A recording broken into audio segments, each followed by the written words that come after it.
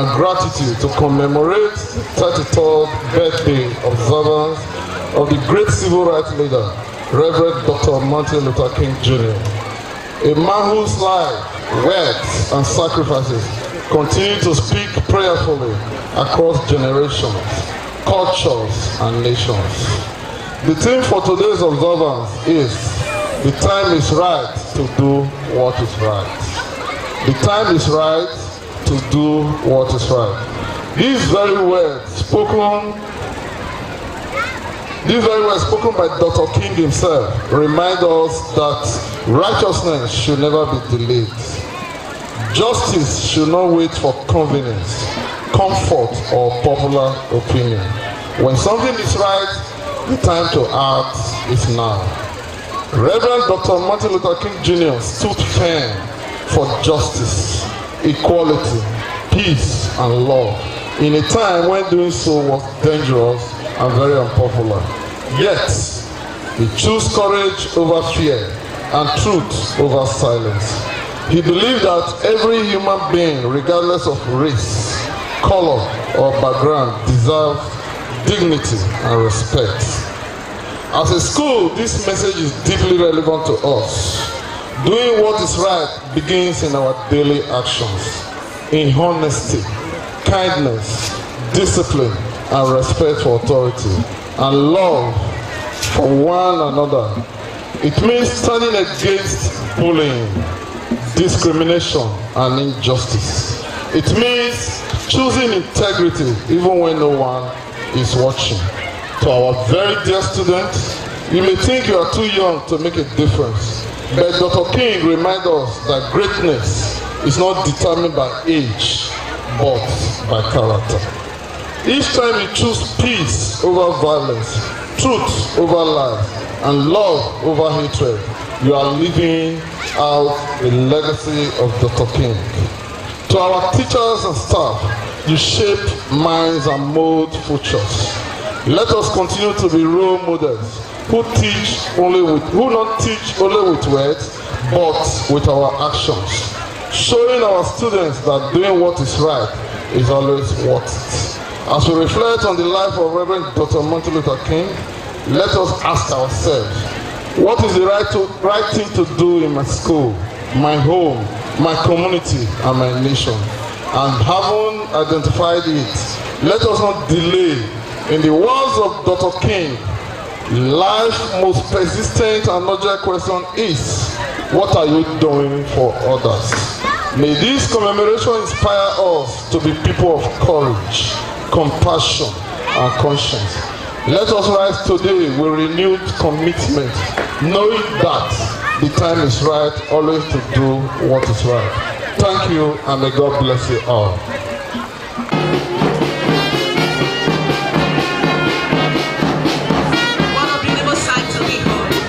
Ladies and gentlemen, please put your hands together for them.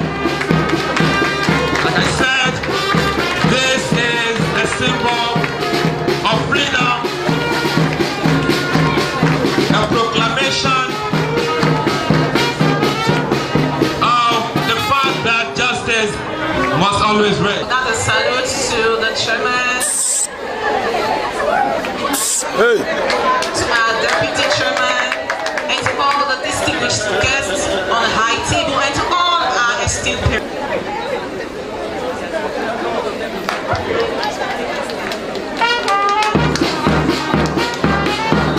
Thank you, beautiful and amazing children. You can as well wave at them.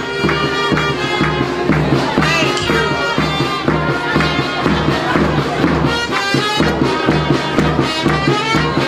We have next the number one pupils in a beautiful attire, waving with excitement.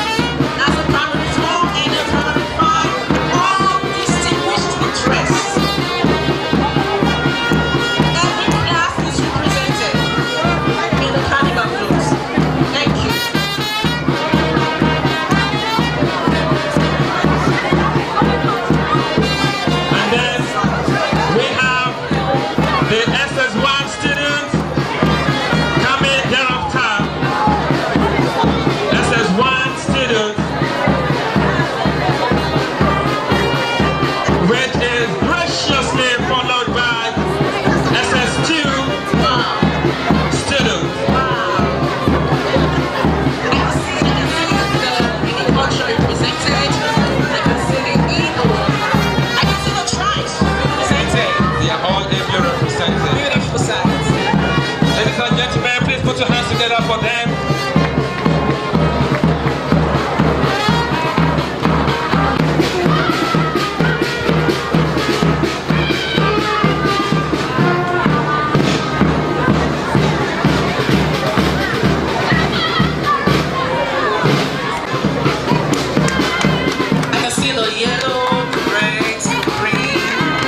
Houses are ably represented.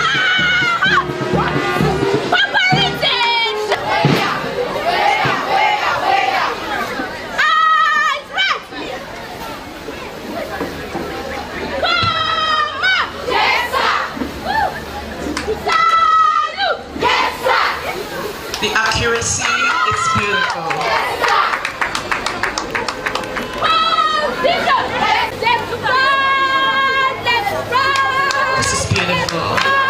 Ladies and gentlemen, please put your hands together for them.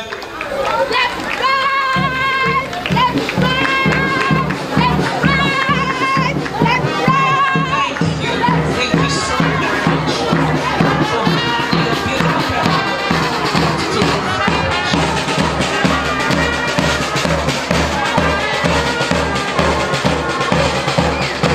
Please let us go, ladies and gentlemen.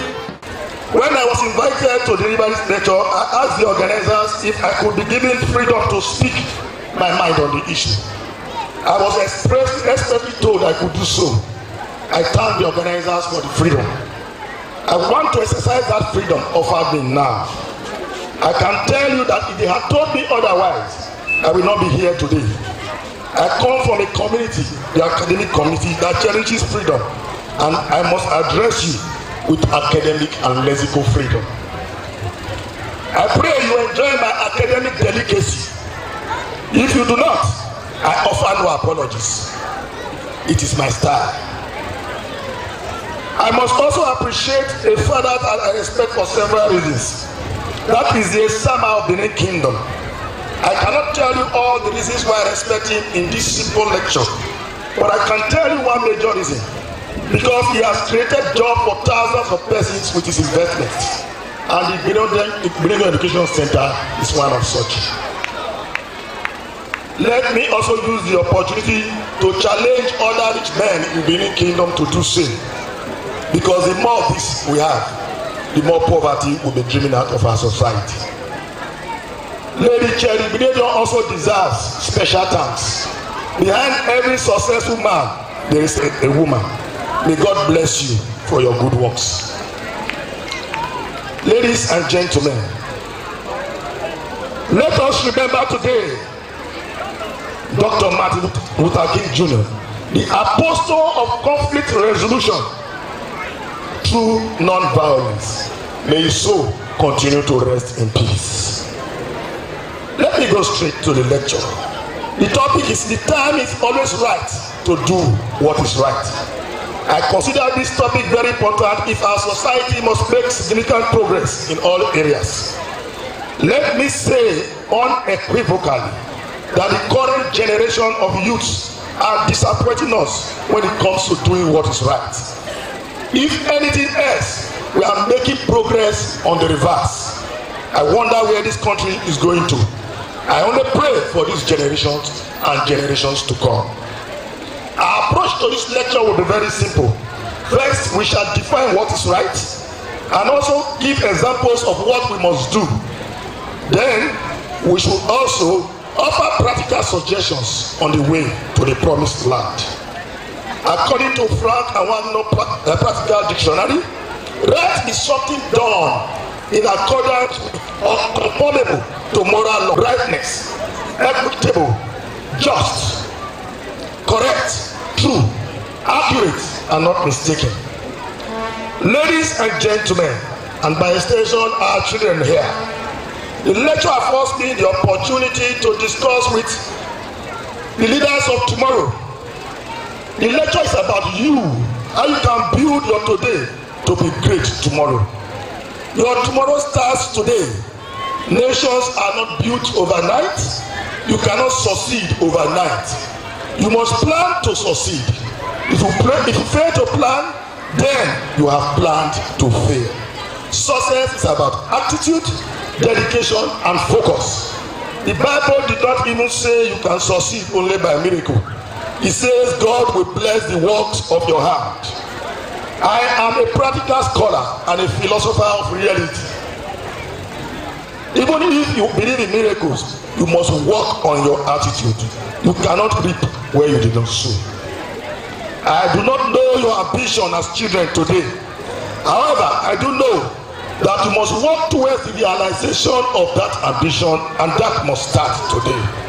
You cannot intend to be a medical doctor and you are not working hard on science subjects. You cannot intend to be a lawyer without working hard on the relevant subjects.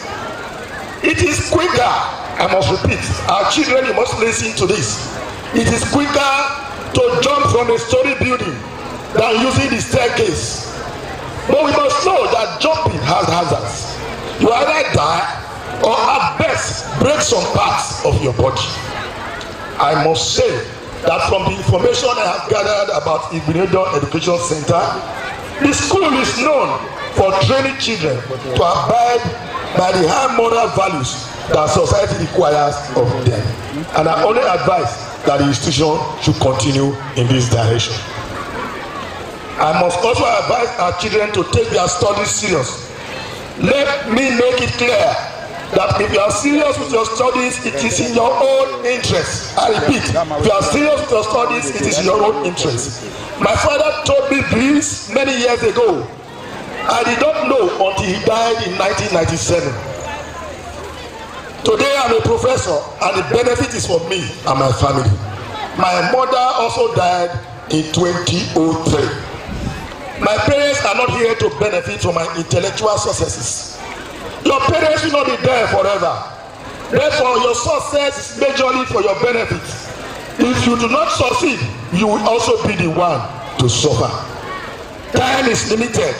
The best time to start doing what is right is now. Procrastination is the father of failure. A journey of 1,000 miles starts with a step. Think out something today. Work hard towards it, and the future will be bright for you. You do not wait for the future. You work the future out today by plan. You do not have to start big. Go and ask every big man today how they started. I'm sure most of them have small beginnings. I'm sure the Esama of Benin is a living example. You can rule your world if you are focused. Know what you want, go for it, and I'm sure you will achieve it. Do not be carried away by the successes of your peers when you do not know their source. Your peers might be involved in negative lifestyle. Do not wait for the right time. You create the time, and the time to start is now. Ladies and gentlemen, let me quickly define what is right. It is important before I go back to Reverend Dr. Martin Luther King's conception of a right society. What is right? I have a simple explanation, and I've told people severally. You do not need the Bible, you do not need the Quran, you do not even need the constitutions of the land to tell you what is right. What is right, your mind will tell you. I will simply say that what is right are all acceptable norms and values of our society. In this direction, my students admonish you to stay away from social vices, stay away from criminal activities, stay away from cultism, armed robbery, arson, examination malpractices, rituals, and other negative things. In fact, this is the right time to stop what is wrong. Like I said, what is right, your mind will tell you. When God created us, He deposited your conscience. It will tell you what is right. You don't need the Bible, you don't need any paper to tell you. Unfortunately, let me quickly say this as a professor of political science. One area in which the political elites and top bureaucrats in Nigeria, their conscience will never tell them that. This is the area of corruption. I think their conscience will never tell them that corruption is wrong. In fact, I've written several papers on corruption. At the stage I said corruption is caused by poverty. At another I said it is caused by greed. Well, I got to a third stage and I said that corruption is caused by wickedness.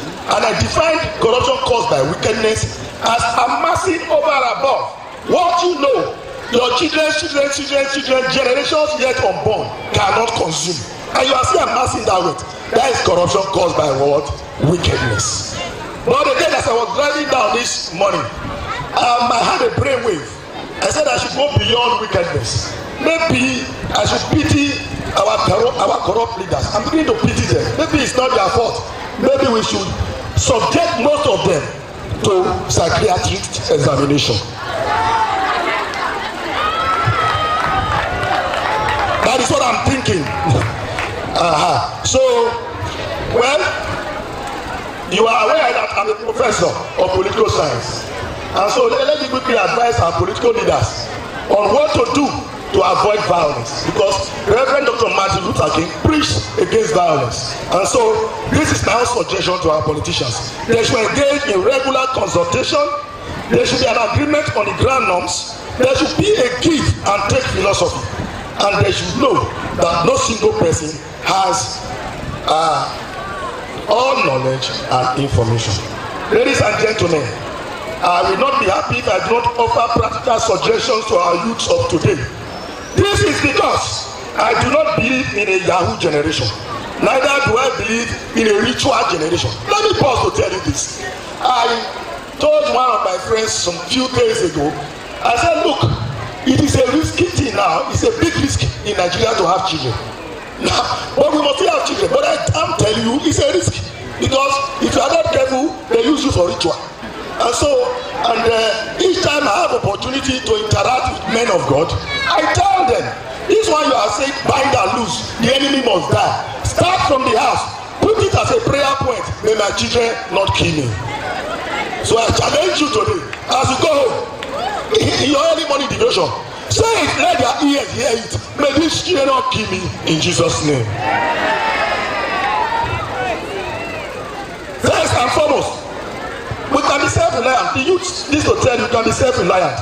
How do you go about this? Discover your talent. 2, organize your resources. 3, engage yourself meaningfully. And finally, be honest and committed. Do hard job. Finally, let me tell our youths, hard work will never betray you. Consistency will never fail you. Patience will never disappoint you. Discipline will never mislead you.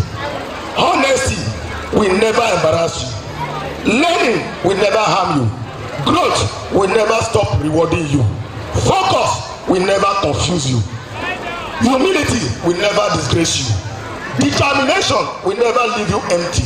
Wisdom will never misguide you. Efforts will never go unnoticed. Integrity will never lose value. Purpose will never misdirect you. Self-control will never weaken you. Time management will never fail you. Truth will never need defending.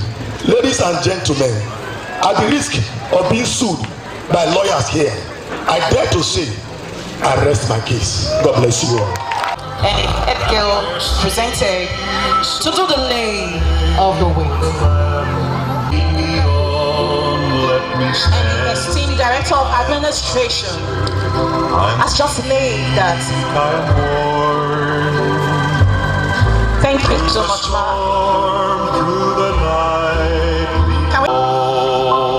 I'd like us to keep clapping for them. Please put your hands together for them. We have been celebrating Martin Luther King in this very square. Can we just stand up and acknowledge vision and put our hands together and appreciate consistency to vision? Can we stand up and acknowledge this woman, this vision owner? Can we stand up and acknowledge persistence and commitment to vision? Because that is why we are standing here today, doing the right thing at the right time. Can we just put our hands together at once? Our dear Lady Cherry, my mom, we appreciate you. Celebrated for the past 33 years, and it's good that when we engage in any action or any assignment, we have understanding. We stand here today to lay this wreath in observance of Dr. Martin Luther King, being a symbol of the struggle against segregation in the United States of America through the non-violence movement.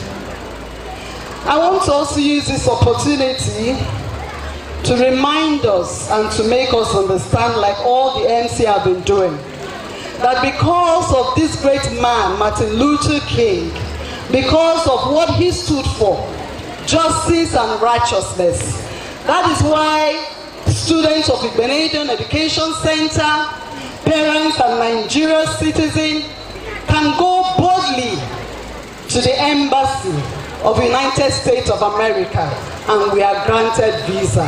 Can we put our hands together to acknowledge that? I would like to welcome everyone to observance of Dr. Martin Luther King Jr.'s Day with the theme, Mission Possible, Building Community, Uniting Nations Through Non-Violence. Dr. Martin Luther King Jr. was assassinated on the 4th of April 1968 at Memphis, United States of America.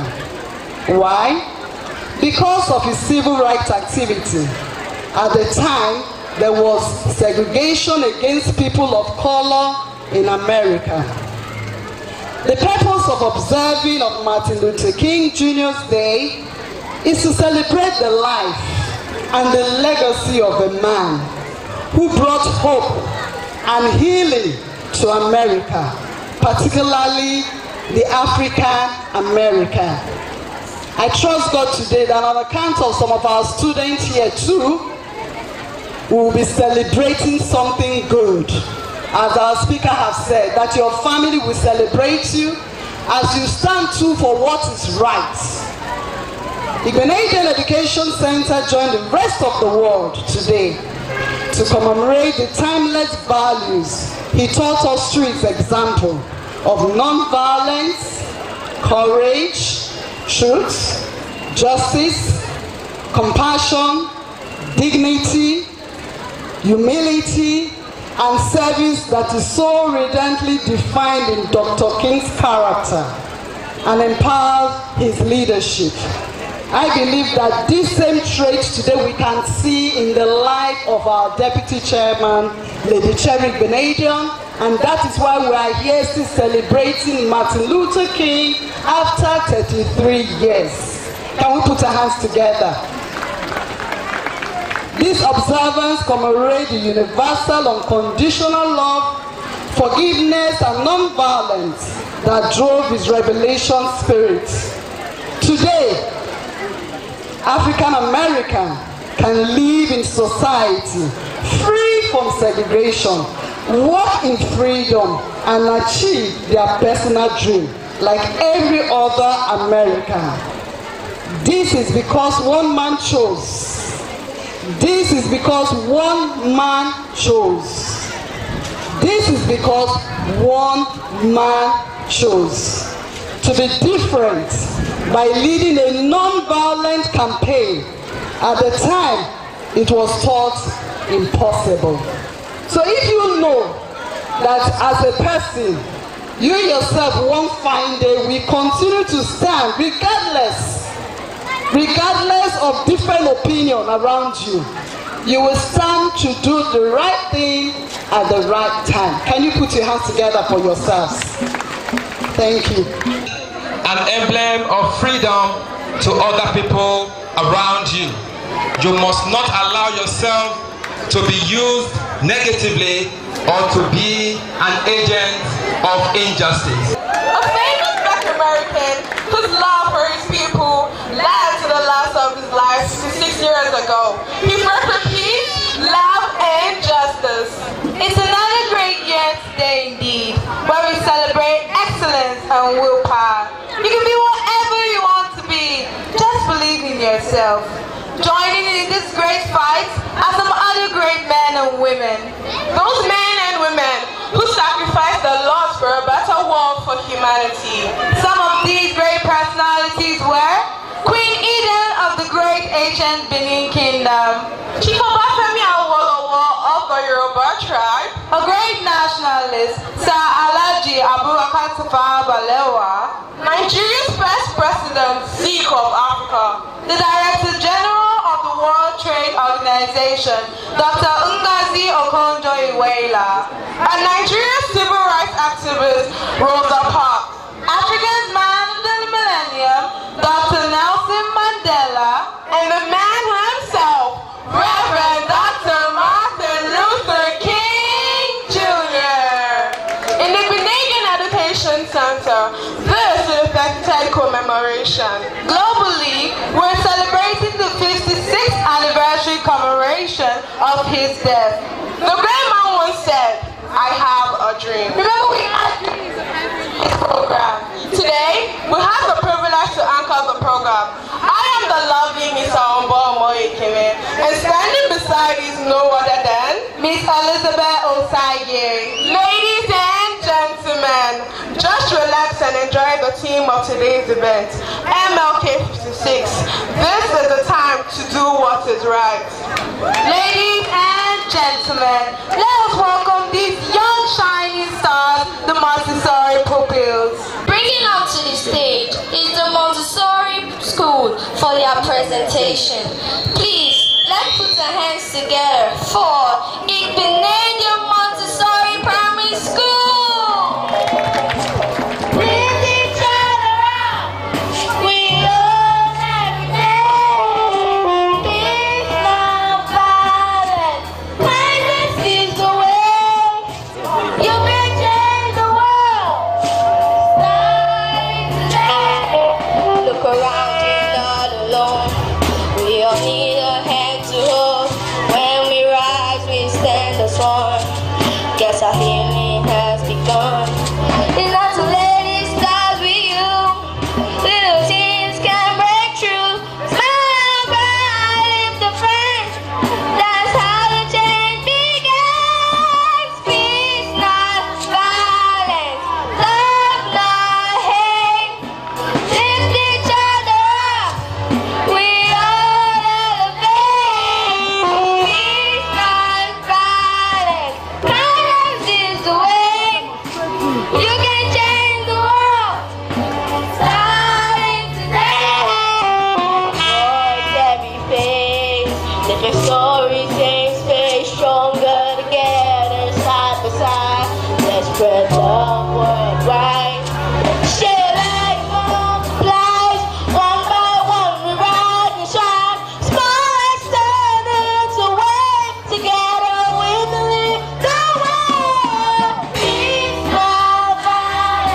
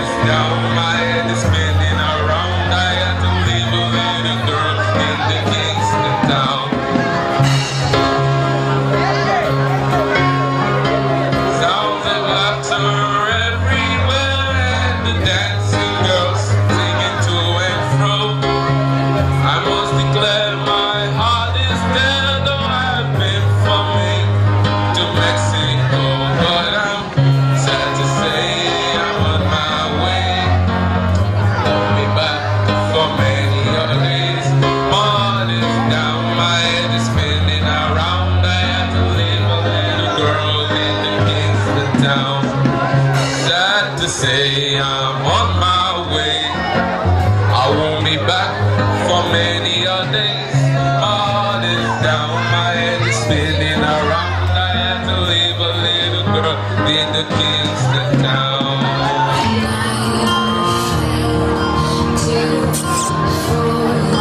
Watching you stand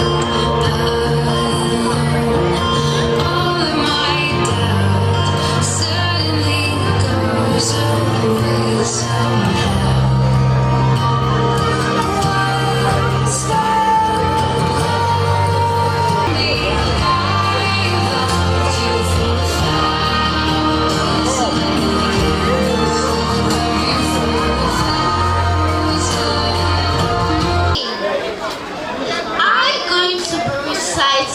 A poetry titled Our Greatest Fall by Marianne Williamson. It is our light and not our darkness that most frightens us. Our deepest fear is not that we're inadequate. Our deepest fear is not that power beyond measure. It is our light and not our darkness. We ask ourselves, who am I to be powerful, gorgeous, talented, and fabulous? The Spirit of God that is in every single one of us liberates around us. The time to do the right thing is land of beauty and grace, lies a city, a sacred and holy place, a sight to behold, with streets of gold and skies so blue. It's a paradise where dreams come true. From the mountains to the sea, it is a land of hope for all to be free. In Venezuela, all are welcome with open arms, a place of peace away from all harm. The people here are so full with love and light, shining bright like stars in the night. A city that is built on truth and trust, with kindness and compassion. So let us come together and raise our voices, for this city is truly our greatest choice. Venezuela, a haven of love where hope remains. Andrew of Venezuela has been arrested by the U.S. government. The drama you're about to watch was how the Venezuelan president, Nicolas Maduro, was arrested. Before the United States arrested him, they've always been on the watch for that country, since they were initially sanctioned by them. This then led to serious suffering in the country, making millions of Venezuelans to flee from the country. Nicolas Maduro never lost the election. I was the winner. You need me? I know they need me. Don't you need me? Yes! God bless you all. I said, war is looming. So God, yes, so go and protect my territory. Go, I said, go, because I won't allow the puppets to rule over my country until I'm tired and whip the hand over them. Then my people know. Yes, sir. Venezuelans, this is not the time to fight back or be involved in any form of banter. This is because two wrongs cannot make it right. An eye for an eye makes the whole world blind. Evil cannot cancel evil. And fighting fire with fire only spreads the flames.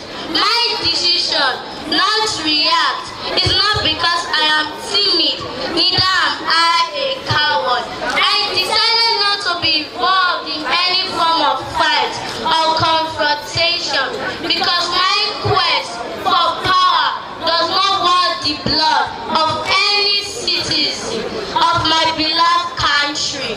Let's bear our hatchet and let God fight for us, because this be sustained. Justice must prevail. I say, justice must prevail. Thank you. Did more than he can chew. He has crossed the line already, even while under sanction, and also keeping the American oil company. When the head is broken, the serpent shall bite. Lack of discipline shall bring disaster. When rules are broken, chaos reigns. Go to that capital city and bring me Maduro. And if he tries to resist, set his household on fire.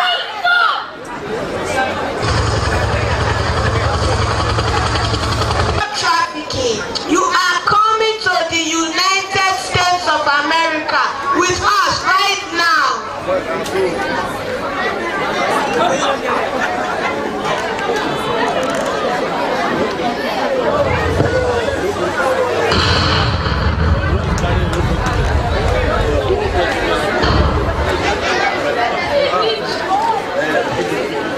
Of Venezuela, and I was captured from presidents for doing nothing. I am not guilty. I am a decent man. This is the very first time I am being booked for crime, which I know nothing about. I was captured from my home in Caracas. This is purely a case of abduction, not arrest. Thank you, sir. The president has done nothing. Nothing wrong to be treated in such manner. It is often said, when you want to kill a dog, you give the dog all manner of bad names. Does it mean the dog has actually done wrong? The answer is no. The president has done nothing wrong to be treated in such manner. The handedness of the Americans, all because of their supreme military might, would want to intimidate the rest of the world. We will all say yes to that. Such an arrest? That is not true. That is abduction. Because even the American and international law does not allow such an invasion. Just imagine the threat they gave to each president, telling her that she will be treated like Maduro if she does not cooperate. That is to say, my president was never guilty of any crime, all because he was not ready to succumb to that wicked demon. He is now being considered as a narco-terrorist, drug trafficking, and even in possession of machine guns and explosives. What an aberration! I say, what an aberration! And even French president has gone against the international law by invading another country and catching their president in his own federal court for narco-terrorism, drug trafficking, and in the possession of explosive and machine guns. This whole issue will be arraigned in court on the 17th of March, when we shall be hearing the final verdict. Stay tuned.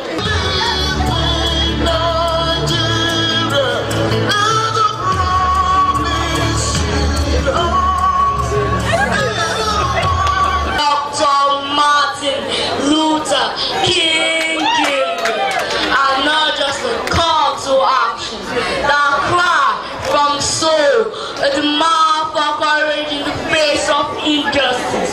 In Nigeria, where political greed tramples hope and hardship that scales dreams, this war speaking not just to morality, but to courage. They remind us that justice delayed is justice denied, and that silence in the face of wrong itself a form of wrongdoing.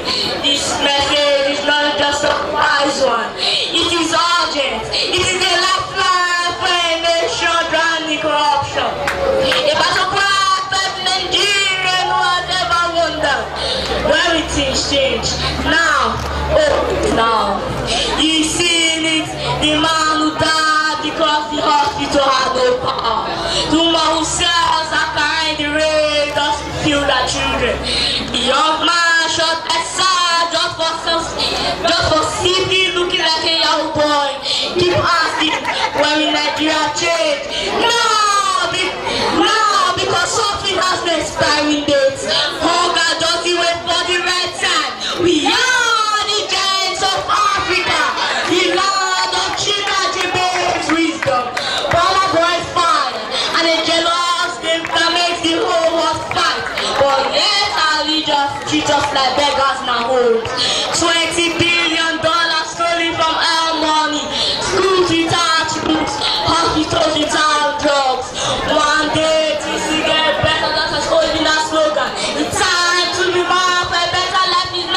We deserve what our empty promises.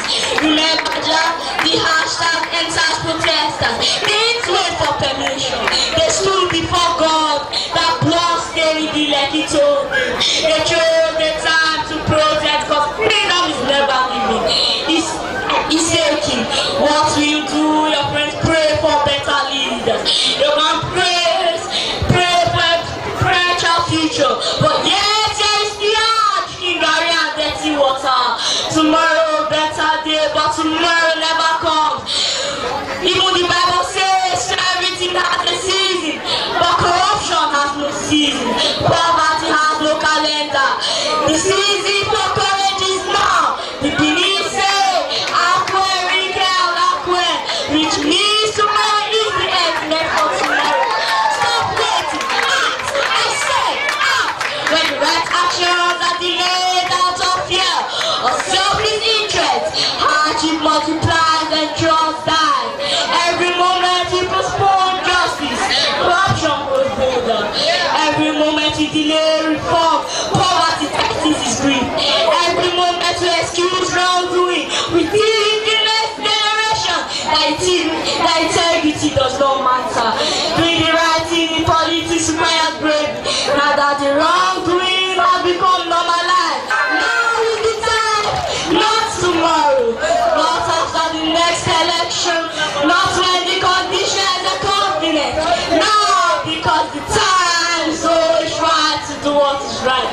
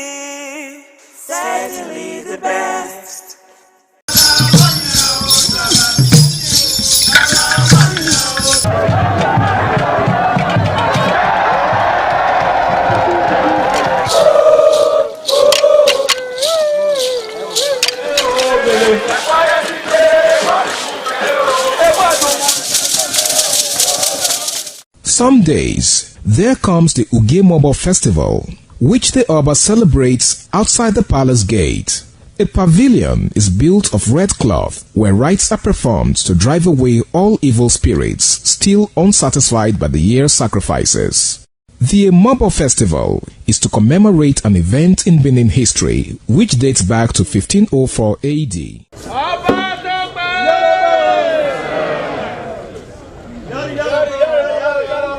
Yari yari, Ọba Tope.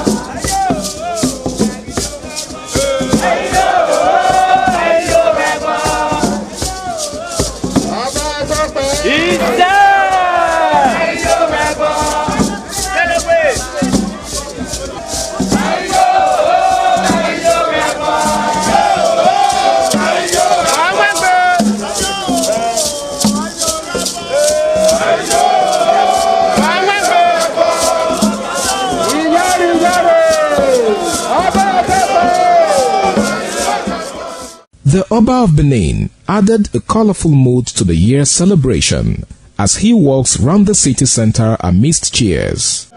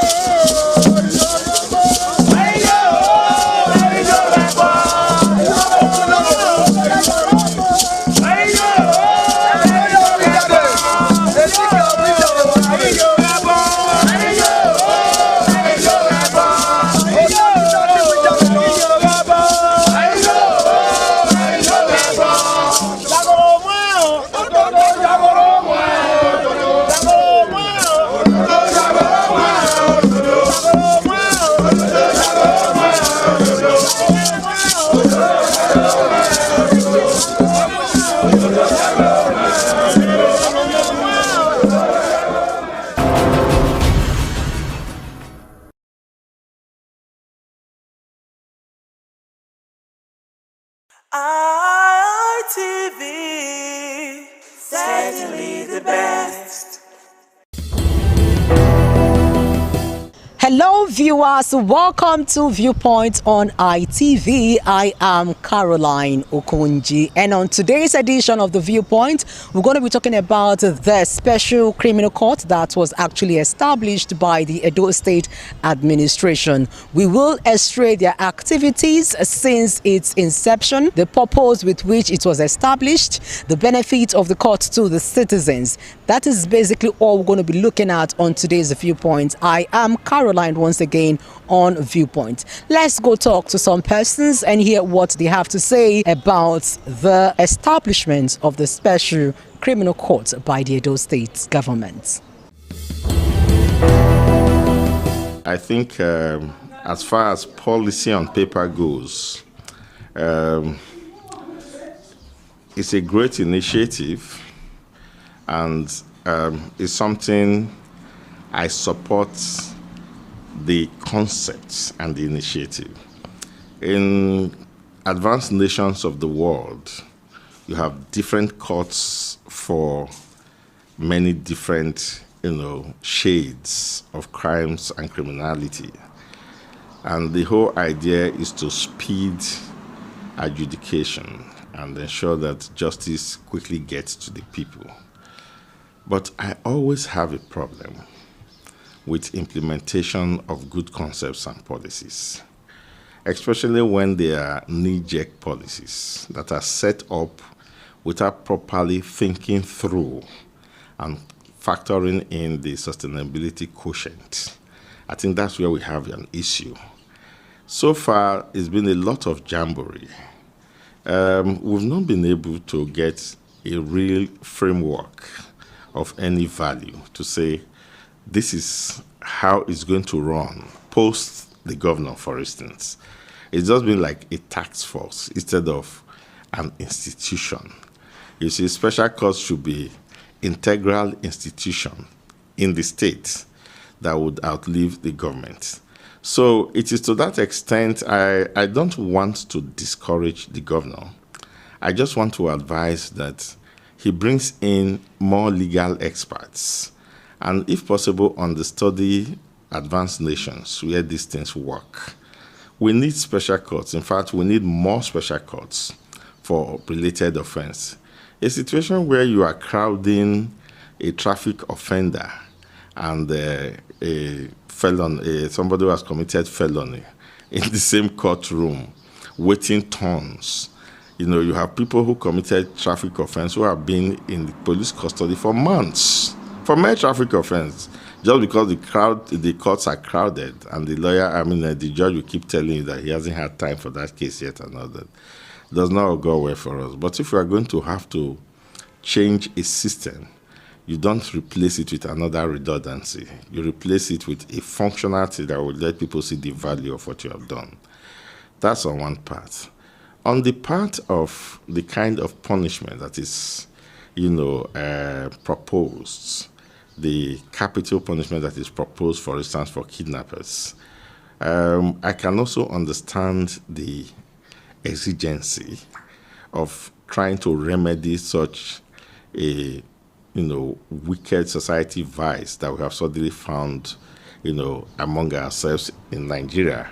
You will recall that until recently we didn't even have any laws on terrorism and kidnapping in the entire country, until very recently when our National Assembly had to pass that. So you can understand that such exigency would overwhelm us. But I think that beyond the, as they say it, scratching of our body, according to the offense, by African mythology, beyond that emotional and reaction from passion, which in this place I have not condemned, I think it's okay. But I think we should begin to think of how to convert this, our, resources, who have been able to convert their human resources to crime and to criminality. I think we should be able to reconvert them to economic uses.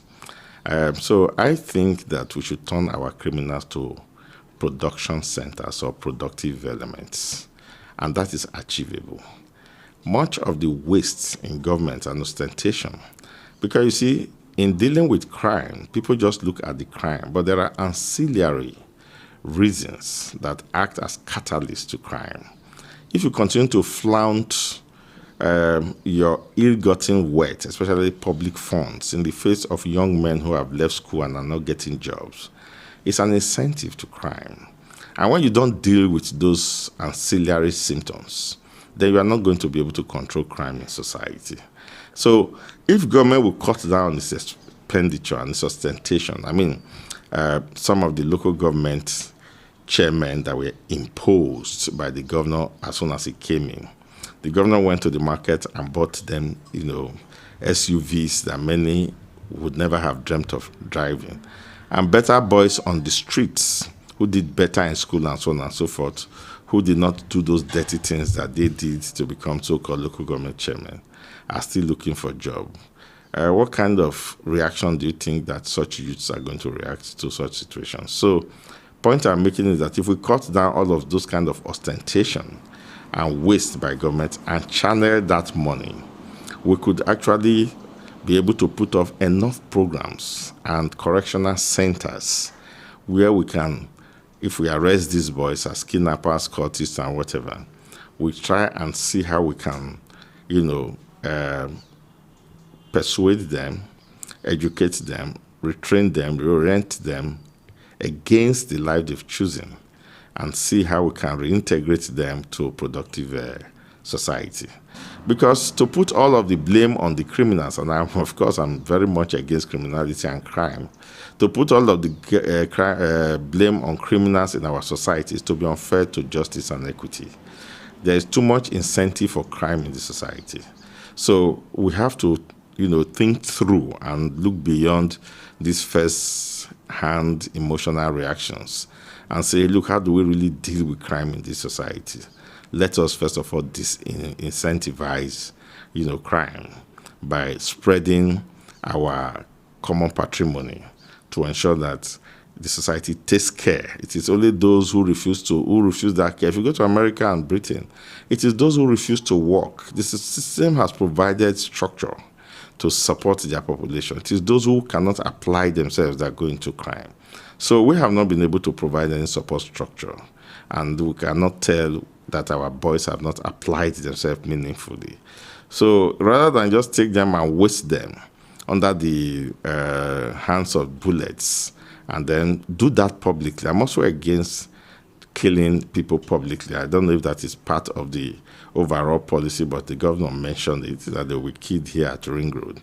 When you do that, you are going to desensitize people towards violence. People must be allowed to maintain that sensitivity towards violence.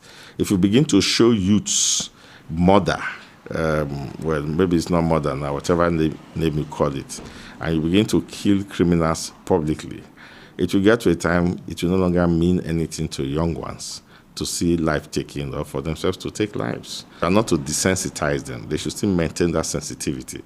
The firing squad should be done behind closed doors. I am for execution, but after they have refused reorientation. The courts that had been set up to try kidnapping and cultism is not different from any regular criminal court. It's a criminal court.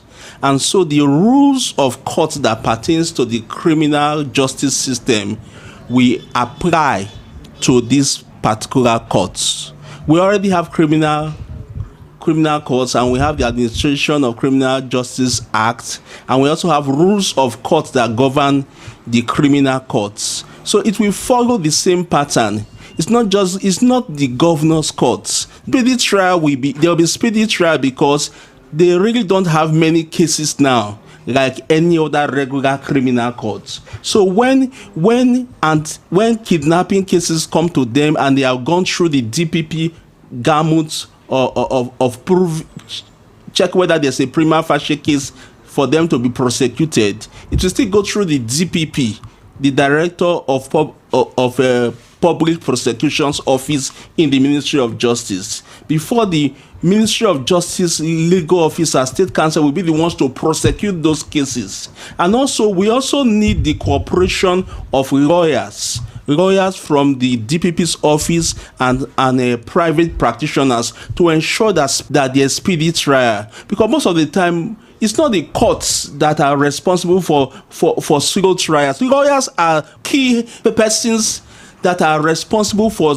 slow movement of cases in courts. They come with frivolous adjournments, and most of the time the court will just have to indulge them, because without the lawyers, the judge cannot just go and give a judgment just like that.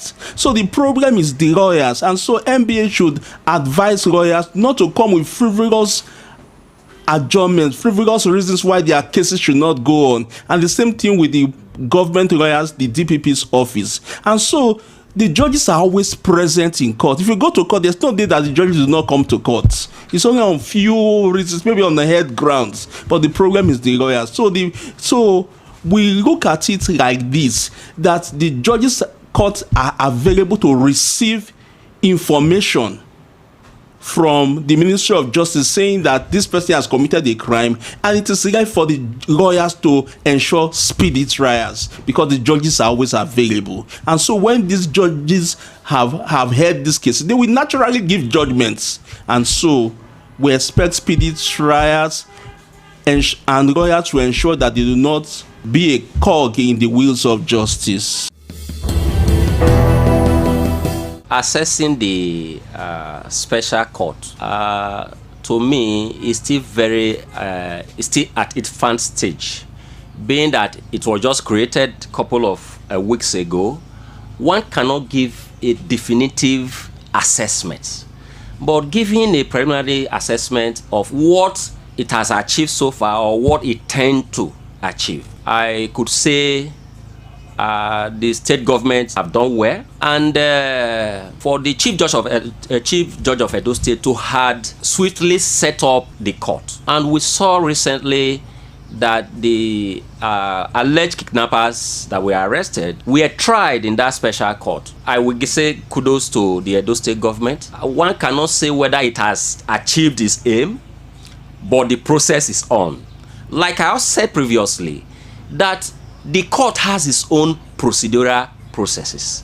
What we saw in the last sitting of that special court, that the alleged kidnappers was before the court and they all pleaded not guilty, despite the fact that they had previously confessed to the crime, even on media. But they have the right to either plead guilty or accept the crime as being alleged. But as a procedural processes, when a suspect or a defendant before a court plead not guilty to a crime, the court will refer to Department of Public Prosecution for advice. That is why I said earlier that the 2 ways as said by the governor, it is not feasible for the court to hear a criminal case and dispense judgment within 2 weeks. Sometimes it takes days or weeks or months for the DPP to look into the issue and advise whether the accused persons have case to answer or not. We are monitoring keenly the activities and the processes of this special court.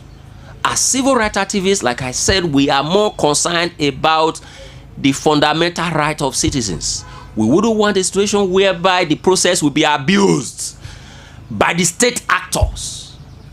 We wouldn't want innocent citizens to be victimized by that special court, because we have seen recently that even the police and security agencies will now arrest innocent citizens and threaten them to either part way with money or they will be charged to that special court. That is what is trending.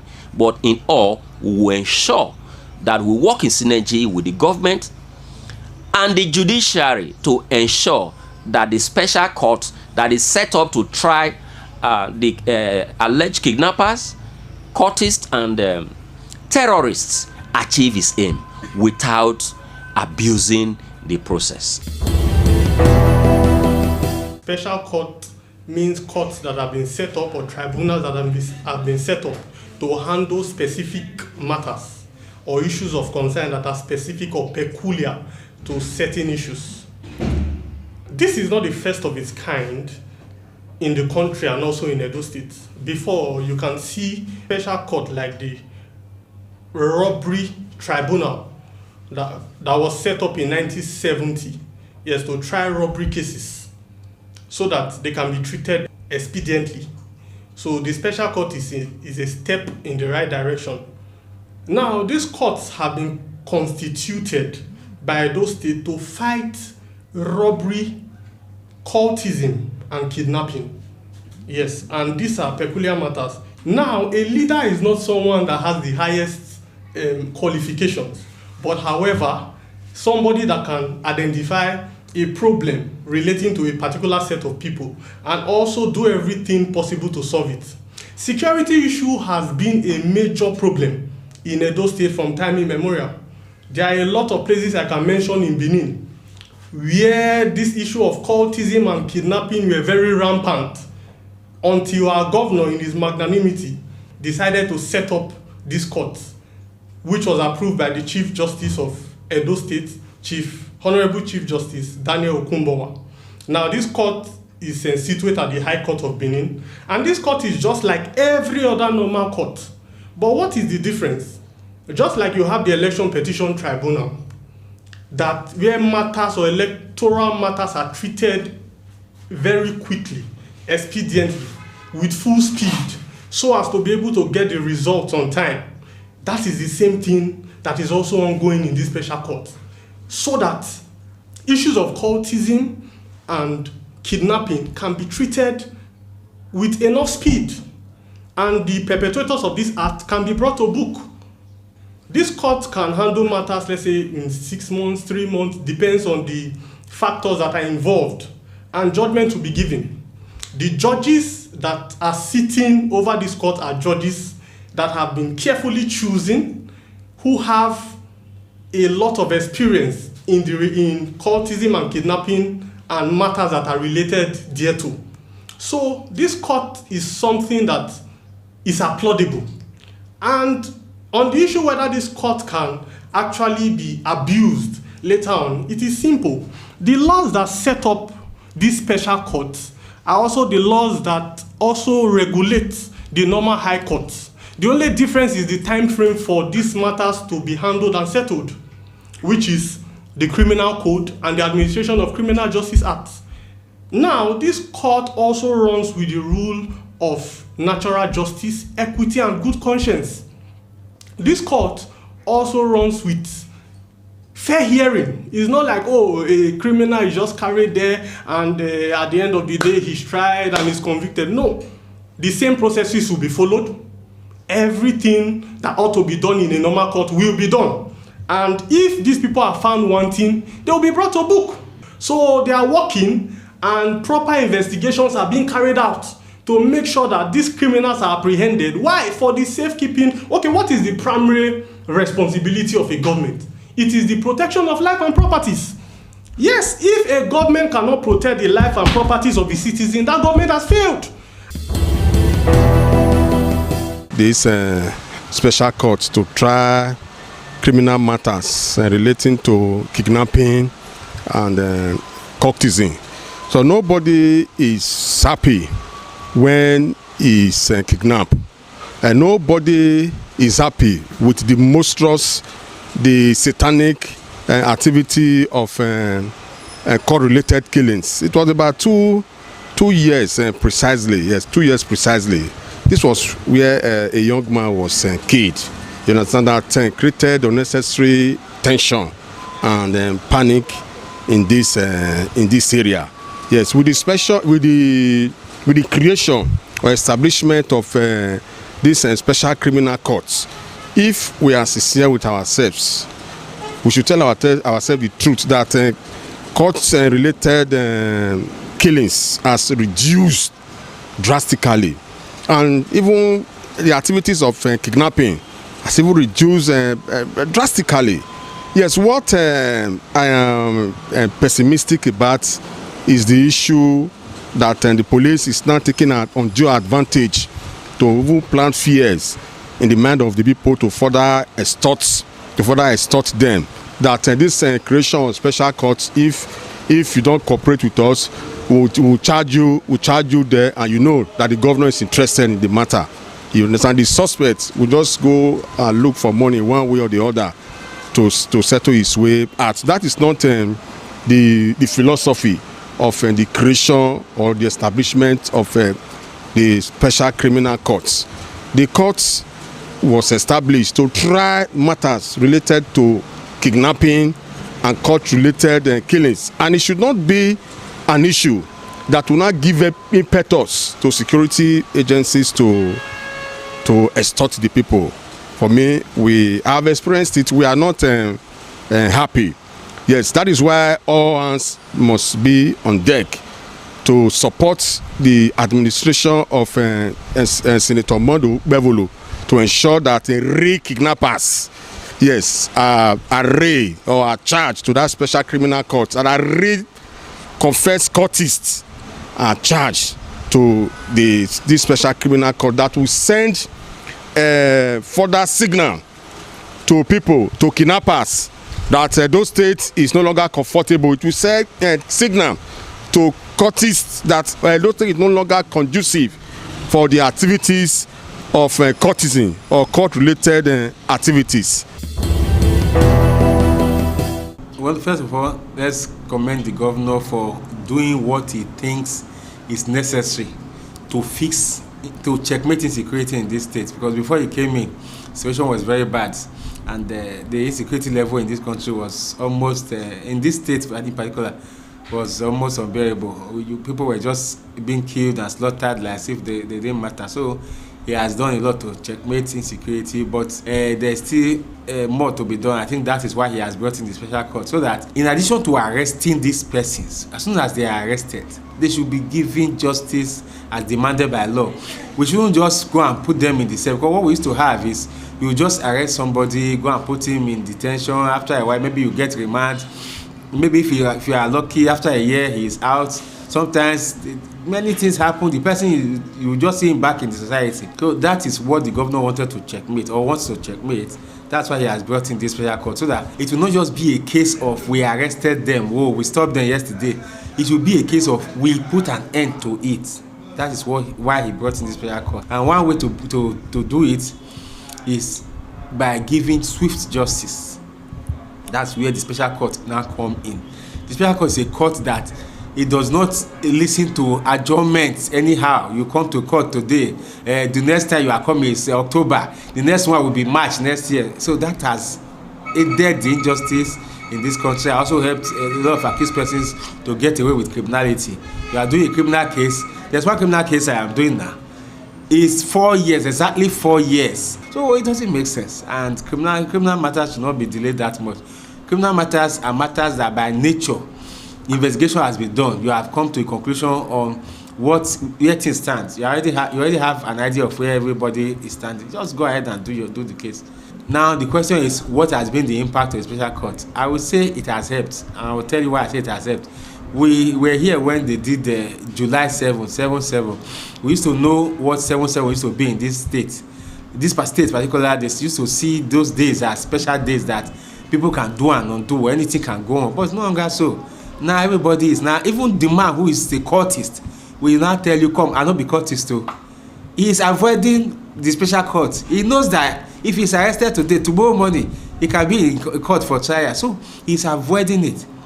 I am aware that these people who were caught at the vegetable market for kidnapping that day, they have also been taken to that court, and their case has been sent to DP for advice, and swift advice is also to be expected from the DP's office, so that these people will not just go and stay in detention 3-6 months when nobody is looking, then they are released and they are sent back to society. No, special court is there to give you sharp justice. If you commit today, tomorrow you may be facing court. In another 1 month time, we may be hearing your judgment. So people are now more careful. However, there are some areas we need to also watch out for. The area of police now using special court to extort people is getting on the rise. That's where I feel people like the NBA, human rights organizations, need to wake up.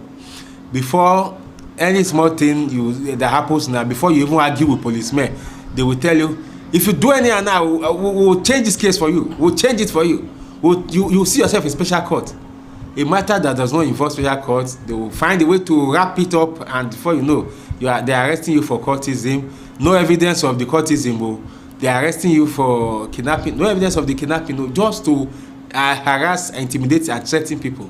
Matters that should go to special court should actually be matters that have gone through police to the DPP's office. It shouldn't even come from police to the special court. It should be through the police to the DPP's office. The DPP has screened it. It is the DPP that is going to try the person, not the police. It is the DPP that knows, is there any evidence that I can use to convict this person if I go to special court? Not for police to just from their office take somebody to special court. So I think we need to checkmate that part. We should remove the power of police completely from the special court. Because police, that we know, we know where we are coming from, we know who we are. A policeman will tell you to your face, I know you didn't commit any offense. I know you didn't commit any offense. You will still be there another 1 month because you have not done what you are supposed to do. I have said it, not like I was told. Let all matters go through DPP. Then the DPP, of course, DPP is a staff of the state government, direct staff. Unlike the police, that is not a staff of the state government. The DPP is a direct staff. He answers to the governor. The governor can call him to certain matters. So he can now work within the mandate of law because he knows what the law. DPP is a man who studied law and he has gravitated through the rigors of criminal justice to get to that office. He didn't just wake up suddenly and was made DPP. He has grown in the ranks. So when you now say, oh, this person is DPP, he has the ability to look at the file and say, this file is a file for special court. This one is not for special court. So that's one area I feel we should be very careful with. We shouldn't allow the special courts to become the tool for the police to extort our young boys.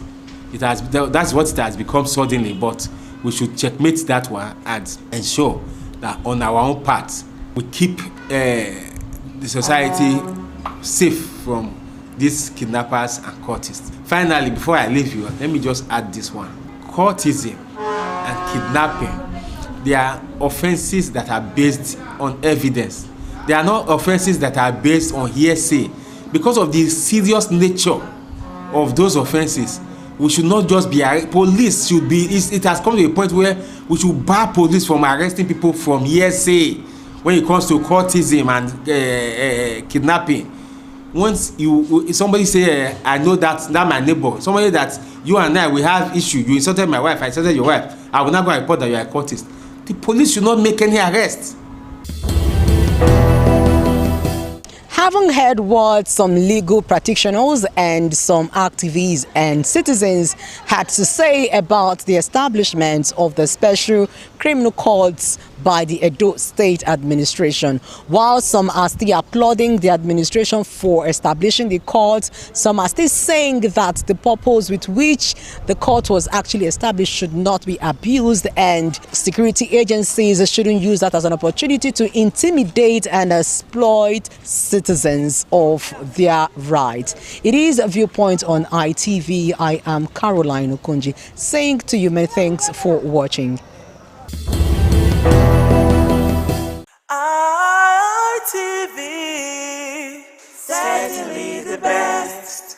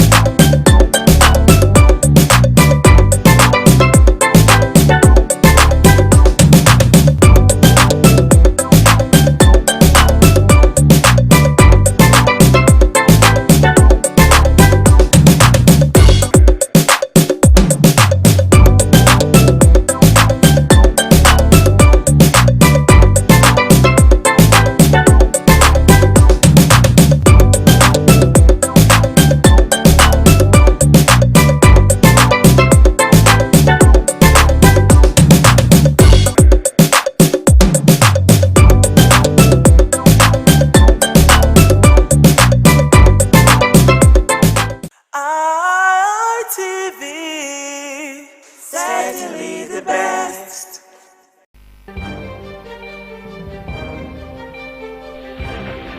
This is ITV. Certainly the best.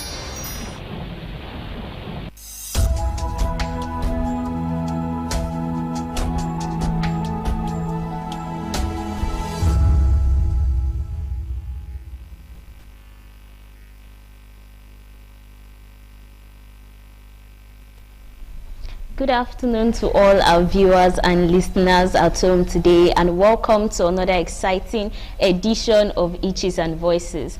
Itches and Voices is brought to you by NABVID, Network for the Advancement of People with Visible Disabilities, here in Edo State. We advocate for persons with disabilities, their rights, and everything that pertains to people and persons with disabilities. I am your host for today, and my name is Rebecca Mamedu. And for inclusion, which is something we always preach, we have our sign language interpreter, Cynthia Godwin Aya, to do justice to our hearing impaired community. Thank you very much, Ms. Cynthia. And before we dive right into the conversation and introduce our guest, we'd like to say this week has been one of celebration for the disability community, because our very own, the director of NABVID, was newly appointed as a permanent secretary in the Edo State Civil Service. This is a huge one for the disability community and one for the history books, because this is the first time a person with disability is appointed as a permanent secretary, and this is happening in no other time than under the administration of His Excellency Senator Monday Okpebholo. For now, I would like you to watch a short clip from his speech to see how it went.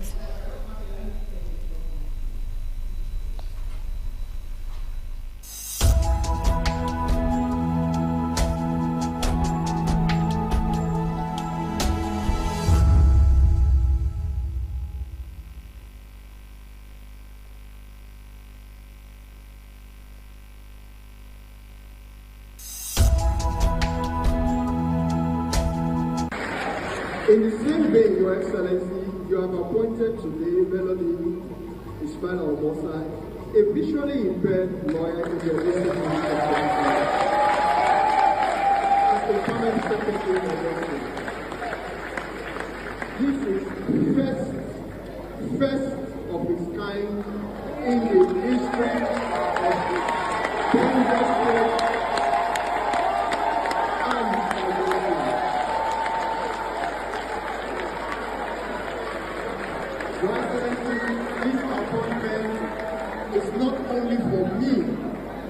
It is for the entire disability community and the constituency.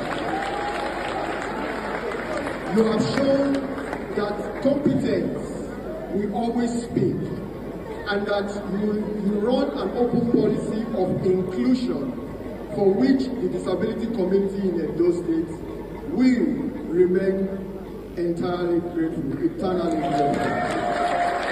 Long live the executive governor of Edo State, long live Edo State, long live the Federal Republic of Nigeria.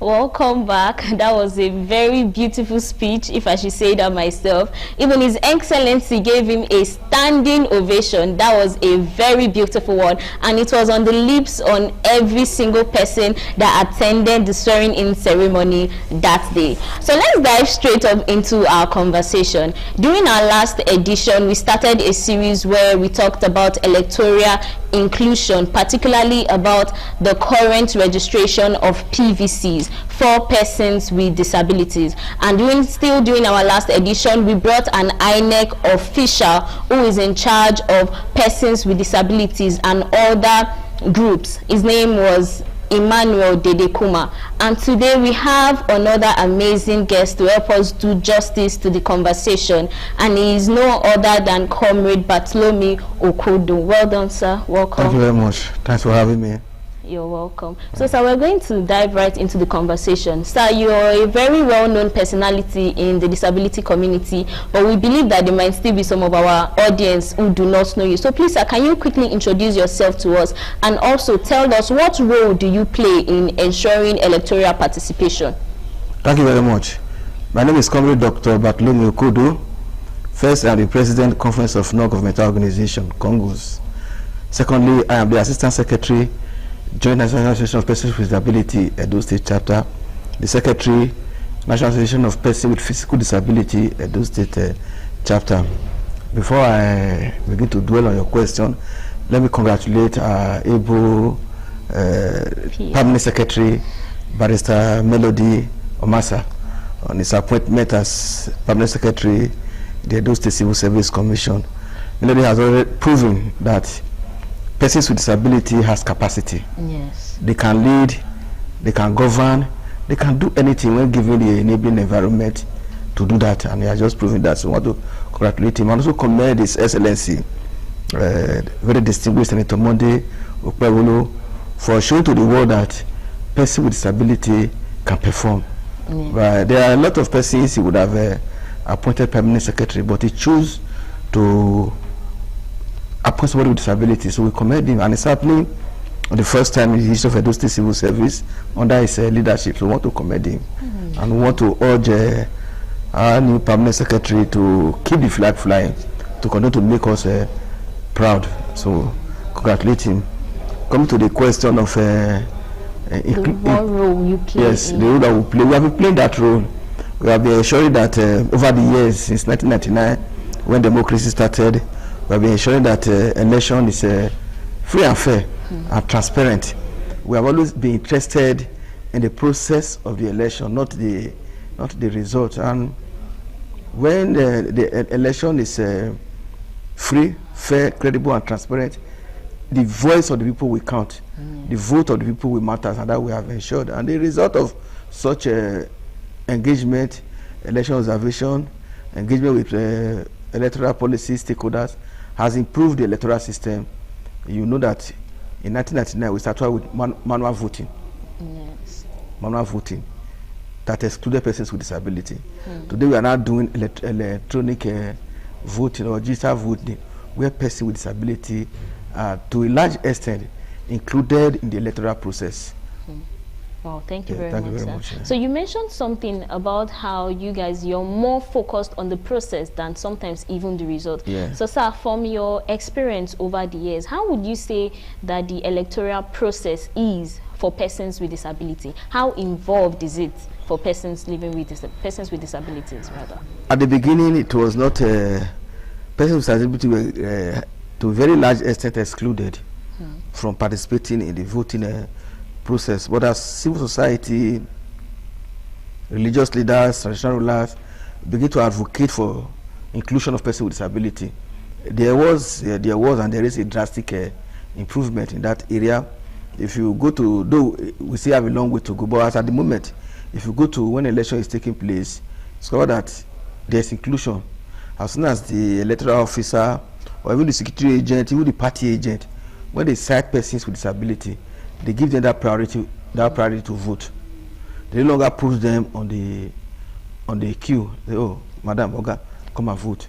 And they are allowed to vote candidate of their choice. And if it is those that cannot, that need assistance, they are allowed to the use of assistance of their choice. And also in some voting area, you see assistive equipment being provided for persons with disability.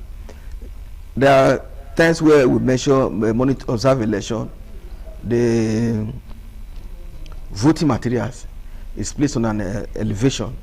But when they see persons with disability, they will lower it.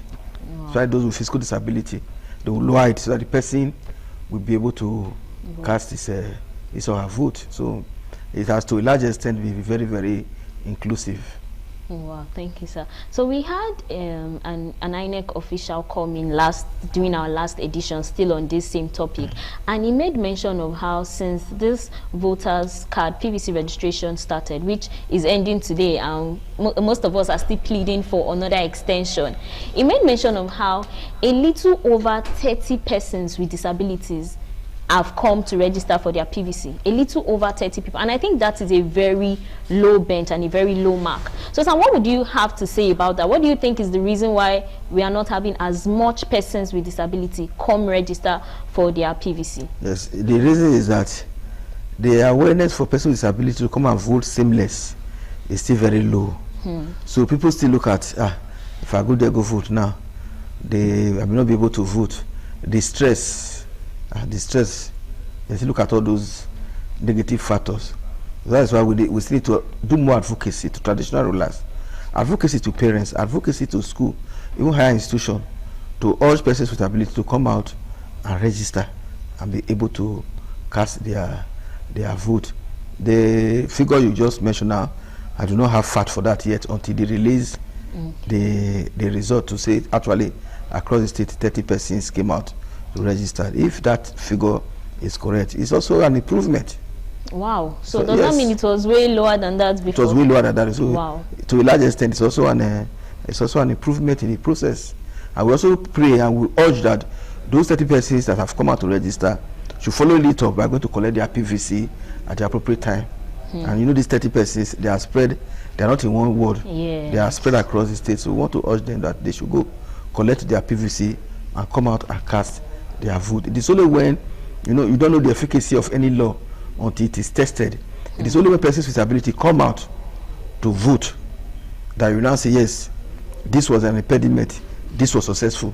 So when they come out to vote, we observe areas of impediment that needs improvement. We observe areas of success, and then we begin to advocate on those areas that needs improvement.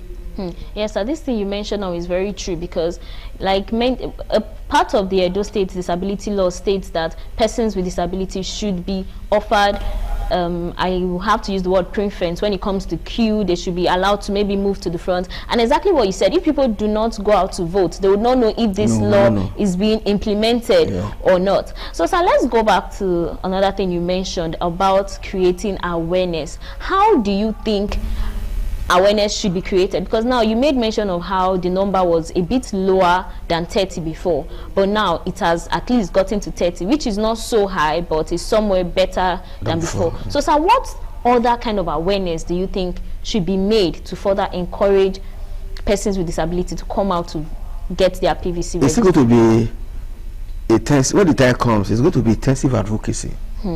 We'll still have to talk to the communities, the community heads. We use also talk to the media to create enough awareness so that these persons will go and collect their PVC. It's going to be intensive campaign. It's not going to be, we don't know them. Okay. If we know them, these 30 persons now, we just send persons to their various places, go and collect your PVC. We don't know them. So it's going to still going to be serious advocacy, serious campaign, not just for them to go and collect their PVC, but should also come out on the day of election and cast their vote. Sir. Because it's way beyond just registering for your PVC. If you register for it and you do not vote, there is no. So go and collect it, propose it for use in the bank, for you for identification. No. That error should stop. Collect your PVC, go and cast your vote. Some say vote will not count. It will count, because if vote will not count, people will not be spending their money to campaign. If you believe the power of equipment will affect the equipment, they are campaigning. True. They are campaigning. So if they are campaigning, it means they need a vote. It doesn't matter how they are campaigning. Whether they are using Mama Kara process, anyway, but they are campaigning. In the last governorship election, even if it was a local government election controlled by those state government, we still see them campaigning. That shows that the vote will count, because they need the vote. Yes. If they are campaigning, even if they are power of equipment, they are still campaigning, it means the vote will count. So your responsibility is to go out and cast your vote.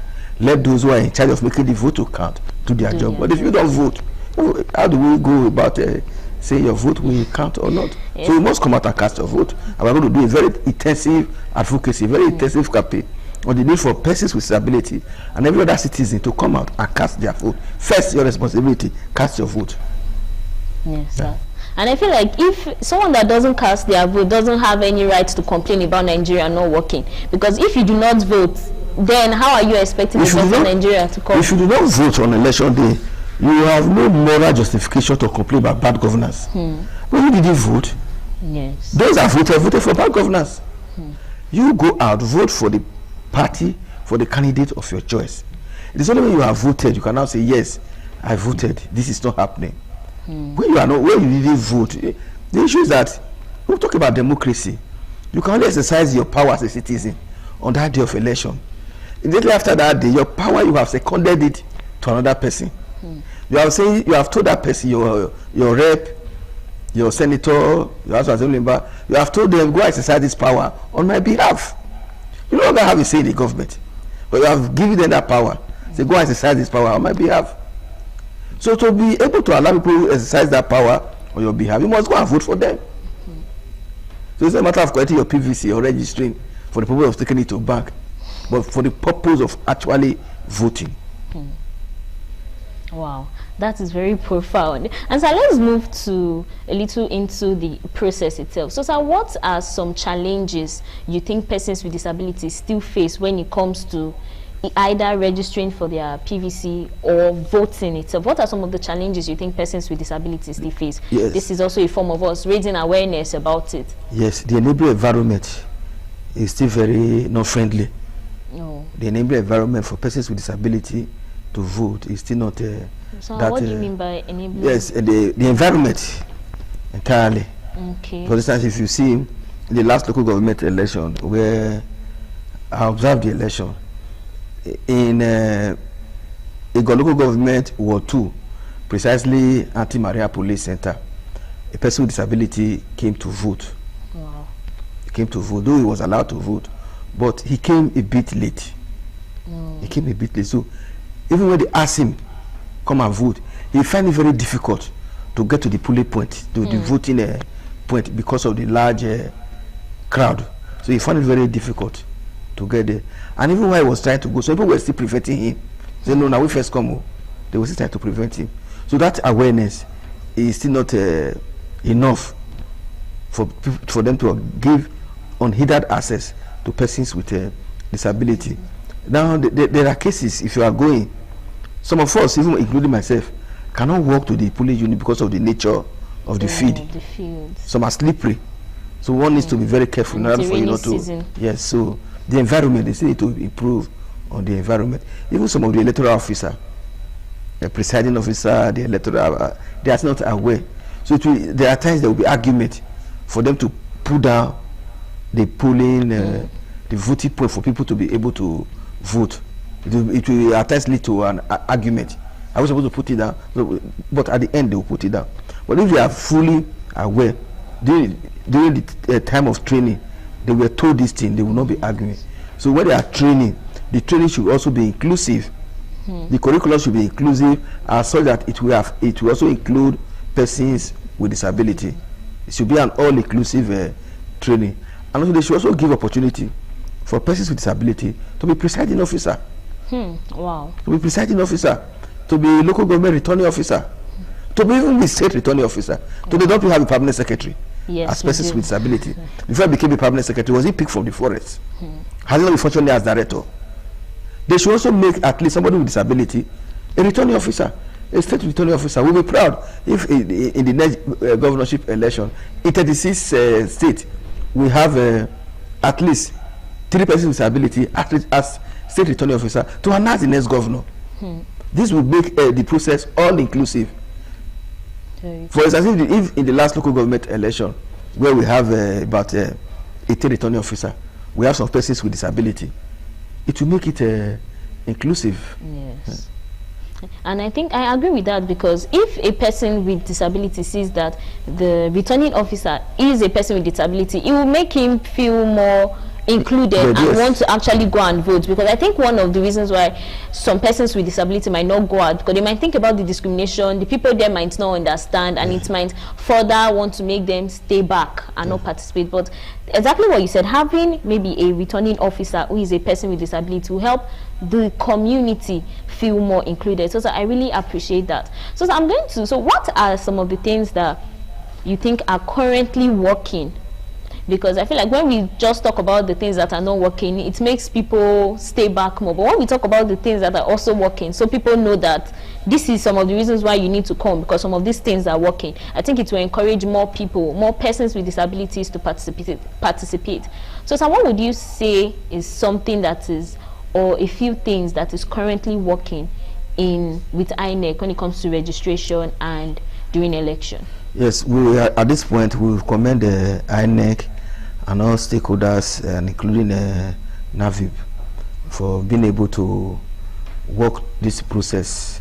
A lot of things are now working for persons with disability.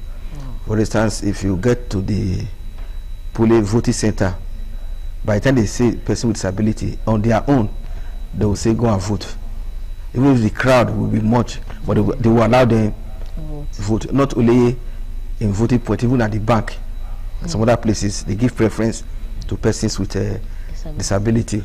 And through NAVIB, some time ago, some assisted people were trained on inclusion, and some assisted devices were presented to INEC. And when you go to some polling unit, you see these things. INEC will provide this assistive device for persons with a disability to use in the electoral process. We see these things. I also commend political parties. Political parties, they provide chairs. So when they see persons with disability, they will give chair to the person. It has happened to me severally. When they see me coming, they will give me chair to sit down. Even when they know I'm there to observe the election and possibly vote, they will give me chair. So some of these things they are working. And when the re-annex staff are there, they don't allow persons with disability to waste their time in the voting process. As soon as they see them, they allow them to go and cast their vote. And INEC have a disaggregated record of persons with disability. The very unit where they are, INEC has them. So to a large extent, INEC will make that particular unit favorable for persons with disability to vote. And in most of their dealings, they include persons with disability. When we attend their stakeholders meeting, very soon it will start all over again.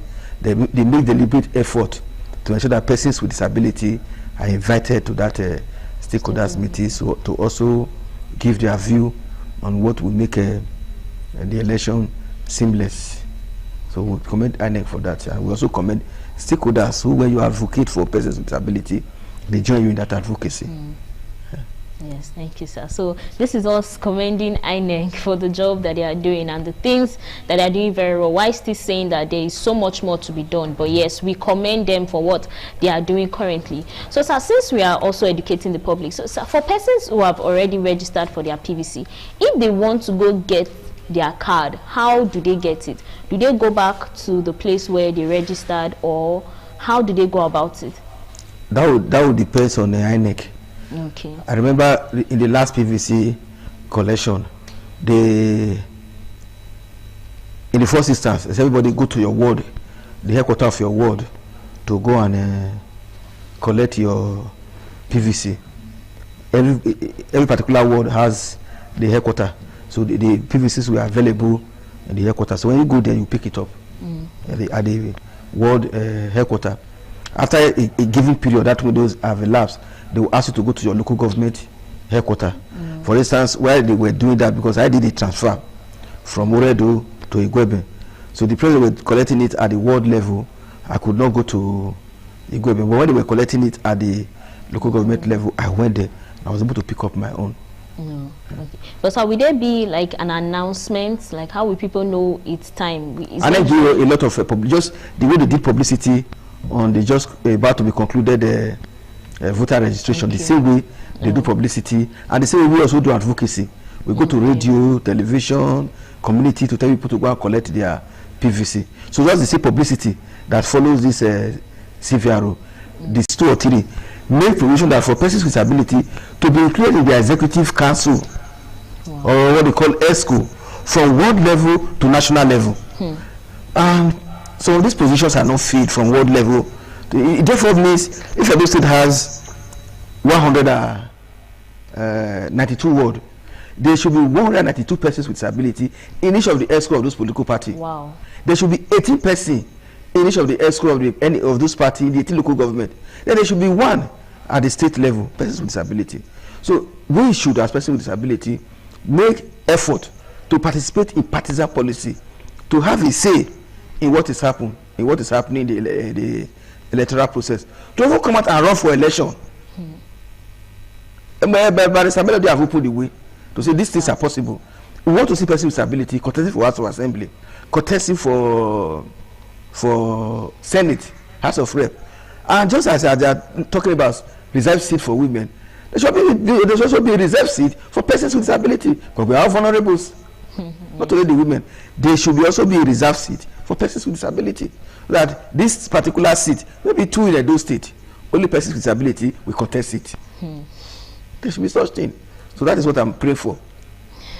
Wow, thank you very much, sir. It has been an exciting time in the studio today. Thank you very much for joining us. Like he has already said, everybody needs to participate. Every person with disability needs to participate from every level in their state. Not just registering for your PVC, you also need to go get it once it is announced and cast your vote. Because you cannot complain about a government if you are not voting. If you did not vote, it is not right. I remain your host, Mamedu Rebecca, and remember, this is Itches and Voices, and Itches and Voices is brought to you by NABVID, Network for the Advancement of People with Visible Disability. Till I come your way again next week, remember, spot a itch and be a voice. Thank you.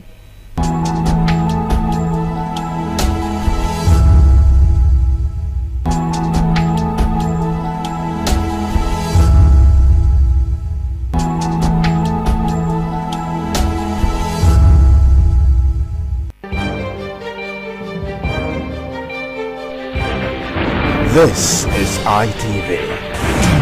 Certainly the best.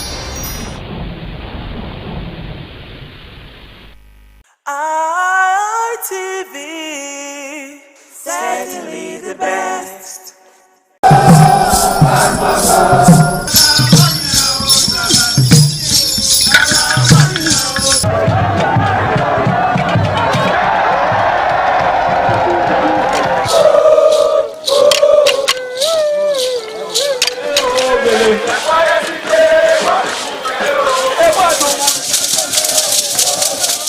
This is Aqua Game, a popular game in Africa played by our ancestors to entertain themselves after each day of farming.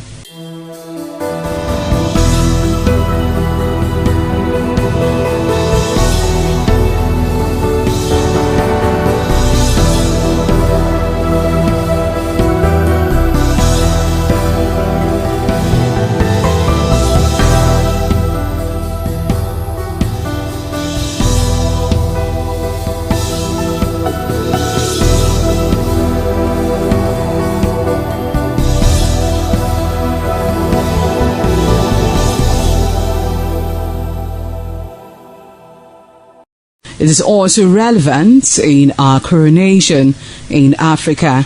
It is a sport and indeed very interesting, as every seed had a role in the game.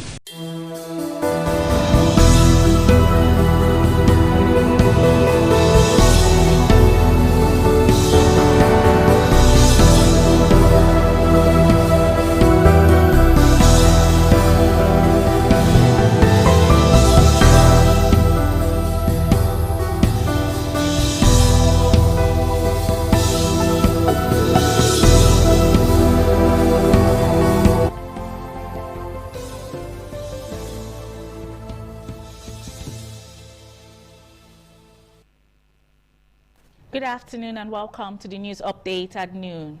I am Amarachuku Azuka.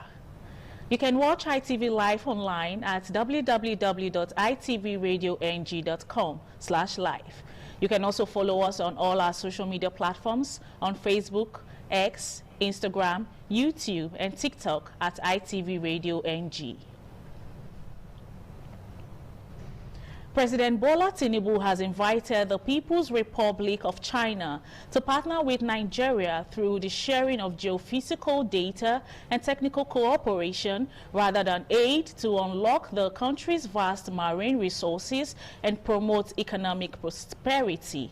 The invitation was conveyed by Nigeria's permanent representative to the United Nations, Ambassador Jimoh Ibrahim, during a keynote address at the United Nations Sustainable Development Workshop on high-quality development of the marine economic in Beijing. Speaking on behalf of the president, the ambassador commended China for its leadership in developing the marine and blue economy and reaffirmed Nigeria's ambition to become one of the world's leading marine economies. Ibrahim said the Tinubu administration had demonstrated its commitment to the sector through the establishment of the Federal Ministry of Marine and Blue Economy, describing the ocean as the world's next frontier for wealth creation and sustainable development.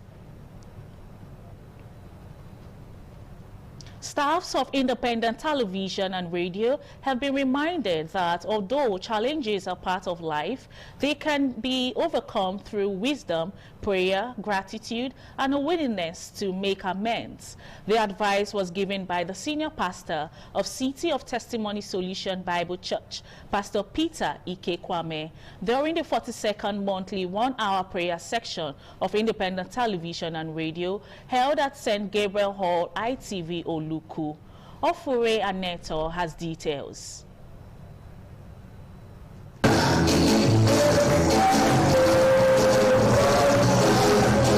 The monthly prayer session brought together the management and staff of Independent Television and Radio to seek God's guidance and commit the activities of the organization into His hands. In his opening remarks, the managing director of Independent Television and Radio, Engineer Elvis Obaseki, described the prayer session as a platform for spiritual renewal and personal reflection. He urged staff to cultivate the right attitude to work, remain committed to excellence, and strive for improved performance in their various responsibilities. Stop working for money. Work for results. Results will give you remuneration. Results will give you recognition. And you will appreciate it. Preaching on the theme, How to Escape from Trouble, Pastor Peter Ike-Kwame said, while troubles are inevitable, they can be overcome through godly wisdom, sincere repentance, gratitude, faithfulness in fulfilling vows, and a consistent prayer life. He encouraged staff to trust in God in every circumstances and remain steadfast in their faith. Anytime God says, call upon me with your trouble, know that they say, God who can handle your trouble. And if you know you must escape that trouble, then you're far. Then you're far. Giving the vote of thanks, the Executive Director of Finance and Administration, Lady Celerina Ujomo, expressed appreciation to the guest minister for the inspiring message and encouraged members of staff to continue participating actively in the station's monthly corporate prayer sessions. It's not to us, it's to God. May He continue to replenish and increase the oil of our anointing. The prayer service was attended by members of management, including the Director, Independent Radio, Pastor Dr. Dan Omozusi, GM Commercial Service, Mrs. Odum Balogu, GM Special Duties, Mr. Abiodun Mudashiru, and staff of the station. From Benin, Ofure and Neta, ITV News. Moving on, operatives of the Lagos State Police Command have uncovered 2 warehouses allegedly used for repackaging counterfeit pharmaceutical products and arrested 2 suspected members of a syndicate involved in the interstate and cross-border distribution of fake drugs. The Commissioner of Police, Lagos State Command, Fatai Tijani, discovered this while briefing journalists at the Command's Violent Crime Response Unit in the Ijora Olopa area of the state.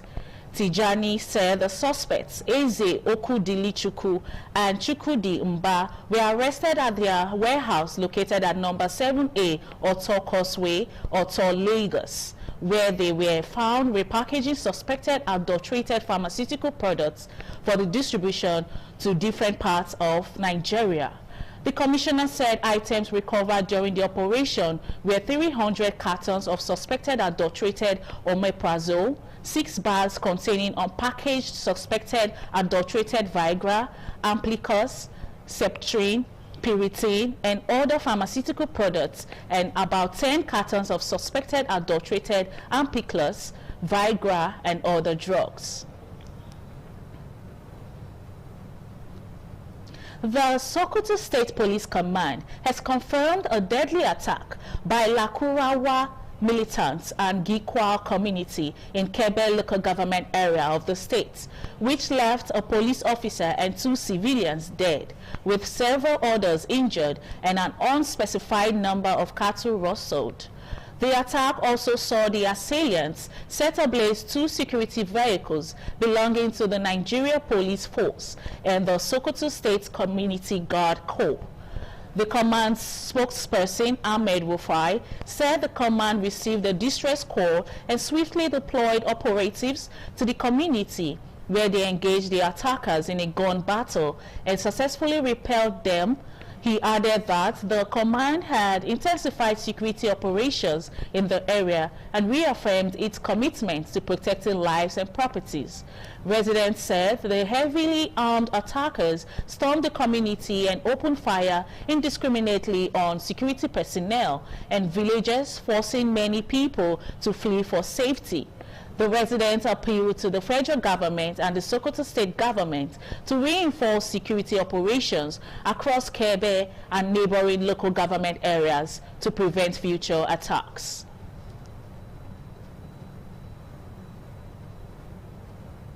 Residents and business owners along the Upper Siloko Igbo-Bazuwa Road in Ovia Southwest local government area of Edo State are renewing their appeal for urgent government intervention as the worsening condition of the road continues to disrupt transportation, affect businesses, and slow economic activities. Ehis Ohunamure has details.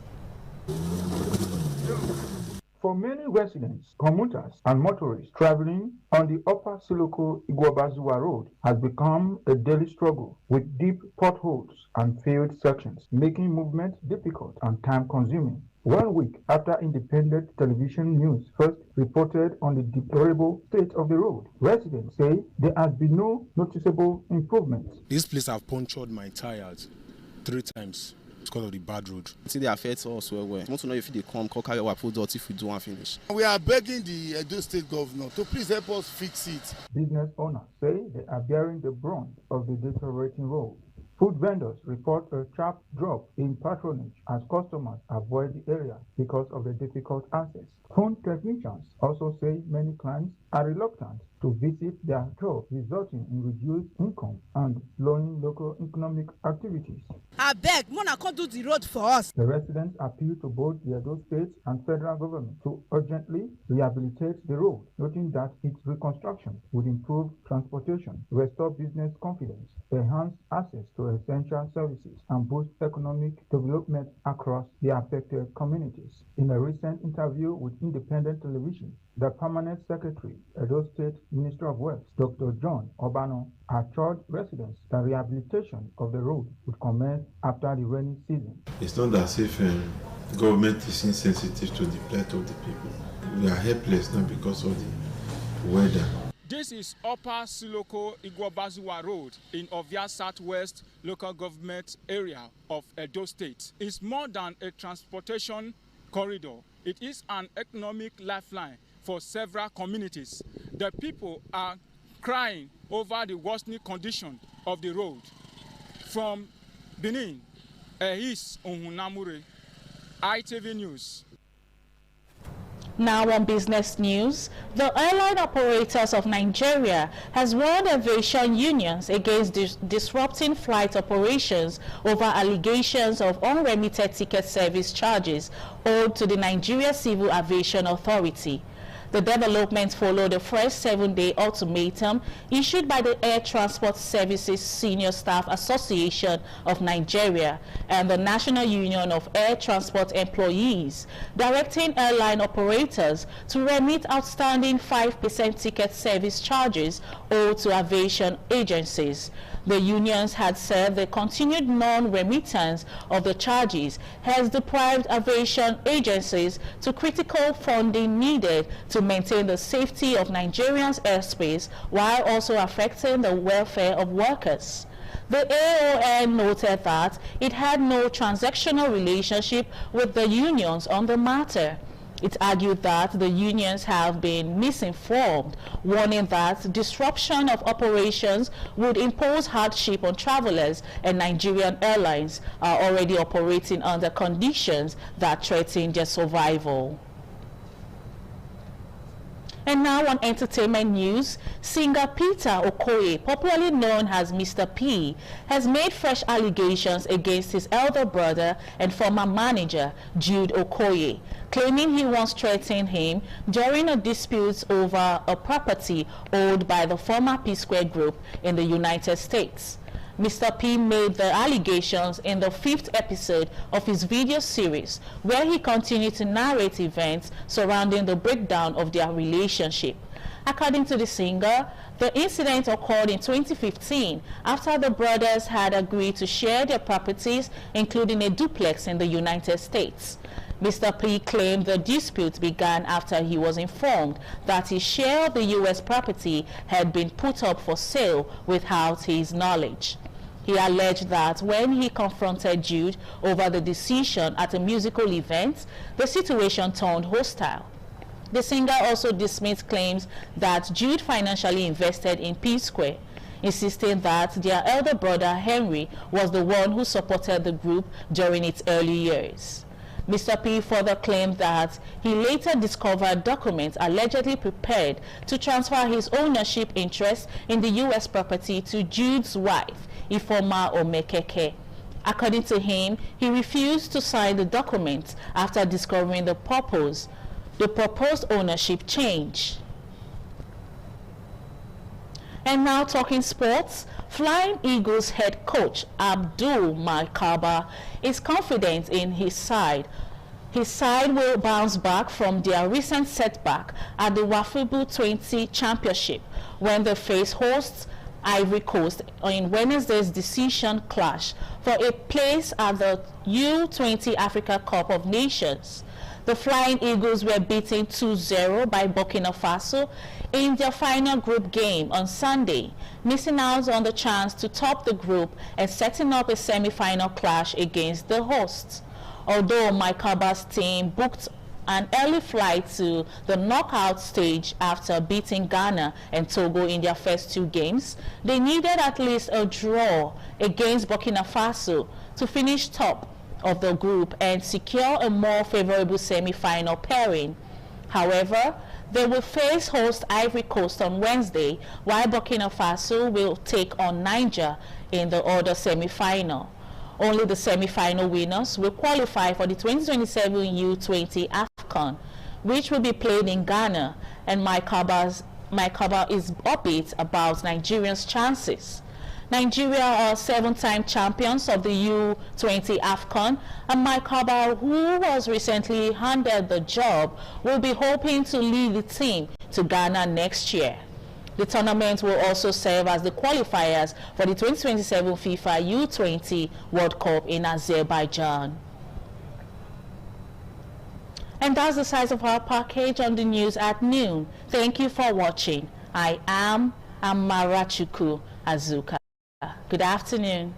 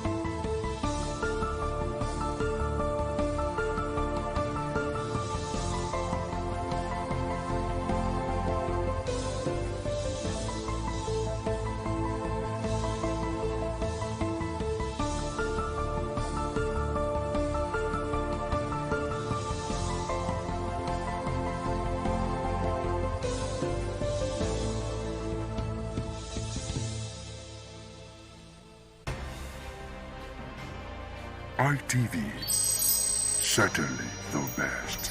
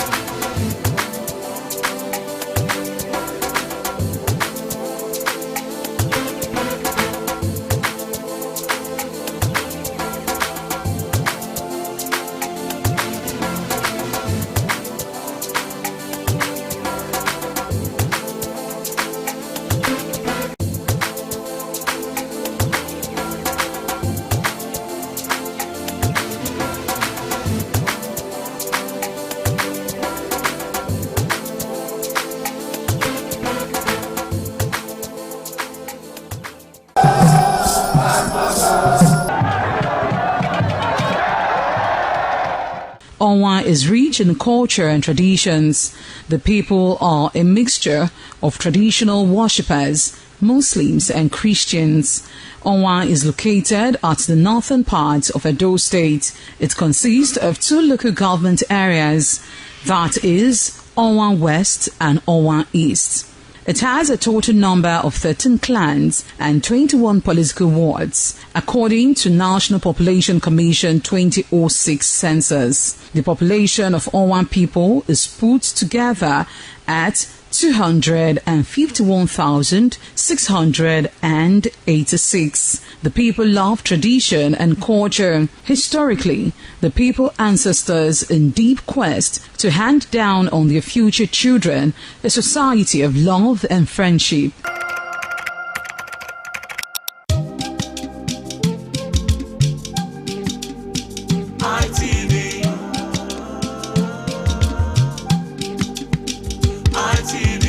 ITV, certainly the best.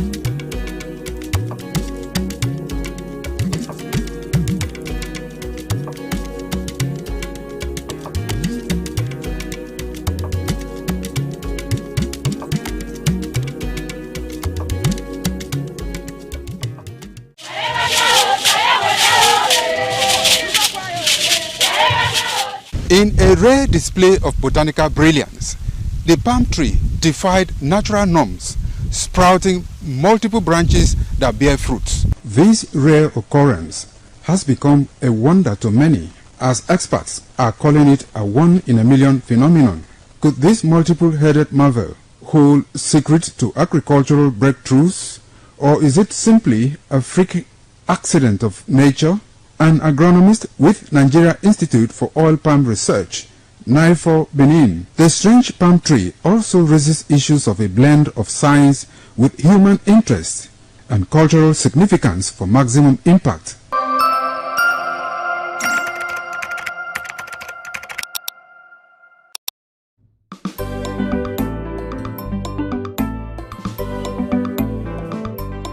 Thank you very much for joining us on the program Healthy Living. What is the kidney? The kidney is an excretory organ in the body, which is for metabolism. Tuberculosis affects many organs in the body, but the common ones it usually affects is the lungs. Epilepsy is a neurological problem. Okay. It is an injury in the brain which causes someone to begin to convulse, to go into fits. It is curable, but the cure is a long-term thing. If you eat well and avoid those risk factors that will make your immunity to be down, then the risk of contracting tuberculosis will be reduced. If you're healthy, then you're wealthy.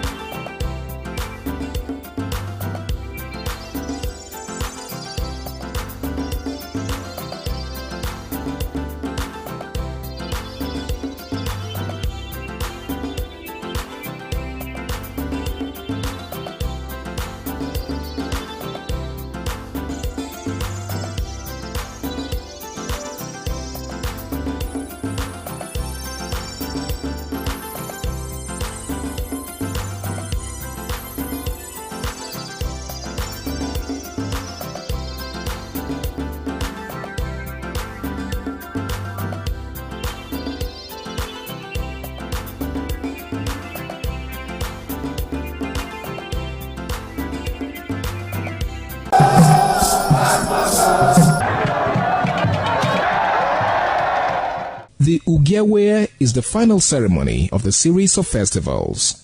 It is one of peace and lightheartedness, following the more solemn of the ritual year. Ugewe is the festival of the Ewe leaves, a symbol of good luck and joy. It is the most popular of all that heralds the dawn of a Benin New Year, new vow, newness of life and freshness of life, and a new hope for the future. In the evening, the Ewe leaves are presented to the Oba of Benin in grand style in a colorful ceremony. The Ihogbe Society, amidst singing and dancing, bring the sacred leaves that symbolize good luck, blessings, peace, and prosperity. Each of the senior members of the Ihogbe proceeds to give the sacred leaves directly to the Oba of Benin, and others put theirs at his feet.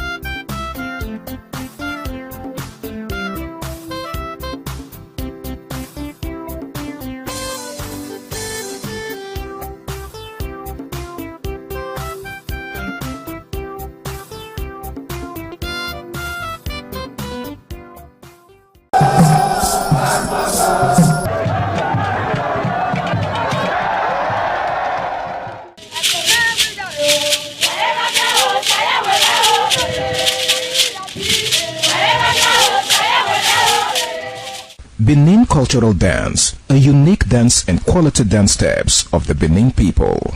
This dance is a vibrant mix of traditions, arts and beliefs, deeply rooted in the country's diverse ethnic groups and their rich history. The dance has artistic expressions depicting the people's history. Benin people have been famous for bronze and brass work, some of which is said to date back from the 13th century, especially ivory and wood carving. In Benin, the people dance to show respect, honor, dignity, which they honor.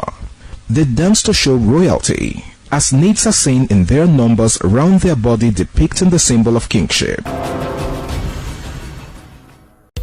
The threat of global warming is real. You have seen the destruction of lives and property as a result of incessant flooding. Make the environment a conducive place for all to live in. Stop polluting the environment. Protect the environment today. This message is brought to you courtesy Independent Television and Radio.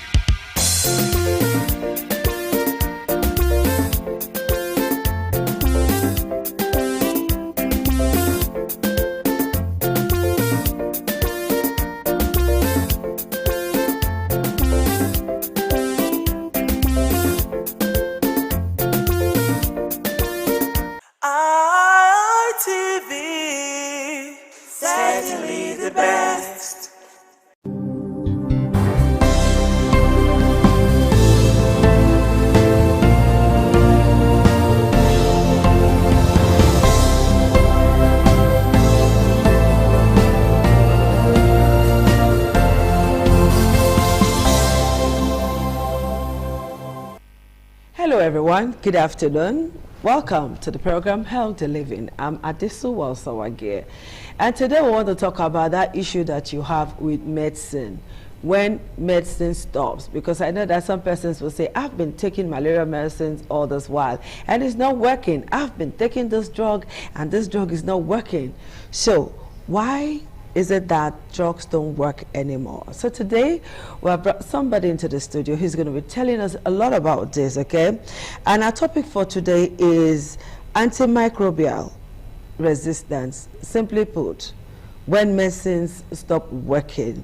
And I have with me in the studio a former head medical laboratory services, Federal Neuropsychiatric Hospital, Benin City, and she is presently a lecturer at the Department of Medical Laboratory Sciences, University of Benin. Join me, people, to welcome Dr. Precious Etiosa Ikpo.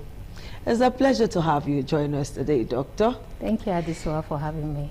Thank you. And you know, this topic we want to talk about today is a problem to a lot of persons. You hear people complain, oh, I've taken this medicine, I've taken that medicine, and this ailment is still there, is still persisting.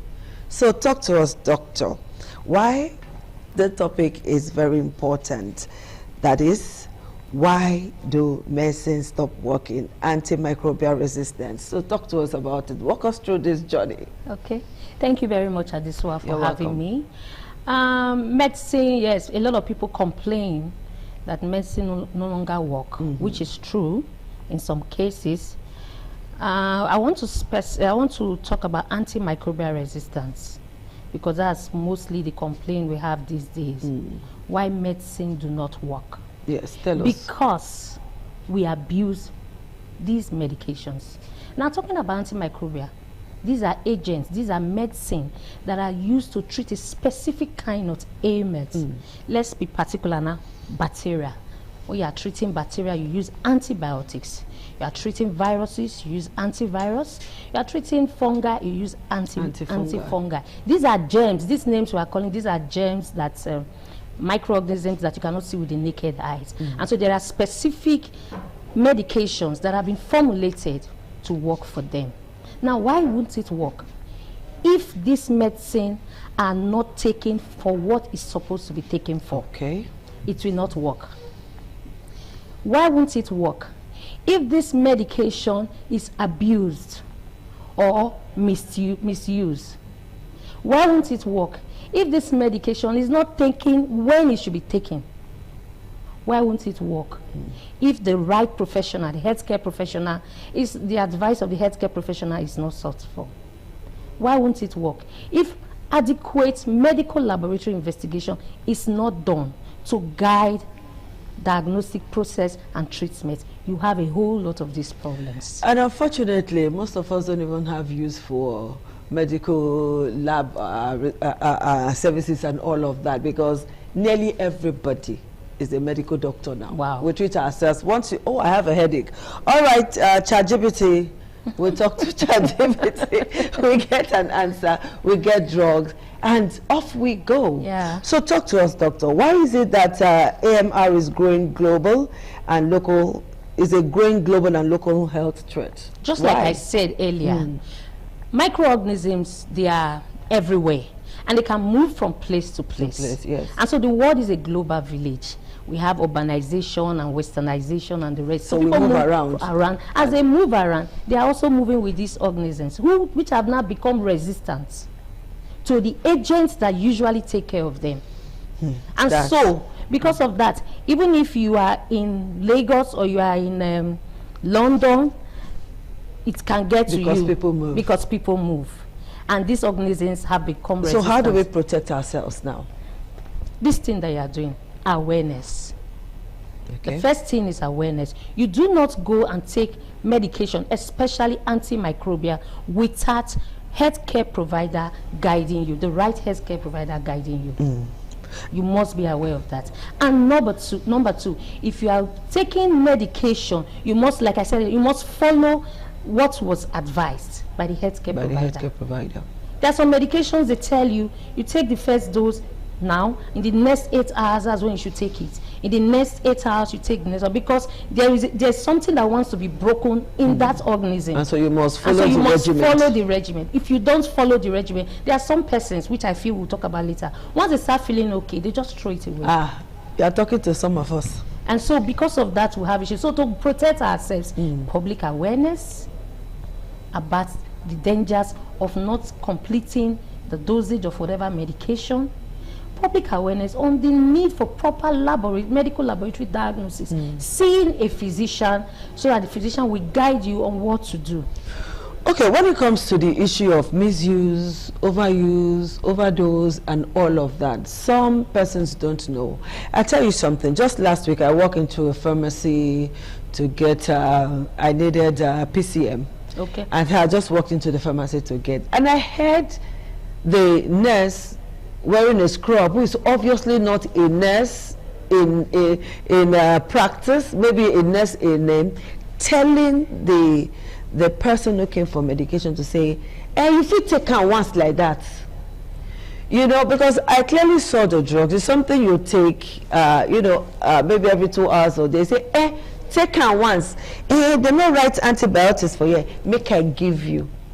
And then she went ahead to give this person antibiotics. And I didn't want somebody to beat me that hot afternoon, so I was like, why would this nurse, obviously an auxiliary or somebody who is not even qualified at all, just because you're wearing a scrub, prescribing medicine for somebody who came to buy a certain drugs, and she is adding other drugs to that person, and this person will go home now and take all of those drugs at once, not knowing if he has overdosed himself, if he has underdosed himself, or if he's misusing this drug. So some persons don't even know that this is what they are doing. Explain to us, doctor, in clear terms, how that person out there will know that, look, I'm overdosing myself, I'm misusing, I'm overusing, I'm not doing the right thing about this drug.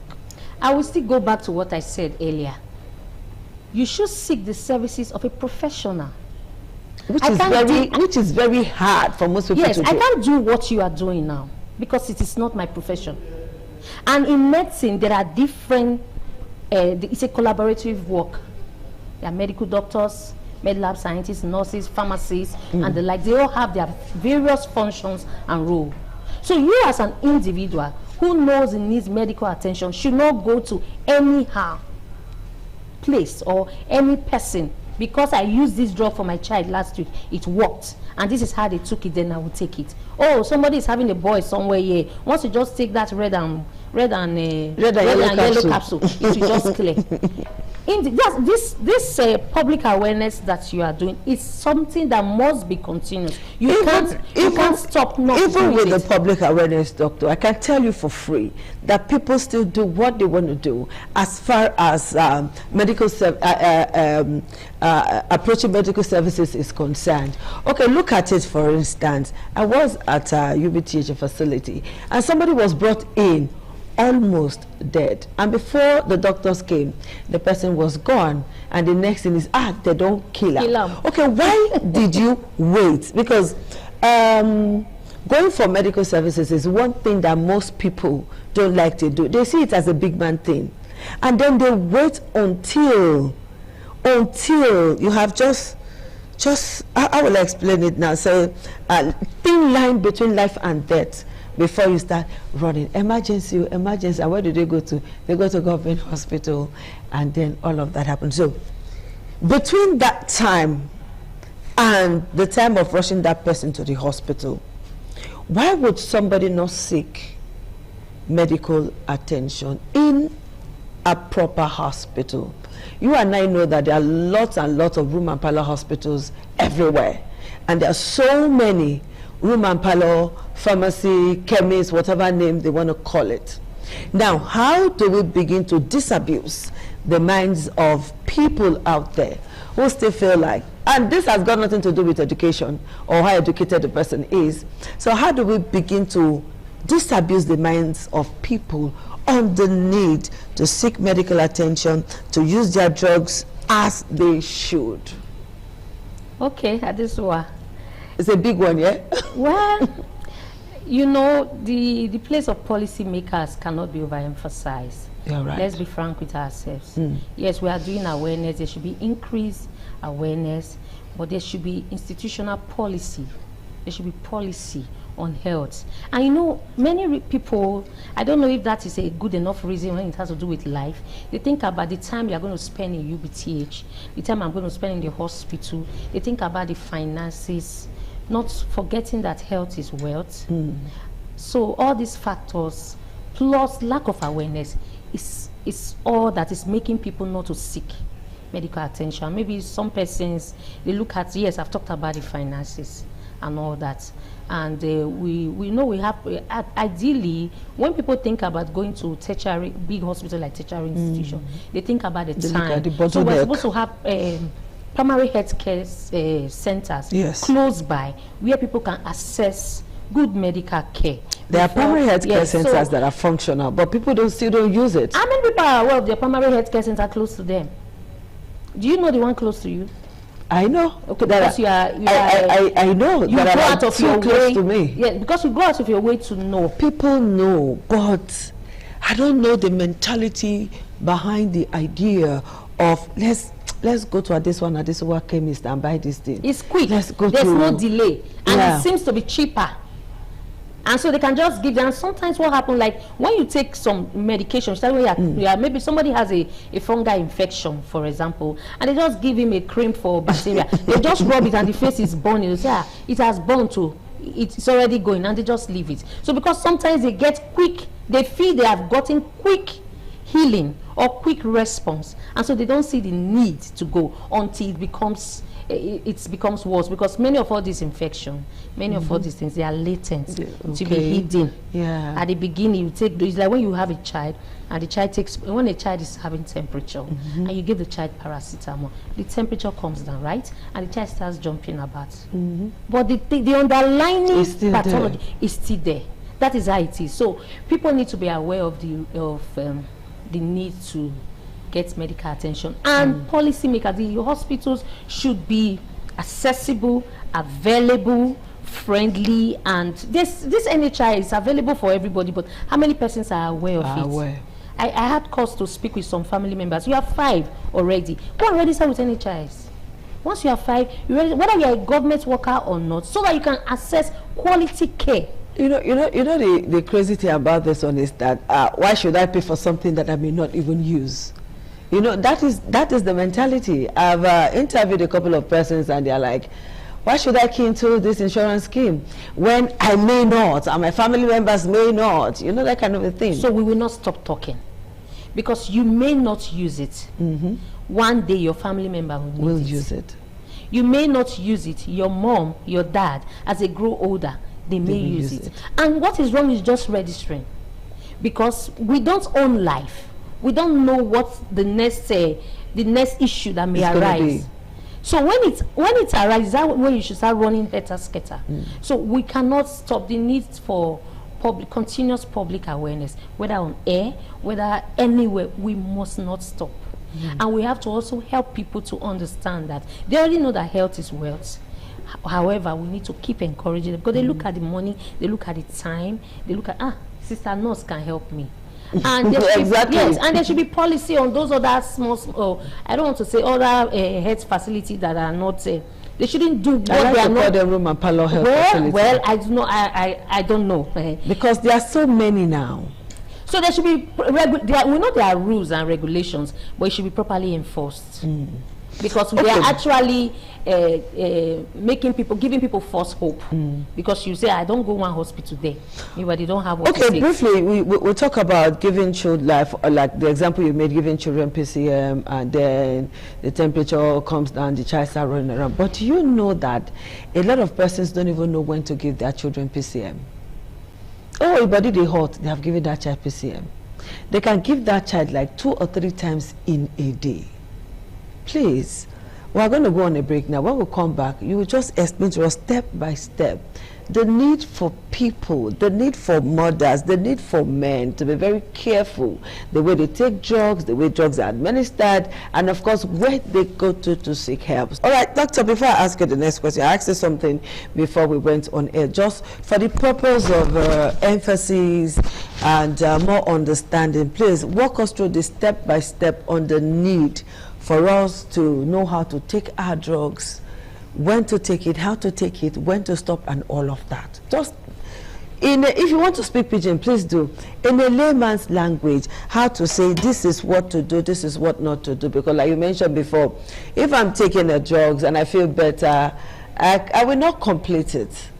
And and that is how it is with a lot of persons. I beg, I don't well, because I don't like to swallow drugs. But in recent times, I'm being compelled to. You understand, there is no escape. You just have to, and these drugs are regimented. Okay, regimented. So now walk that person through, who is also behaving like the way he or she wants. Okay, because maybe hearing from a doctor will make more impact. Okay, the example I can use is when you look at these germs. Now, let me use the word.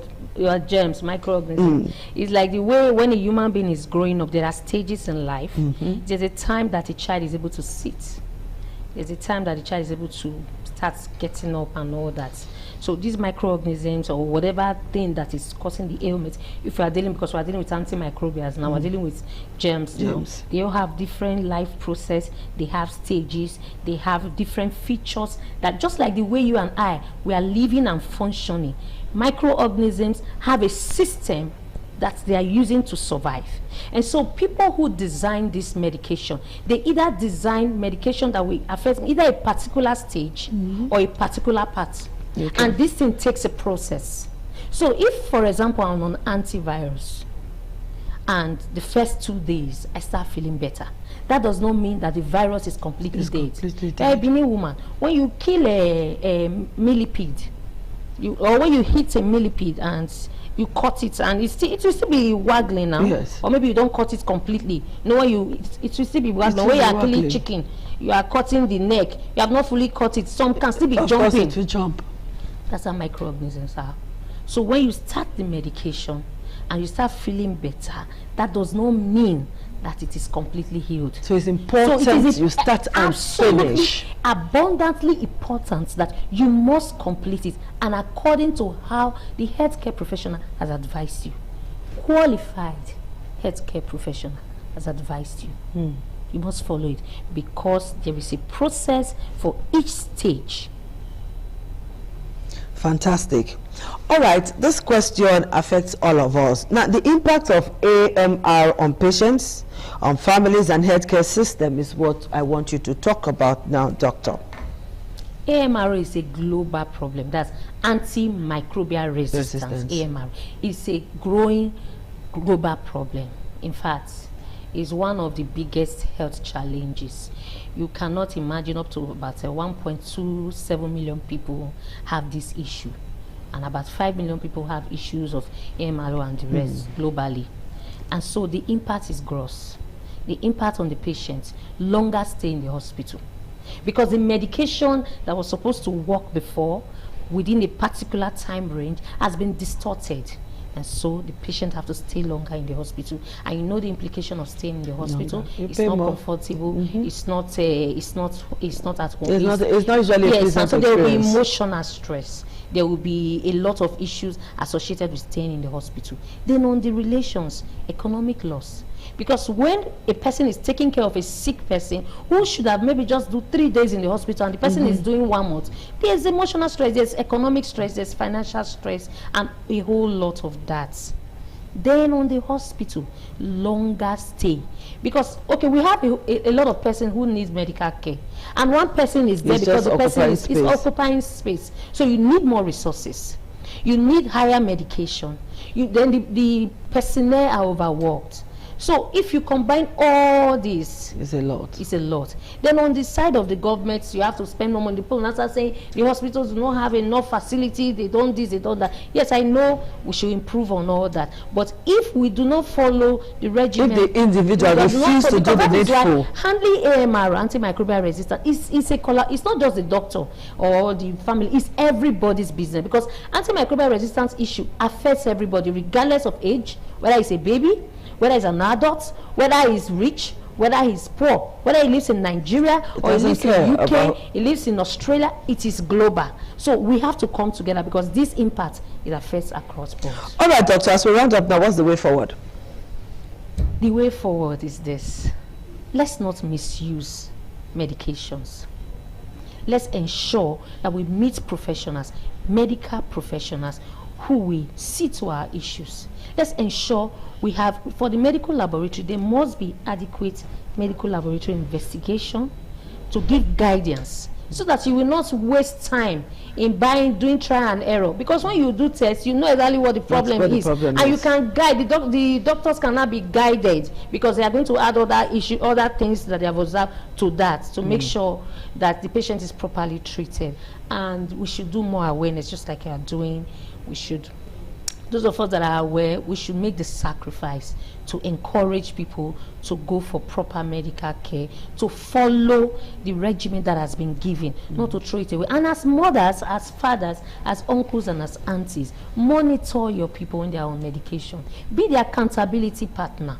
Not that your husband is taking drugs, you say his drug is there and you walk away. And you count it. Count it. 1, 2, 3, 4, 5, 6, 7, 8, 9, 10 drugs. Okay, you're supposed to take every day. So you're going to be checking it. Those some people can see throw maybe just person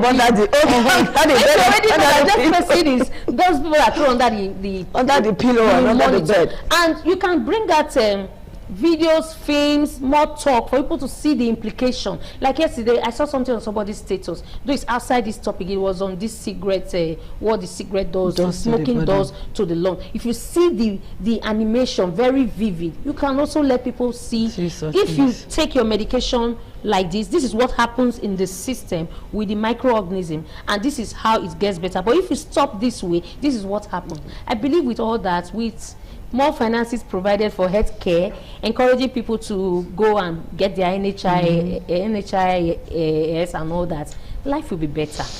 Okay, doctor, this is where I say thank you so much for finding time to be with us on the show. We'll do this again because, like you said, we must keep this enlightenment campaign and awareness story so that people will understand how to take good care of themselves. Thank you so much. All right, people. Thank you. Your health is in your hands. Do with it what you will, but it will be sweet if you do what is good and what is right. Have a blessed day. Bye-bye. Thank you.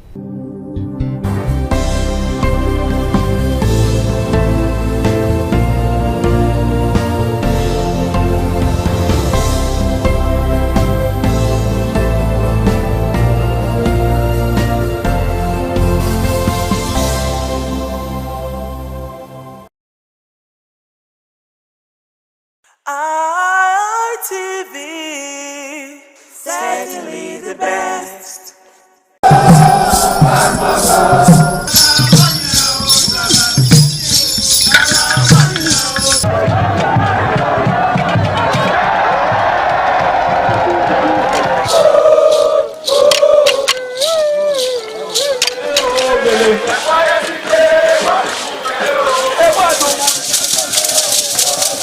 This is Anegbete community situated in Isako Central Local Government Area of Edo State. It is an agrarian community with united people that promotes unity and oneness for peaceful coexistence. The inhabitants of the community migrated from Benin, the cradle of black civilization, a kingdom where king is truly king. The ancestors of Anegbete saw that age was the main determinant of leadership in the rural setting, and the eldest man in the settlement was regarded as the leader who presided over meetings, and his authority is held in high esteem. To further strengthen this unique system of leadership, age group evolved in Anegbete.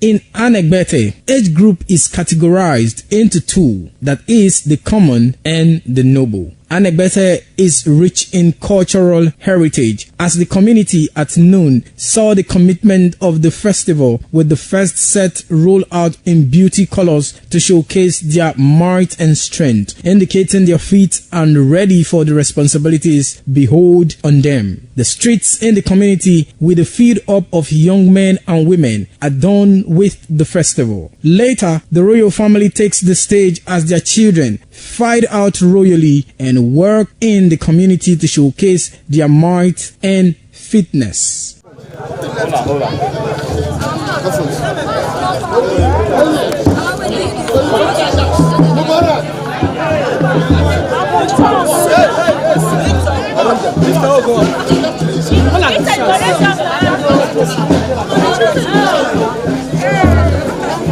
My leader.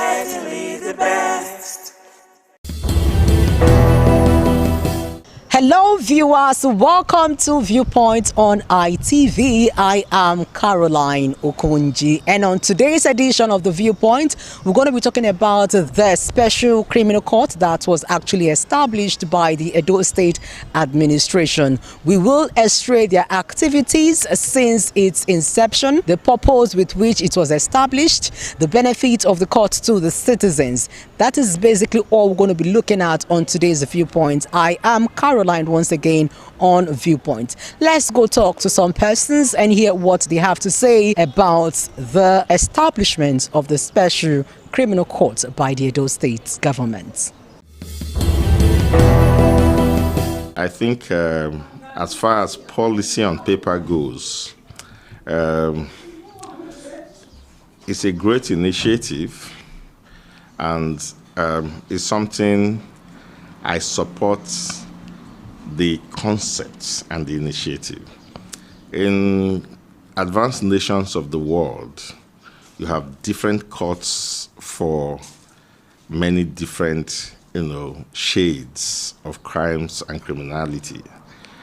And the whole idea is to speed adjudication and ensure that justice quickly gets to the people.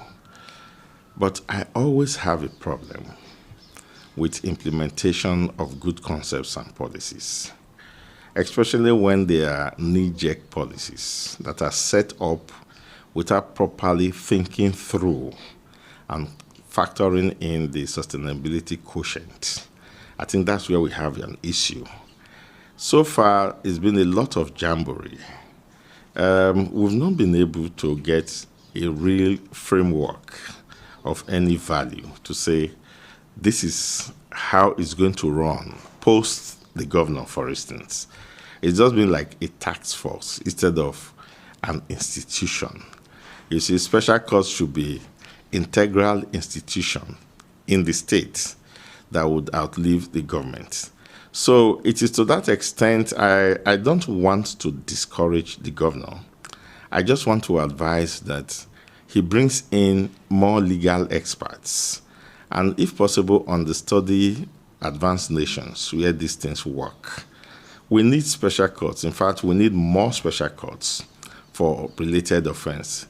A situation where you are crowding a traffic offender and a felon, somebody who has committed felony in the same courtroom, waiting turns.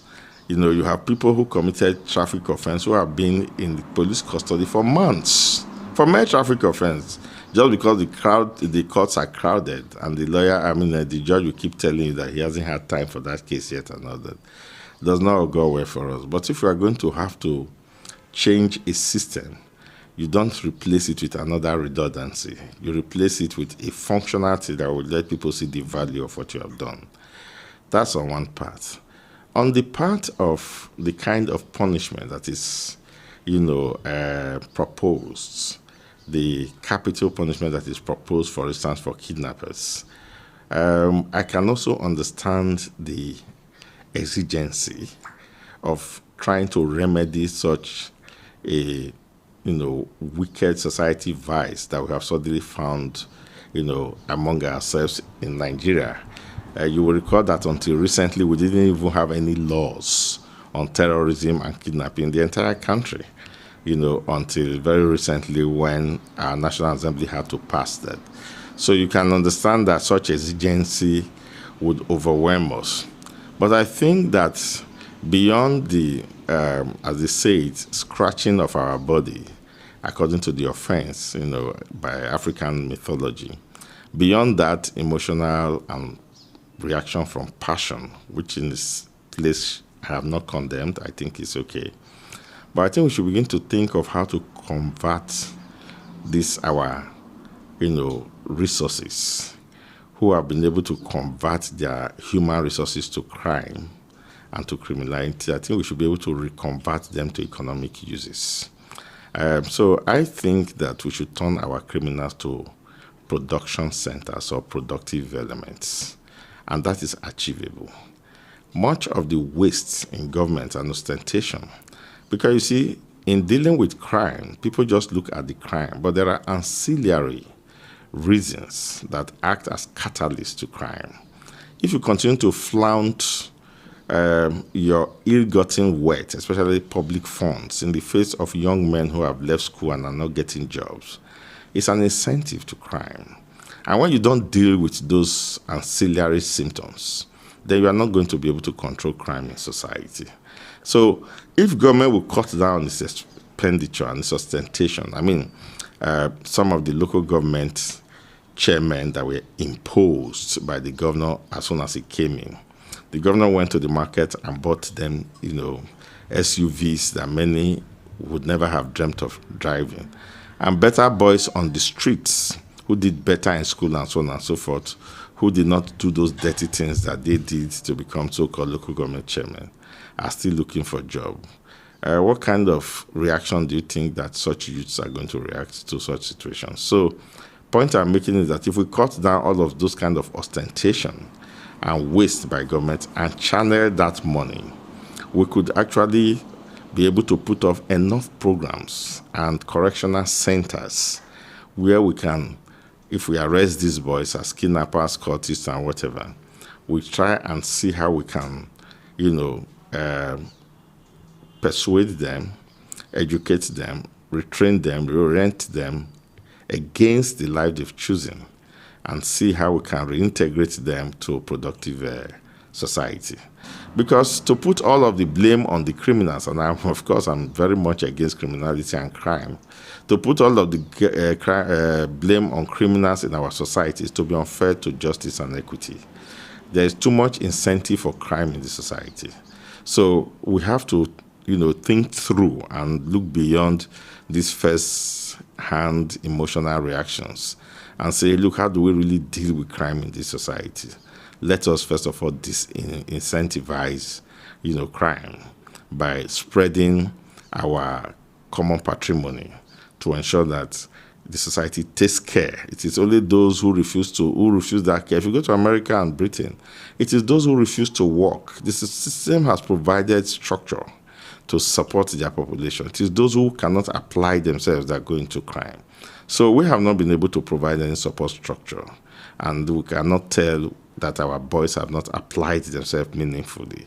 So rather than just take them and waste them under the hands of bullets and then do that publicly, I'm also against killing people publicly. I don't know if that is part of the overall policy, but the governor mentioned it, that they will be killed here at Ring Road. When you do that, you are going to desensitize people towards violence. people must be allowed to maintain that sensitivity towards violence. If you begin to show youths murder, well, maybe it's not murder now, whatever name you call it, and you begin to kill criminals publicly, it will get to a time it will no longer mean anything to young ones to see life taken or for themselves to take lives. And not to desensitize them. They should still maintain that sensitivity. The firing squad should be done behind closed doors. I am for execution, but after they have refused reorientation. The courts that had been set up to try kidnapping and cultism is not different from any regular criminal court. It's a criminal court. And so the rules of court that pertains to the criminal justice system we apply to these particular courts. We already have criminal courts, and we have the Administration of Criminal Justice Act, and we also have rules of courts that govern the criminal courts. So it will follow the same pattern.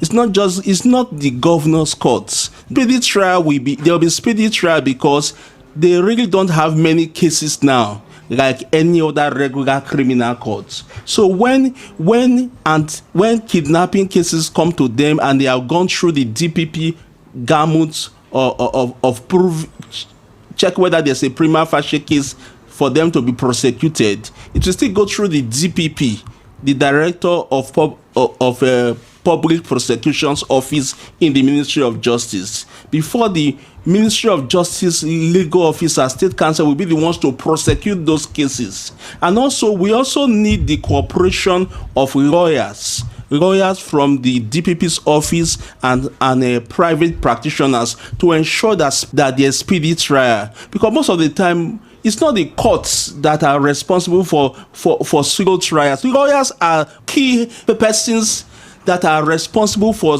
slow movement of cases in courts. They come with frivolous adjournments, and most of the time the court will just have to indulge them, because without the lawyers, the judge cannot just go and give a judgment just like that.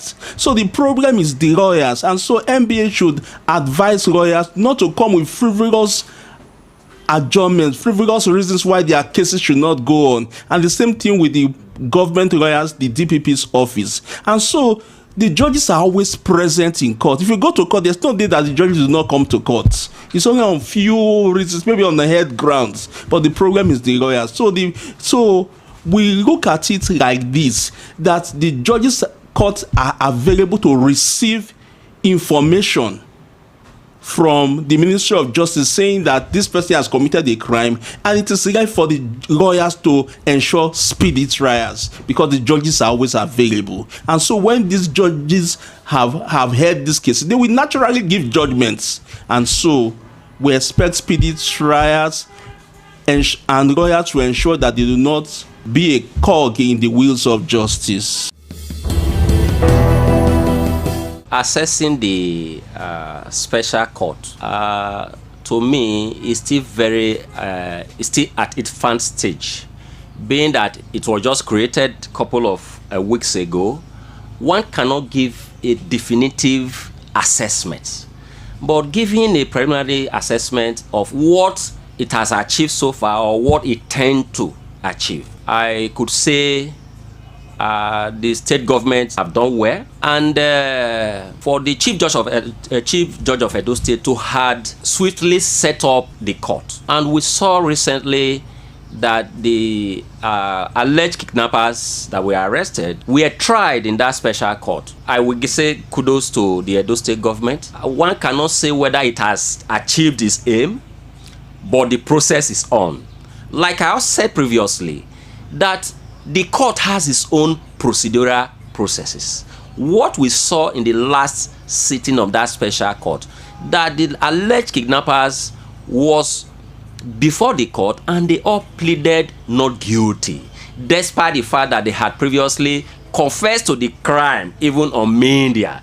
But they have the right to either plead guilty or accept the crime as being alleged.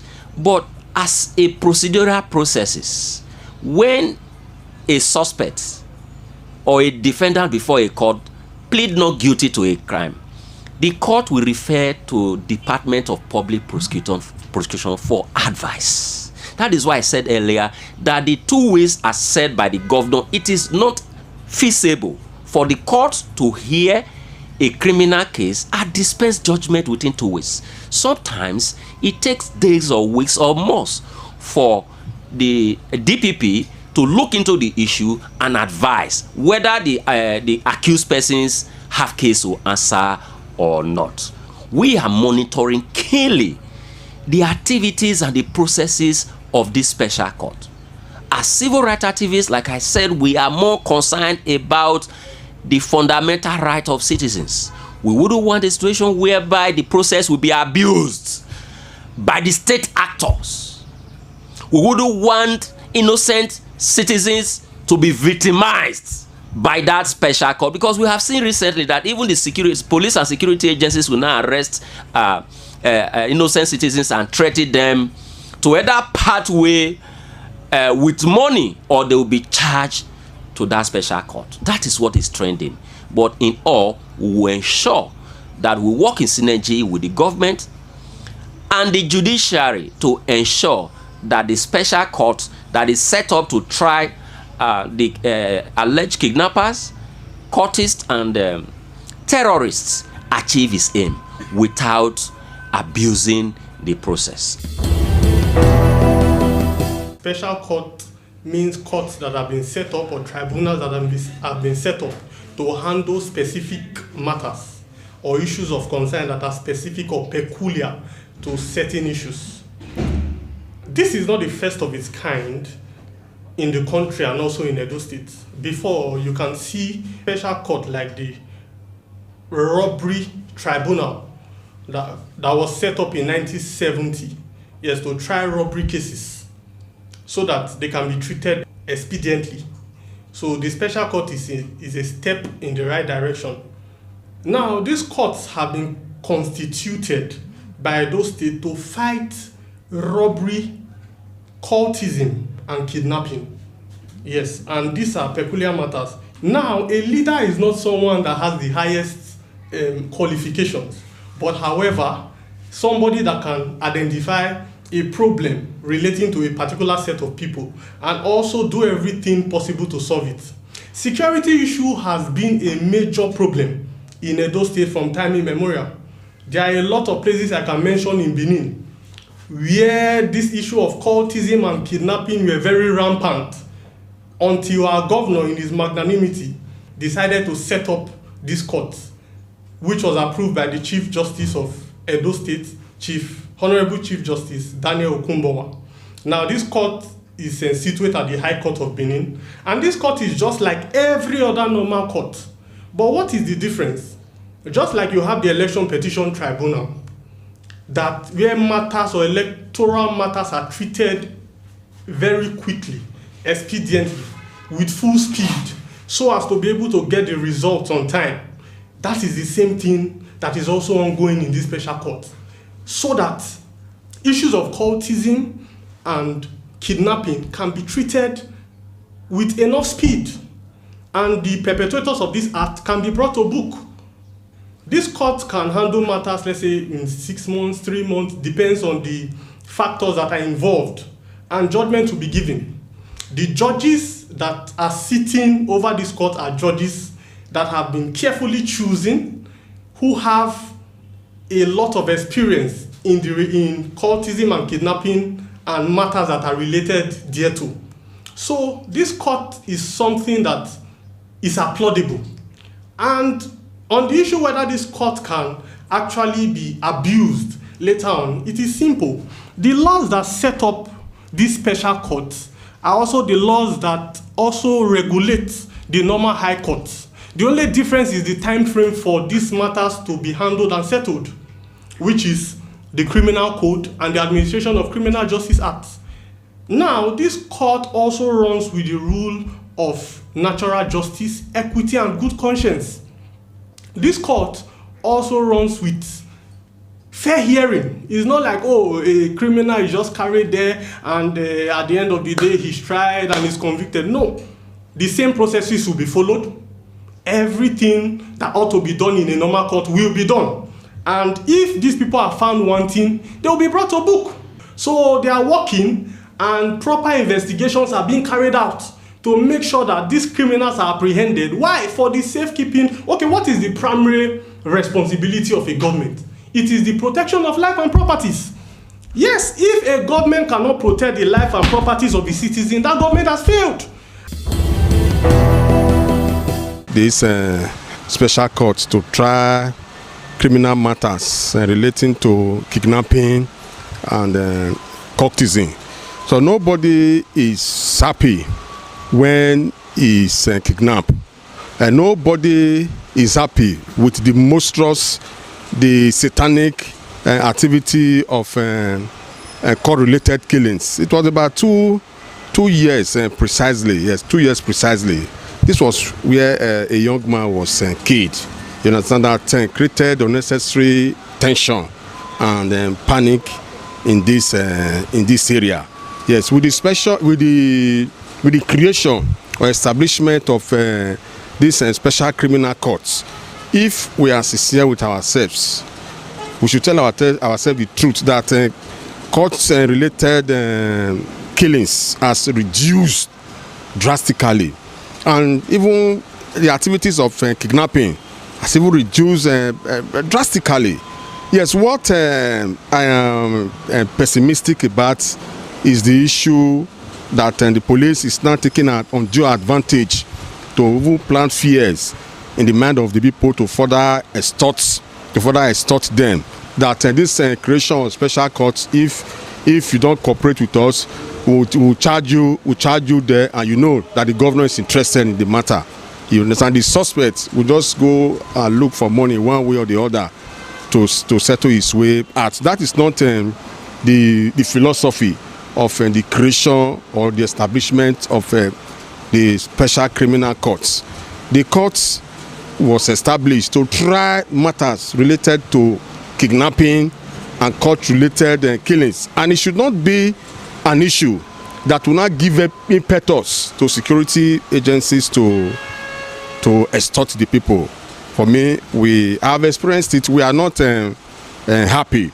Yes, that is why all hands must be on deck to support the administration of Senator Modu Bevulu to ensure that real kidnappers, yes, are arraigned or are charged to that special criminal court, and real confessed courtists are charged to this special criminal court that will send further signal to people, to kidnappers, that those states is no longer comfortable. It will send signal to courtists that those states is no longer conducive for the activities of courtesan or court-related activities.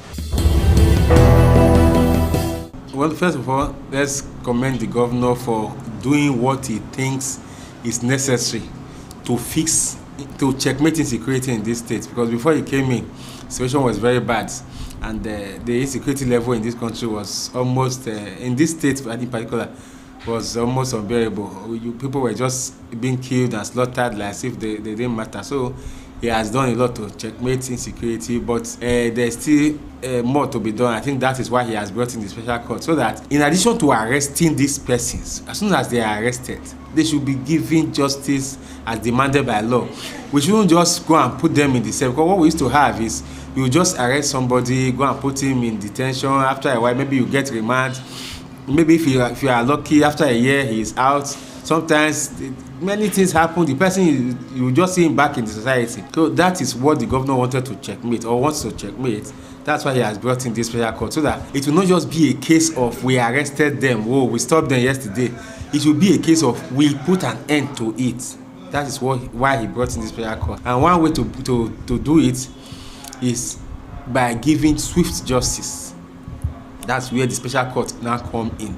The special court is a court that it does not listen to adjournments anyhow. You come to court today, the next time you are coming is October, the next one will be March next year. So that has aided the injustice in this country. I also helped a lot of accused persons to get away with criminality. You are doing a criminal case. There's one criminal case I am doing now. is 4 years, exactly 4 years. So it doesn't make sense. And criminal matters should not be delayed that much. Criminal matters are matters that by nature, investigation has been done. You have come to a conclusion on where things stand. You already have an idea of where everybody is standing. Just go ahead and do the case. Now the question is, what has been the impact of the special court? I would say it has helped, and I will tell you why I say it has helped. We were here when they did the July 7/7. We used to know what 7/7 used to be in this state. This state particularly, they used to see those days as special days that people can do and undo, anything can go on. But it's no longer so. Now everybody is now, even the man who is the courtist will now tell you, come, I not be courtist too. He is avoiding the special court. He knows that if he's arrested today, tomorrow morning, he can be in court for trial. So he's avoiding it. I am aware that these people who were caught at the Vegetable Market for kidnapping that day, they have also been taken to that court, and their case has been sent to DP for advice, and swift advice is also to be expected from the DP's office, so that these people will not just go and stay in detention 3-6 months when nobody is looking, then they are released and they are sent back to society. No, special court is there to give you sharp justice. If you commit today, tomorrow you may be facing court. In another 1 month time, we may be hearing your judgment. So people are now more careful. However, there are some areas we need to also watch out for. The area of police now using special court to extort people is getting on the rise. That's where I feel people like the NBA, human rights organizations need to wake up. Before any small thing that happens now, before you even argue with policemen, they will tell you, if you do anything now, we'll change this case for you. We'll change it for you. You'll see yourself in special court. A matter that does not involve special courts, they will find a way to wrap it up, and before you know, they are arresting you for courtism. No evidence of the courtism. They are arresting you for kidnapping. No evidence of the kidnapping. Just to harass, intimidate, and threaten people. Matters that should go to special courts should actually be matters that have gone through police to the DPP's office. It shouldn't even come from police to the special court. It should be through the police to the DPP's office. The DPP has screened it. It is the DPP that is going to try the person, not the police. It is the DPP that knows, is there any evidence that I can use to convict this person if I go to special court? Not for police to just from their office take somebody to special court. So I think we need to checkmate that part. We should remove the power of police completely from the special court. Because police that we know, we know where we are coming from, we know who we are. A policeman will tell you to your face, I know you didn't commit any offense. I know you didn't commit any offense. You will still be there another 1 month because you have not done what you are supposed to do. I have said it, not like I was told. All matters go through DPP. The DPP, of course, DPP is a staff of the state government, direct staff. Unlike the police, that is not a staff of the state government. The DPP is a direct staff. He answers to the governor. The governor can call him to certain matters. So he can now work within the mandate of law because he knows what the law. DPP is a man who studied law and he has gravitated through the rigors of criminal justice to get to that office. He didn't just wake up suddenly and was made DPP. He has grown in the ranks. So when you now say, oh, this person is DPP, he has the ability to look at the file and say, this file is a file for special court. This one is not for special court. So that's one area I feel we should be very careful with. We shouldn't allow the special courts to become the tool for the police to extort our young boys. That's what it has become suddenly, but we should checkmate that one and ensure that on our own part, we keep the society safe from these kidnappers and courtists. Finally, before I leave you, let me just add this one. Courtism and kidnapping, they are offenses that are based on evidence. They are not offenses that are based on hearsay. Because of the serious nature of those offenses, we should not just be police should be. It has come to a point where we should bar police from arresting people from hearsay when it comes to courtism and kidnapping. Once somebody say I know that my neighbor, somebody that you and I we have issue, you insulted my wife, I insulted your wife, I will not go and report that you are a courtist. The police should not make any arrest.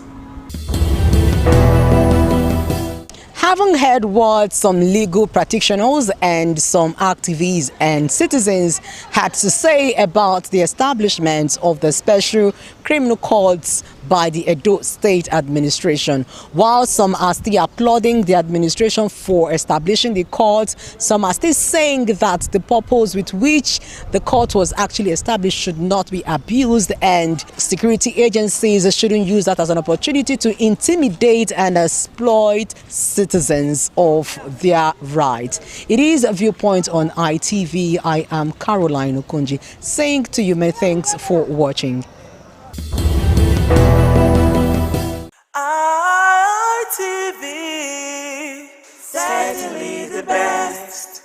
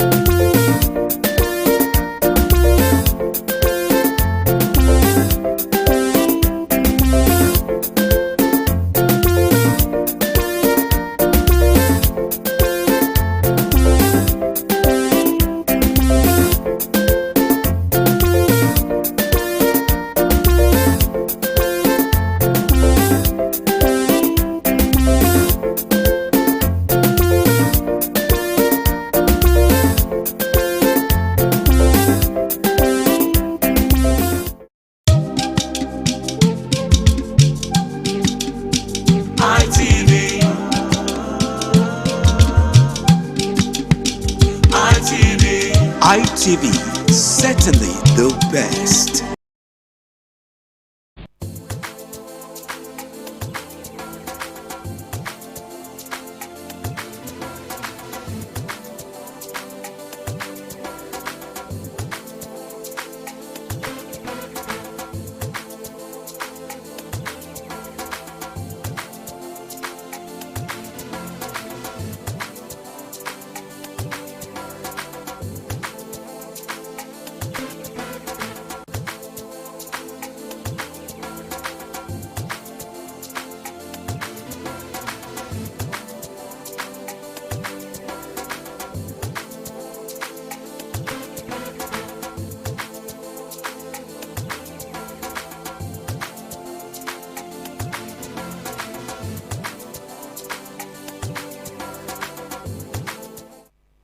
Thank you so much for staying tuned. If you just joined us, this is International Forum, reaching you live from Benin City, Edo State, South Nigeria. We're broadcasting to the world. So I'd like to say good morning, good afternoon, good evening, or even good night. It depends on the part of the world you are viewing us from right now. On today's edition of International Forum, we heard about the over 60,000 migrants that broke out from Morocco into Ceuta, Spain, and that has been causing so much trouble.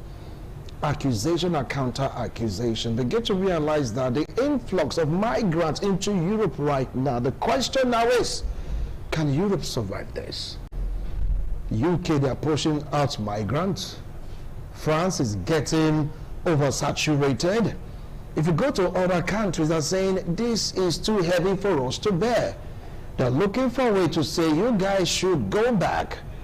And they're accusing Rabat, that is Morocco, of orchestrating that over 60,000 migrants that jumped into Spain, all in quest for a better life. The question now is, how can the world really absorb this multitude of crowd move from one point A to another point B vis-a-vis Europe?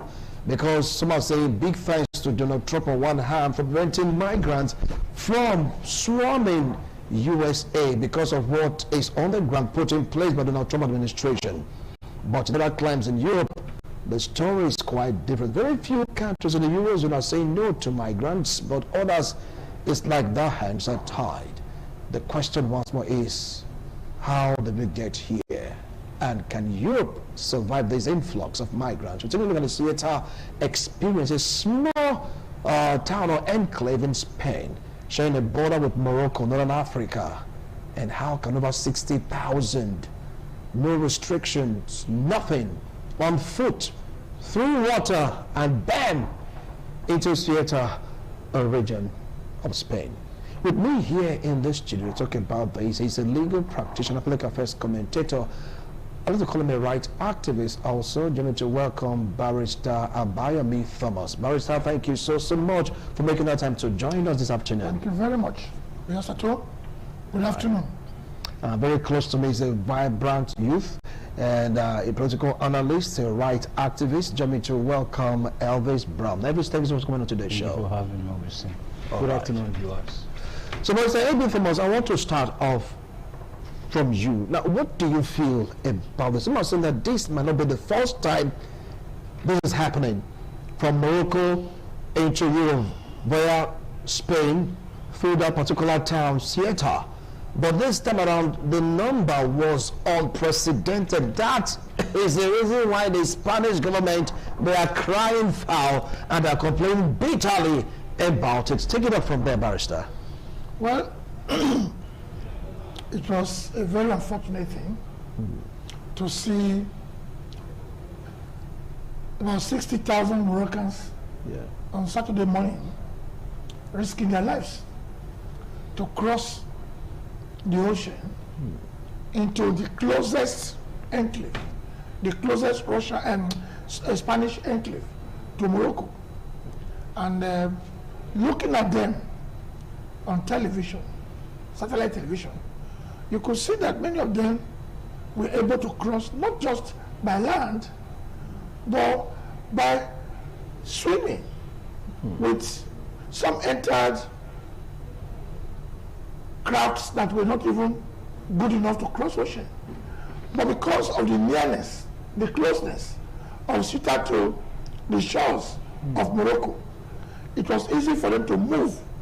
But what baffled a lot of us who were watching was the fact that the number of border guards on the Spanish side and soldiers were very few compared to the number of Moroccans who were coming forcefully to cross in with heavy rocks by the shore.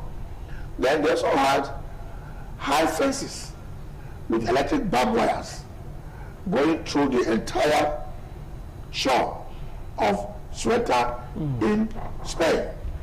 But the Moroccans appear to have rehearsed how to move in and overwhelm the border guards and how to cut some of these wires to the extent that the guards who were there were not even armed.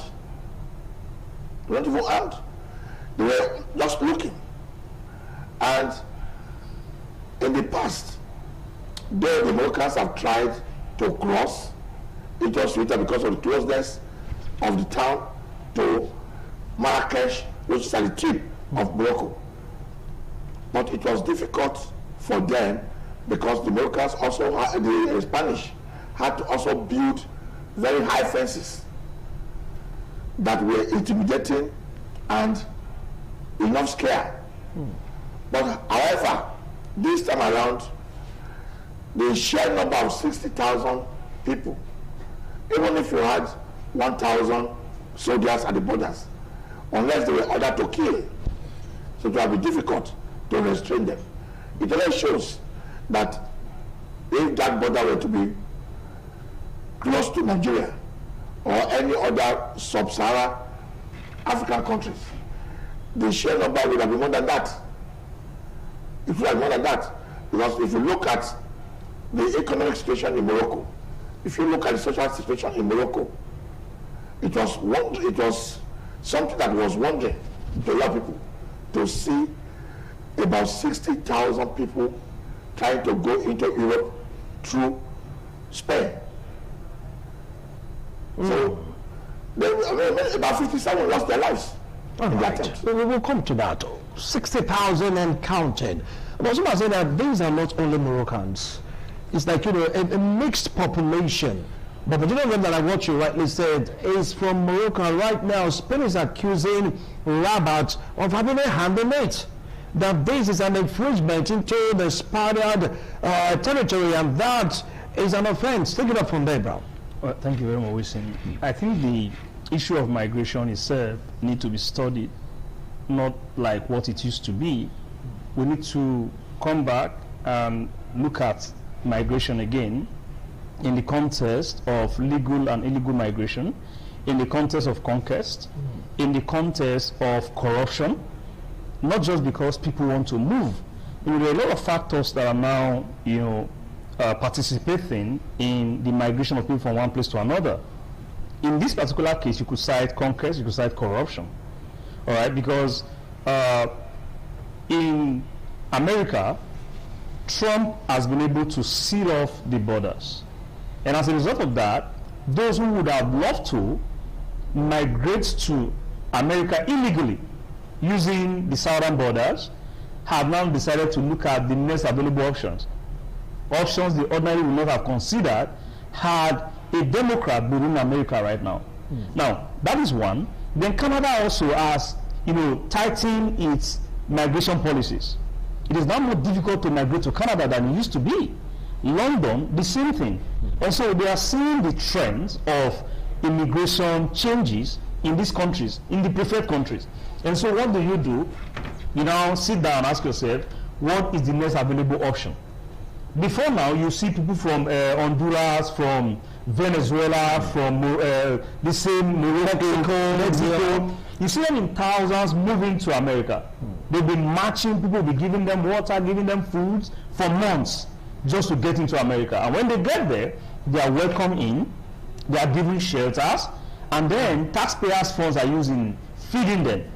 And so you have a Republican president who are saying, no, we can't keep up with this. It's not good for our economy. And Canada decided to play the good guy, and it hits Canada hard. So Canada's slumped into inflation. So they now decided to also adjust their migration policies. So now, legal and illegal migration. What happened with Morocco is that the people they decided to invade another country for whatever reasons known to them, you are going to find out that there will be a spike in crime in those regions. You're going to find out that the economic situation in those regions are going to become very horrible. And when you watch that video, you will see that they are being aided by the Red Cross Society. They are being aided. These are not just Moroccans. These are people from different countries, even non-African countries. From where we have been able to, if you just even go to ChatGPT and find out the category of people that have been identified to have migrated, it's not just Moroccans. There are other countries' citizens that are there. So they came together to unleash this on another country, which is not supposed to be. And I believe very strongly that Europe will start to now have a rethink on their immigration policies. They now begin to think about how to let people in. And I think they brought this upon themselves too. Because if you look at Europe entirely, they have tightened all angles of legal migration.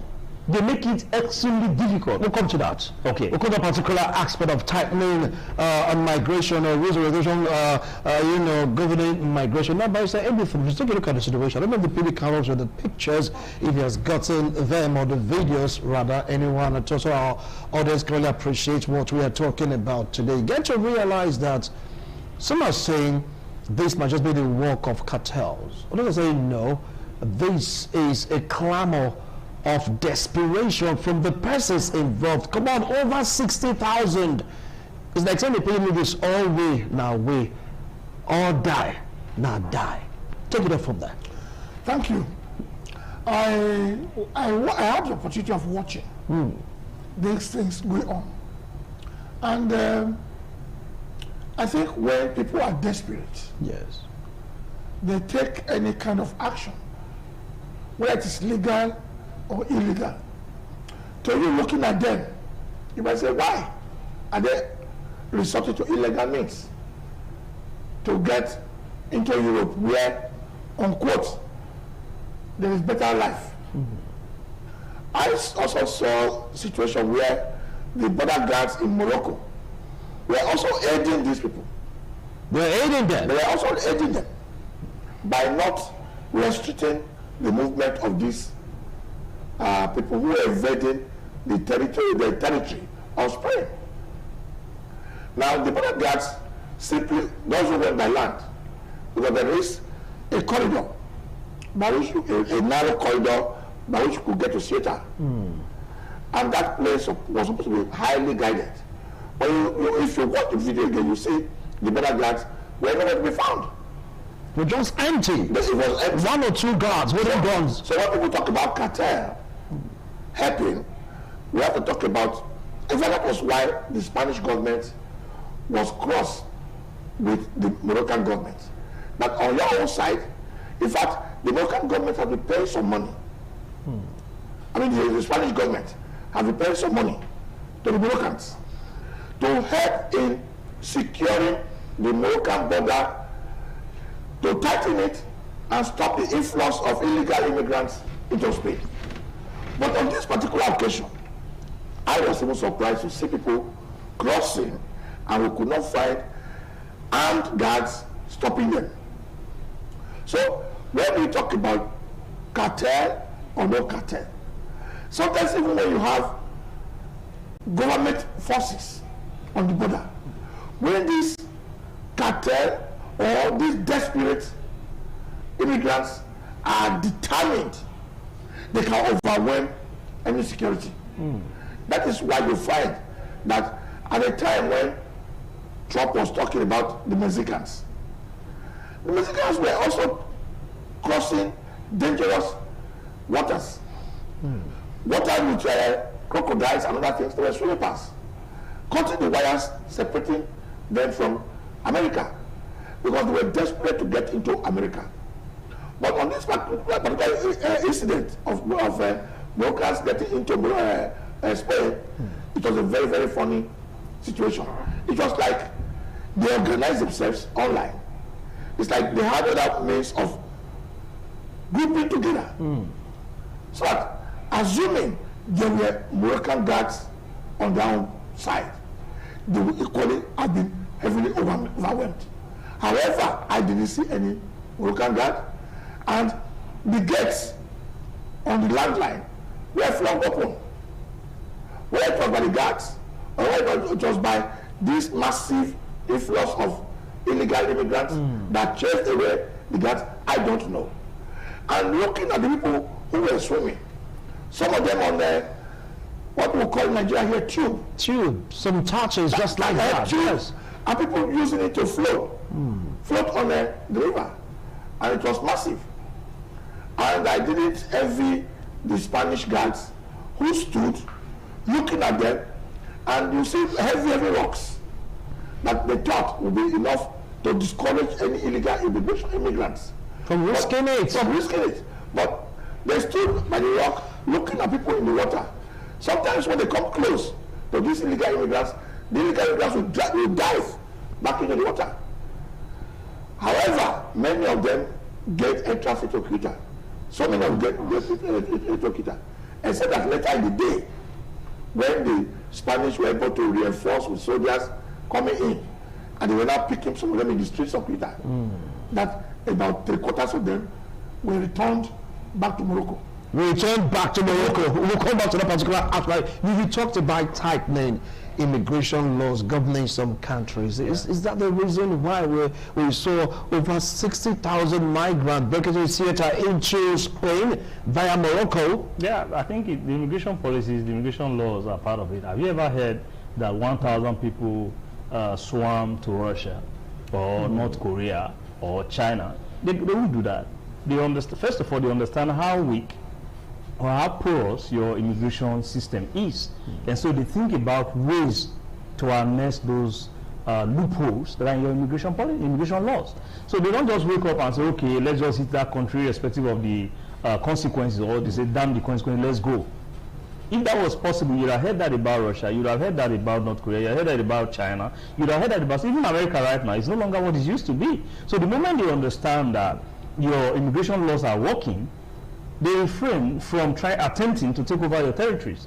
And so when they notice that there are loopholes, they harness those loopholes. That's basically what has been happening, and that's what has happened to Spain. And the Spanish government has actually been very competent in this regard. If you trace their history, they are the type that when America protects its borders, they have issues against it.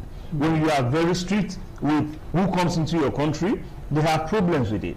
They feel like, oh, look, they go to this all these countries that are torn by wars, Islamic countries, and bring in people to their country.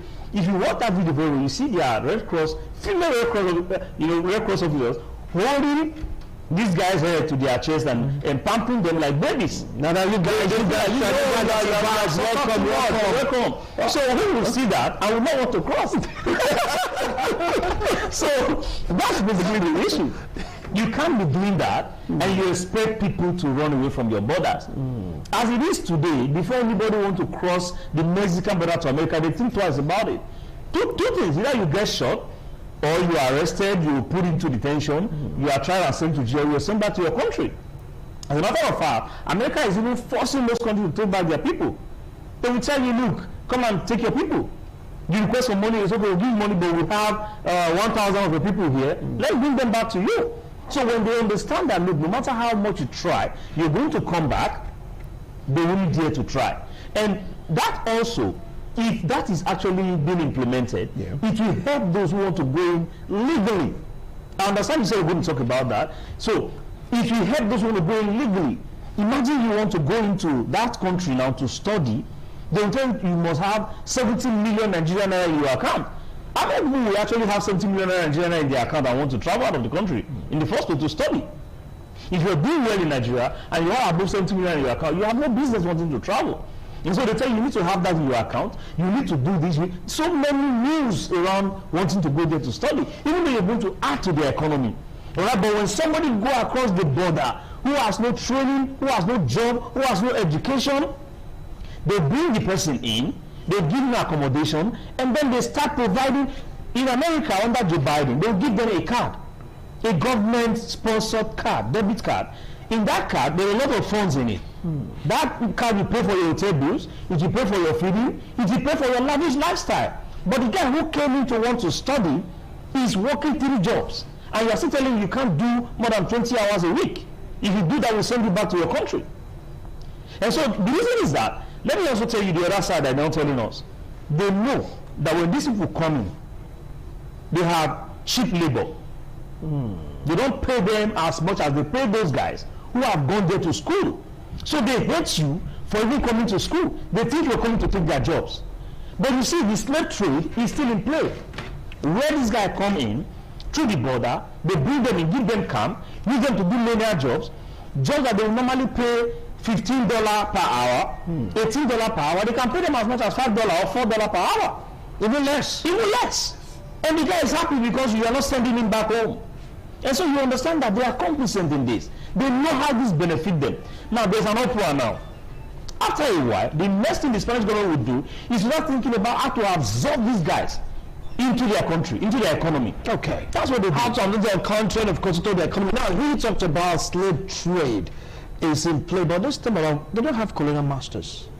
Could you please throw more light on this? That also of slave trade. Yes, when he says slave trade, yes, what I understood him to be saying is that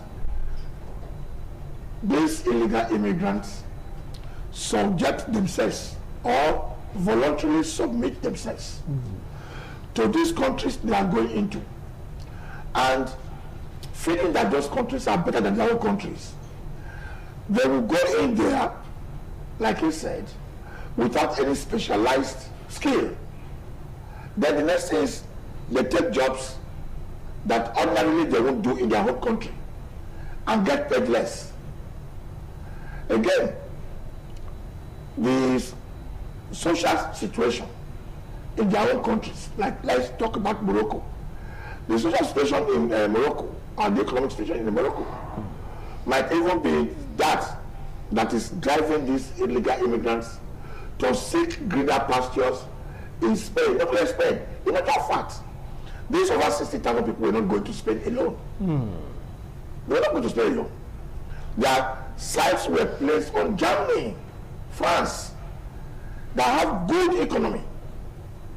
Then, in fact, Melania, the Prime Minister of Italy, yes, was the first to shout that, oh, we are going to review the Schengen policy that allows any person in Spain or any European country to roam around and so move around without visa. Because when when they saw the shared crowd, as we are saying now, the shared crowd, so the Italian parents said, look, if this is what you are going to allow, then we can't allow you to let people come into Spain, and from there they move into Italy. That has a border with them, or France. And she was so emphatic that a meeting of European countries were immediately summoned that Saturday to look at to review the issue of this Schengen policy that allows people, once you're in Europe, you move around. You can go. And this is why these people took that risk. Many of them were not in Spain because the Spanish economy is not as strong. If you can see, you see the soldiers not armed, just standing and looking. Because they don't have the right to shoot. They don't have the right to shoot. But unlike when you were like America, you can see them just moving. And that was what we saw on Saturday morning. So many of them were planning to use Spain as an entry point into Europe. And what exactly were they going to do in Europe? It is this, what my friend here called modern job. You can see what is now happening in South Africa. Having driven away Nigerians and other African citizens, now the jobs you are saying Nigerians are taking from you, they're not even doing it. The shops are still locked. So these guys were ready to go in through Spain, get into the farms, those who want to remain in Spain, get to the farms, receive less income. And work more. Receive less income, believing that is better than remaining in their respective countries, particularly in Morocco. This is why that influx took place. Like I said earlier, about 75% were rounded up that same day. Some were flown back to Morocco, and some were put in boats back to Morocco. But that is a signal that all is not well in the respective countries of these guys who took this dangerous path into Spain. Those who are still remaining in Spain today, I can tell you, since they are illegal immigrants, there is no way they can get any job that will pay them like any other legally acquired jobs. So they'll just be there any less. And those who succeed in going into Italy or France will eventually want to go into Germany, not minding the language barriers. The more difficult it is for you to acquire the language skill, the more difficult it is for you, the lesser amount you get. And this is modern slavery. If you are paying somebody who can speak German, for example, say 20 naira, and when you come in there, you'll be paid 10 naira because they don't know how to communicate with you. You are a difficult person. And when Red Cross see this kind of situation, Red Cross cannot chase you back. Because of the empathy. Because of the empathy. The Red Cross they have been trained to create conducive environment for people, whether you have come there illegally or legally. In fact, Red Cross is just to help you, help humanity. So when you cross illegally, they want to first of all see to your health. Some of them cross without clothes on, without shirt. They saw without shirt. So Red Cross will come first of all take you, examine your medical condition before taking you to shelters. And that is not even good for you, who is the illegal immigrant. You left home, you left your bed, you are floating on the water without shirt into another country. What do you expect? Hypothermia.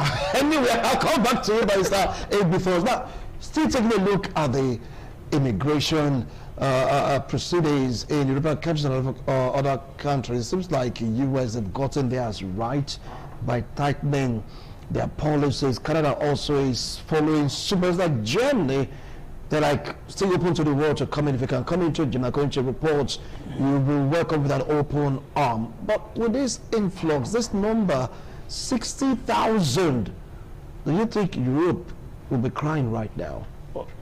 For me, 60,000 is an invasion. Immigration. No, these are people that are seeking for greener pasture. I don't think so. I don't believe that they're actually looking for greener pasture, in doing this. I believe there's more to this, but they will not investigate it because it benefits them. It benefits Spain. It benefits most of the countries in Europe. That's why that it will not be investigated.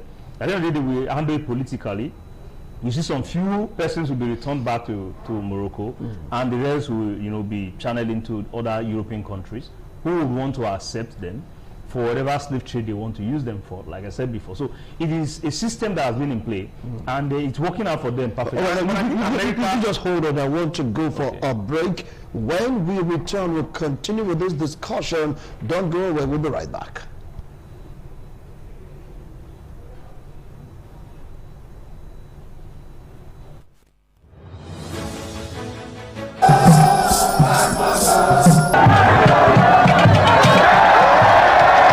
Some days, there comes the Ugemobo Festival, which the Oba celebrates outside the palace gate.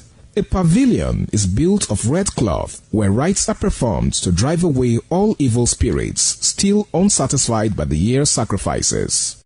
The Ugemobo Festival is to commemorate an event in Benin history which dates back to 1504 AD.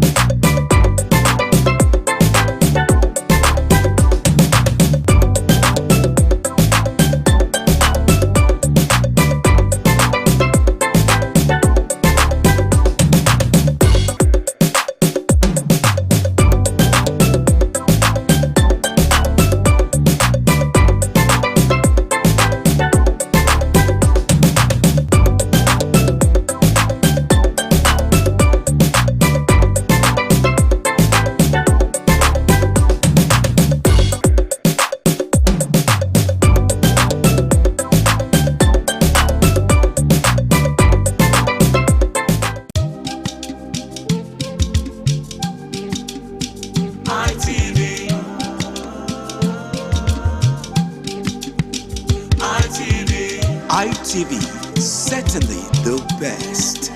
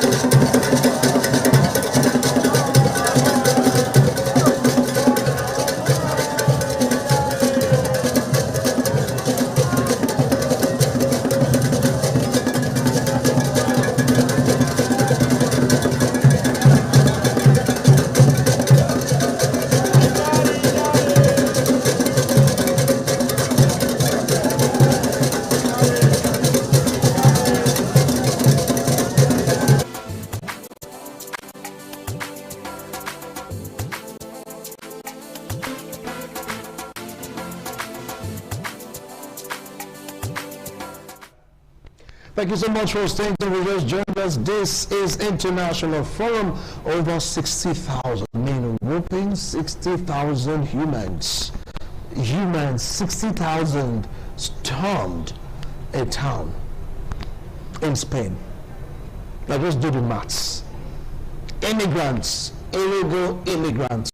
Anyway, our barrister A.B. Thomas of the studio, and of course, Comrade Elvis Brown. So we're making a point before we went on that, but please continue with the point you're making. Yes. So the issue of migration or illegal migration is beneficial to most corrupt officials in European countries, and so they are taking advantage of it. Forget about the fact that we thought or we think that these Moroccans and other people just went through the shores and then decided to invade Spain. That's not the way it works. Somebody would have been able to facilitate it. Somebody would have been able to educate them on how they needed to move. Somebody would have been able to tell them the pattern, the number, how they're going to cross and all that. It's not just, how do you expect that 60,000 plus people will just wake up one day and say, let's go? They must have in coordination. And this coordination would have been done by people who believe that they benefit from this thing. From every crisis around the world, people are benefiting from it. This is not exempted, it's not an exemption. There's somebody benefiting from this. So it's possible that some Spanish officials will have also coordinated with them. And that brings us to the abysmal nature of African leadership, the failure of African leadership, how that we're unable to have reasonable leadership who are able to put our people back and build a country that we are proud of, so that other people will also want to invade our own country, that we will one day, protect our border from America and say we are not coming in. So the leadership issue is a problem, political leadership. Take for instance, we're having a conversation here, how that if you are earning $15 per hour in Europe, by the time you convert that to Nigeria, if you say 15 pounds per hour, if you convert, that's a lot of money per hour. That's what some people earn in Nigeria for 1 month straight. And so the money you earn in a day, some places are not earning it at the end of the month. Civil servants. So how do you not expect people not to take advantage of that opportunity? People will also take advantage of the predicament of Africans to open those channels to them, coordinate on this social media. This same social media created by the West, they are being used against us in Africa. They created the social media platform, they created the crisis, they coordinate them, then they tell us how to go, we go there, they bring us in, use us for advantage. It is on and on and on and on. And I think our leaders need to now wake up and say, look, it is enough. It is enough. Recently they were having a program in Delta State where they were doing a commissioning, and a professor did tell the Delta State government that, look, all you need to do for your people is to provide electricity. And they did say that China, as of today, has millions of tons of watts of electricity that they have that they are not even using. But Nigeria is struggling to even retain 5,000. You have a president who said, if I cannot give you electricity in 4 years, do not vote for me. But the guy is coming back to be elected, and you still don't have the electricity. Nobody is going back. It's like we are cursed with history. We have been cursed not to have an understanding of what history is. Somebody said something yesterday. When it comes to something else, ignore yesterday and just be full to whatever I have to say today. And that's why they keep taking advantage of our youths. Just imagine the population of Morocco. They are supposed to be put to work that's supposed to be used to develop Morocco, that's supposed to transform Morocco, have been migrated to Spain to go and do miracles, to go and be turned into laborers, to go and be turned into people who are not useful to themselves. I think the majority of them, 90-95% they will return back to Africa, regretting why they ever left Africa in the first place. And so those who are really smart and intelligent, who want to go there and learn something and get educated and return back to build the country, they make it difficult for them. So these are the issues you need to look at. It is not something that just happened. Oh, this like I said, it's not a migration. It's an invasion. It was strategically arranged to cause issues in Spain and for those corrupt persons in Spain to also benefit all the entire Europe, as you may. That's everything. Also, you know one funny thing about this illegal invasion of Spain. Use the word invasion again. Yes. But these guys say that they want to survive. Yes, because they want to survive. That is true. But you find that 90% of African illegal immigrants that go into other countries, they don't get to learn anything. They don't get to learn any skill. What I'm saying. You go there, it's work. Look at any skill. Most of them you go to Europe. If they succeeded in going into Spain, Italy, France, Germany, where would they work? Hotels. That's cleaning jobs in hotels. Warehouses. The jobs you will not do in Africa here. Cleaning of patients. All patients or in all people's homes. Go and clean them, wear them diapers. And you are paid heavy amount weekly. That if you turn to Naira, it becomes big money. Whereas, if home were to be good, you have basic amenities like electricity. You have good roads. You have good hospitals. Particularly electricity, which has a multiplier effect for better purposes. You find that these illegal immigrants who are going to Europe, who will get no skill, who will learn nothing in Europe, except get money to come and build houses in Nigeria or Ghana or their countries. If they will be here with electricity, they can go into wedding. With electricity, they can go to party. With electricity, they can go to a lot of jobs that they can get some skill, work for themselves. I know somebody was here and with good electricity in those days. I'm talking of 70s, 80s. He built a house for himself, built a house for his parents, and this was constant. That was like over 40 years ago. Good. But every 5 years, we seem to be getting worse. So when you send anything, just give everybody a level playing field. Give a child 5 years here. Give a child 5 years to go to England. He will not learn any skill. But the one here will learn something.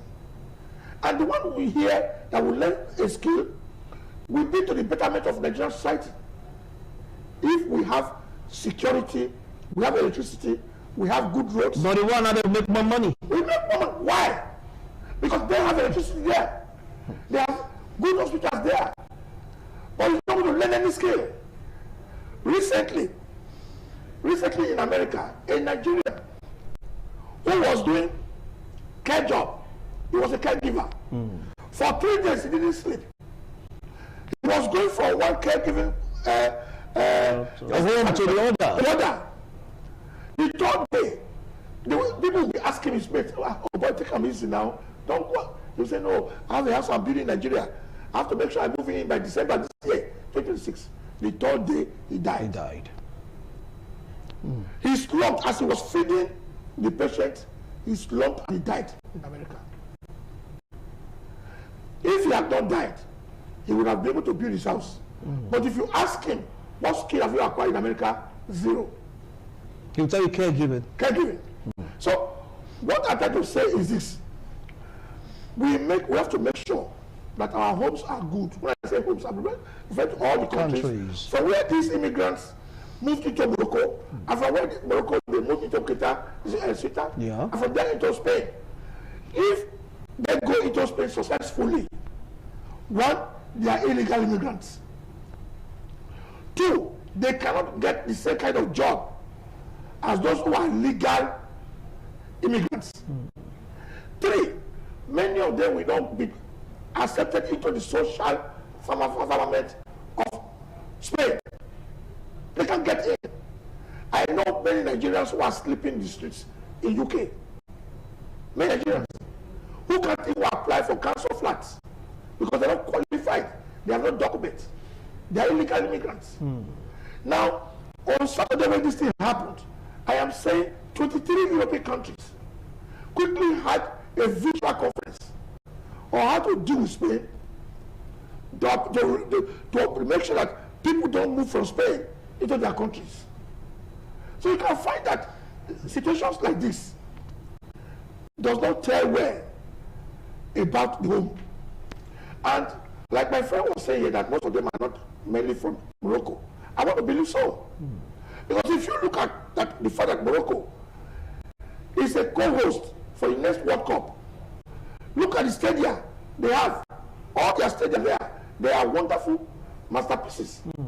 If they don't have the money to build such stadia for World Cup, they would have built such things. So their economy is good. So for the other American citizen to start trying to take a risk through those sea into Spain, Europe, yes, it's not an easy thing. So there must be people from neighboring African countries trying to use Morocco, since Libya is now difficult to pass through of the slavery that is happening, and it's difficult to pass there.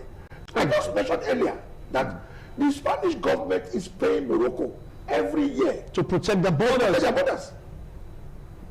That is why this Saturday's was a shock to me to see these people passing through and there were no guards. Some are barefooted, without shit, just boxes, and they are walking like that. Anyway, some have said that there's strength in number. Take a look at a country like China, over 1 billion, they were able to convert their number into strength.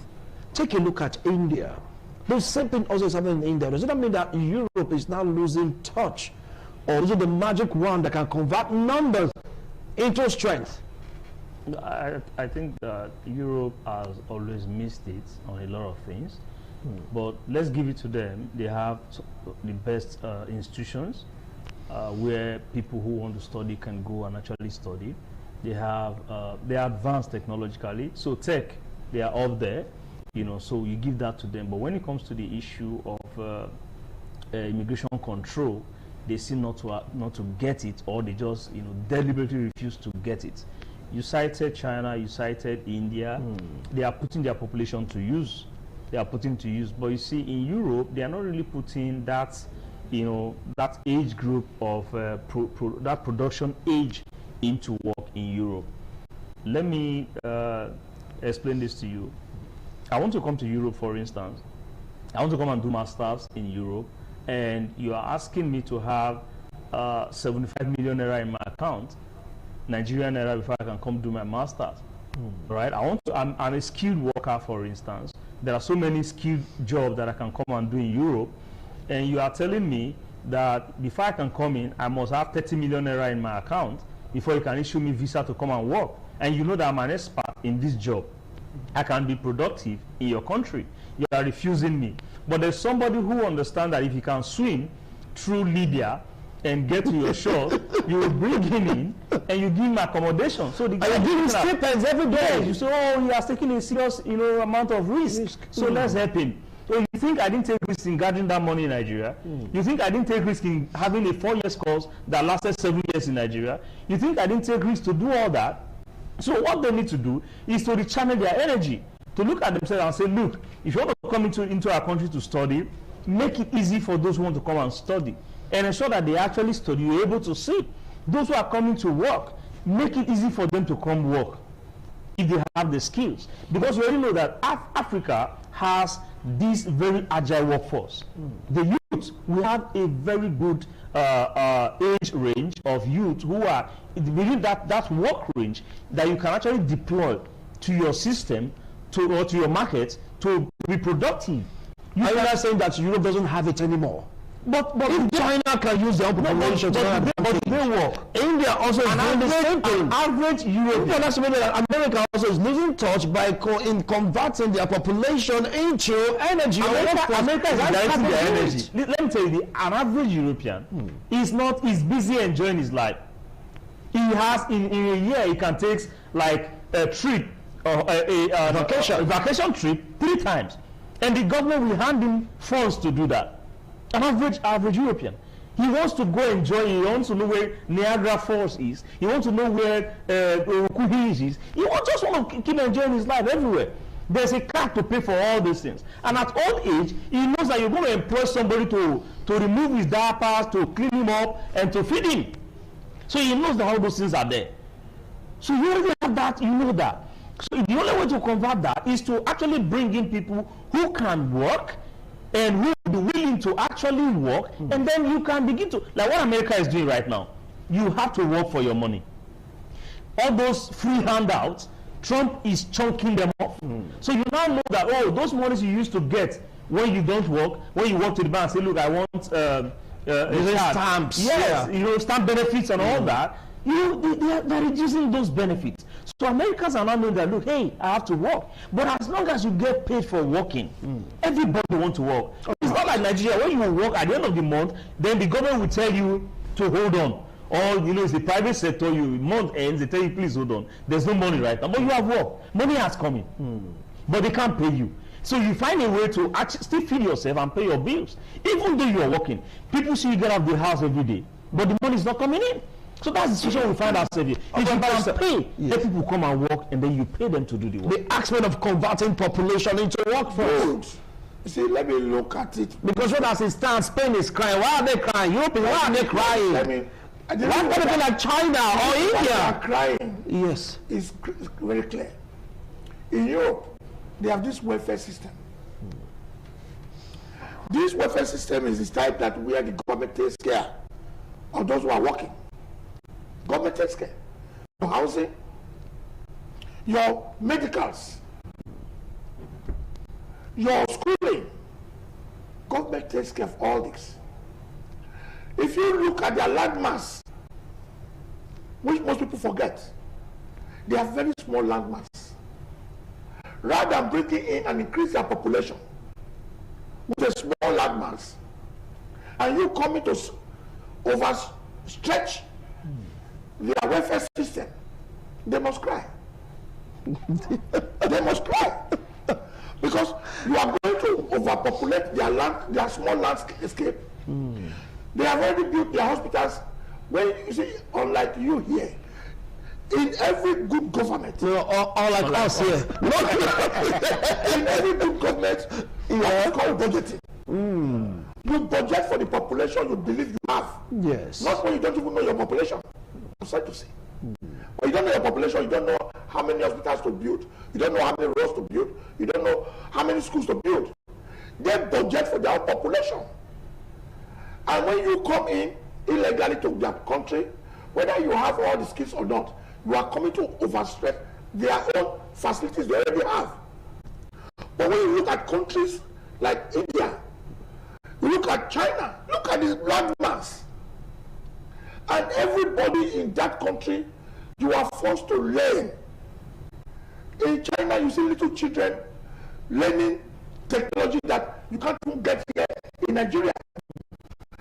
If you go to India, every little Indian person is a technologist. But when you are talking about Europe, asking them now change their welfare system into a communist system where everybody has to work, they will have difficulty because they practice their own welfare system for a very long time. So they didn't account for the population. Yes, they are not accounting for you. You are just going to come and give them headache. Now Trump, he said, no, you can't come and stay in my country. Why? They don't have a budget for you. So when your own country is preparing, your own country should also begin to upgrade their schools, upgrade their hospitals, build more. Why are you building new roads when the ones you have, you can't even maintain them. Your bypass is impossible. And you can't get more people from another country to your country because the roads you have, you can't even maintain them. The houses you have, you don't even build more. Government is not building houses. So if in Europe, you cancel houses, they can apply for. But at the same time, they don't want this kind of 60,000 illegal migrants. Where are they going to put you? So they must cry. The rich also cry. The rich also cry. All right, our final words on this particular discussion as it stands right now. Some have been sent back, some are still there. How do you think other countries can really learn from this in 1 minute each? How to prevent this kind of an embarrass to the African continent? Because I say they are from Africa, and it's a huge stain on the map, on the continent. Someone say, whether it's a stain or not, it's survival. Anyway, what can be done about this? I think what needs to be done is simply to allow for legal migration, make legal migration easy. I mean, most of those people that are there right now, if they would have been able to travel to Spain for maybe 2,000, 5,000 euro or pounds, they wouldn't have taken the risk of wanting to go through the sea or the road. So make it easy, make legal migration easy, and you see people will come in legally, and you'll be able to screen them, screen their health, understand where they are coming from, check their records, and know who they really are, and you get them into your system. But if you make legal migration very difficult, people will find alternative ways to invade your country. That's the way. Now, let our governments in Africa take care of their citizens. Give us electricity. We're not asking for too much. Give us electricity. Give us security. Give us good roads. I have no business in Europe. I have no business to emigrate. And those people who want their own country, we cannot blame them. They go back to your country. So let your government give us good roads. In fact, number one, if you don't even give us good roads, give us electricity. From there, we will know what to do with ourselves. Yes. Well, you've heard the two gentlemen here having the studio. Take care of your own country. If you can do that, they will not embarrass Africa as a continent, because over 60,000 to theater are because of what we're looking for in our pastures. Let's see how this will pan out if they're going to revoke Schengen visa, or they're going to put restrictions here and there. If they're going to put restrictions here and there, would there be an increment also in people trying to survive by moving out of that country to Europe? After all, they said Europeans are the ones that colonized Africa. So what's the big deal? We have to go also to our resources, all manner of different nations. But it's not right now. People are migrating to Europe. Can Europe survive the influx? We'll meet again next week Tuesday. God willing. Bye for now.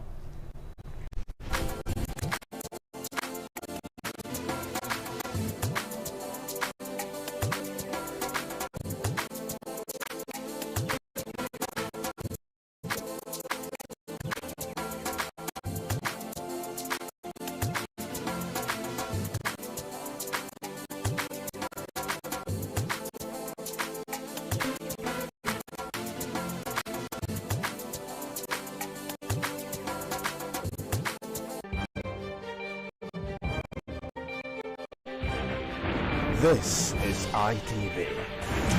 Certainly the best.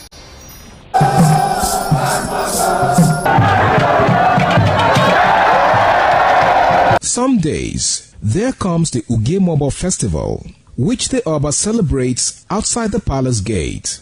A pavilion is built of red cloth where rites are performed to drive away all evil spirits still unsatisfied by the year's sacrifices.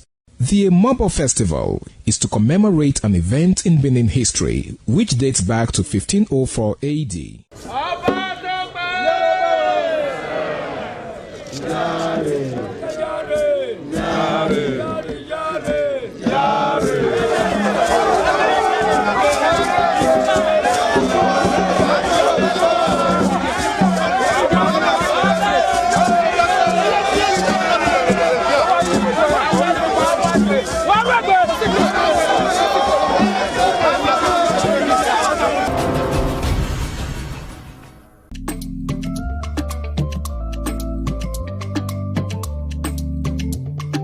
The man went out to bring in thugs to come and beat her. Yeah. In a situation like that, Do you think women would have seen that and still want to speak?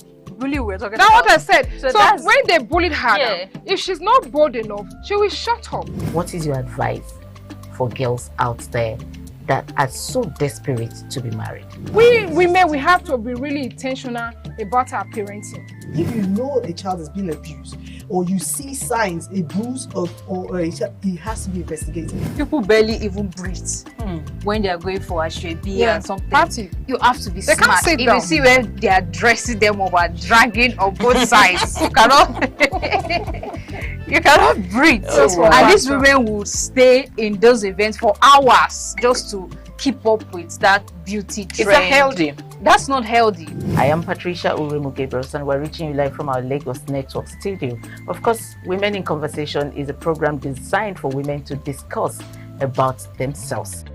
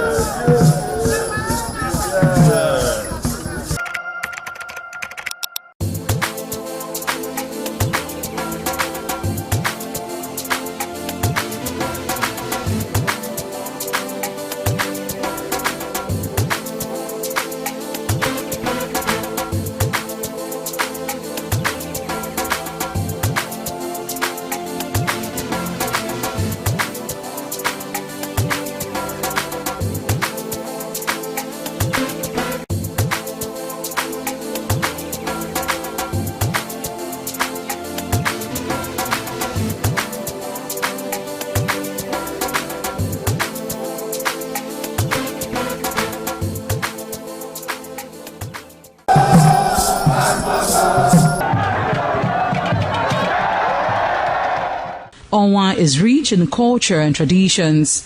The people are a mixture of traditional worshippers, Muslims and Christians.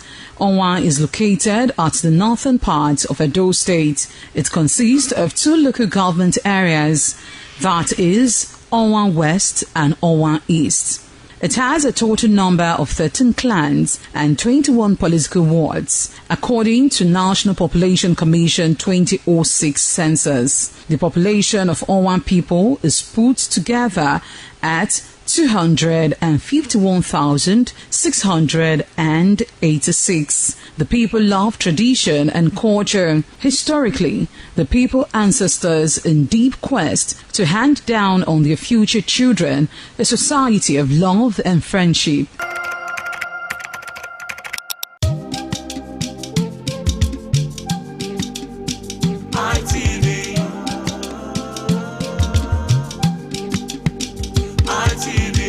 ITV, certainly the best.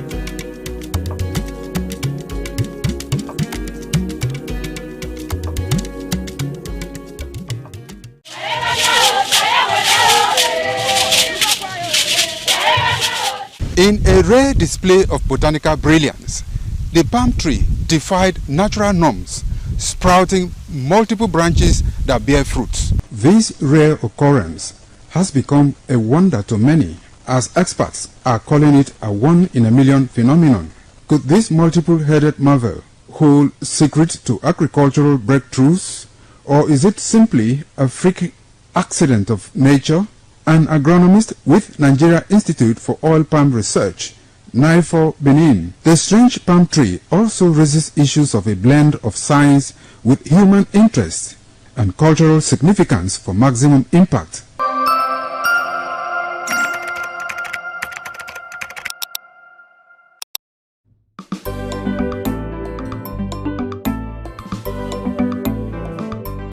Thank you very much for joining us on the program Healthy Living. What is the kidney? The kidney is an excretory organ in the body, which is for metabolism. Tuberculosis affects many organs in the body, but the common ones it usually affects is the lungs. Epilepsy is a neurological problem. Okay. It is an injury in the brain which causes someone to begin to convulse, to go into fits. It is curable, but the cure is a long-term thing. If you eat well and avoid ITV, certainly the best.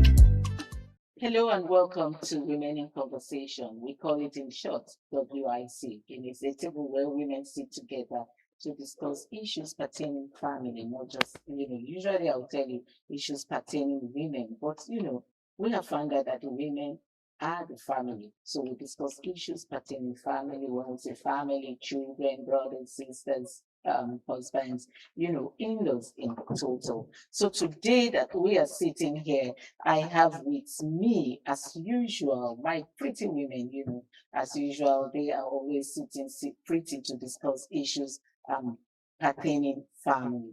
And to my right, I have Mrs. Gift Furera Onuzo. It's a pleasure being here. Morning. Gift, this is your Furera name. Anyway, because I know the meaning, I'll be biting my tongue whenever I want to pronounce it because the meaning is so pretty. The meaning means beautiful flower. Oh my God, beautiful flower. And you are sitting like a very beautiful rose. Thank you. Thank you for joining us this day. And then we have Mrs. Oluwatoyin Sani. Mrs. Oluwatoyin Sani, I know why I paused there when I said Mrs. But it's all good and well. She is the founder of House of Refuge Foundation. Mrs. Oluwatoyin Sani is always pretty. I have told her we have to go around Miss Nigeria so that she can represent us in the contest. Thank you for the compliment. I'm glad to be here too. You are pretty too. Thank you. And then we have a first timer here. Would we say the first timer joining us? She is Miss Bola Ige. Not the Bola Ige you think, but she is Miss Bola Ige Oyebade. Oyebadi. She's an artist. She's going to be singing for us before we leave this table today. And she's also a real estate consultant. Did I tell you that Chief Gift is also an executive chef who had promised us some food before we leave this table today? You're welcome to the table this morning. Thank you. Good to be Okay, so we're going to be talking on, can love alone sustain marriage? That's the topic of what we're going to be talking on today. Can love alone sustain marriage? Should I start with you, Tony? If I have to answer that question properly, it is yes and no. Yes, in the sense that love is the foundation of all marriages. That's the foundation. Apart from the physical attraction, emotional connection, and everything, we bring out the love. And that genuine love comes with trust. And it's as if you are okay with every condition that you need in that marriage. You'll be glad, you'll be happy, because you are doing what you're happy doing. You are with somebody that is making you happy. So it sustains marriage, but to some extent. That is a marriage where there's provisions, where there's vision and provision, where there's trust and friendship. But when there's love and we are hungry, something will happen to him. So you're saying love cannot hold hunger? To some extent. When it gets to a point that we love ourselves, but we can't afford rent, but we can't pay children's school fees, and we are hungry, something has to be done. Love can't go beyond that level. But love can start from Genesis to Revelation if there is provision, trust, and friendship. Love will balance to sustain the marriage. But it can never sustain the marriage alone without those subordinates. I see. I understand what you're going to, what you're saying. You know, some people will tell you that they can't love in an empty stomach. I mean, you hear them say, I can't be hungry and I'm loving you. So that's where Tony is going. So what's your own take? Can love alone sustain marriage? Well, love is a good thing, like the Bible said. But it can't sustain marriage. It can't. Like she said, it will take you to a point. And after that point, what next? If I love somebody and the person is not providing, because when you love somebody, you give. Love is giving. So when the love that you say you have in a marriage is not providing, the love dies. So a love alone cannot sustain marriage. The condiment that comes with love will have to go with it. Because when you want to pay the bills, the children are crying. You cannot afford seeing your child crying, hungry, and you say this love that will sustain that child. It's not possible. So love alone cannot sustain marriage. Okay, let me come to you, please. Love alone cannot sustain the marriage. But then again, when you love, you sacrifice some things, and then you tend to, support your husband or your spouse, okay? And she's saying that love alone cannot sustain the marriage, because when you see your child crying for hunger, you want to turn away from love and make sure that this child eats. But supporting your spouse, maybe you have enough to bring to support him. Will you still be in love when you're the only one, bringing out, dishing it out, paying the bills and trying to run the family? Will that love still be there? I think the woman should understand that the man is going through process. But it's going to be bad when the man now eventually just relax because the woman is providing and he doesn't want to do anything. He doesn't want to help, especially when she comes back, he's with remote watching TV Then when she comes back, she's still the person that will still enter the kitchen, do some chores in the house again. You know, while he's still with his remote.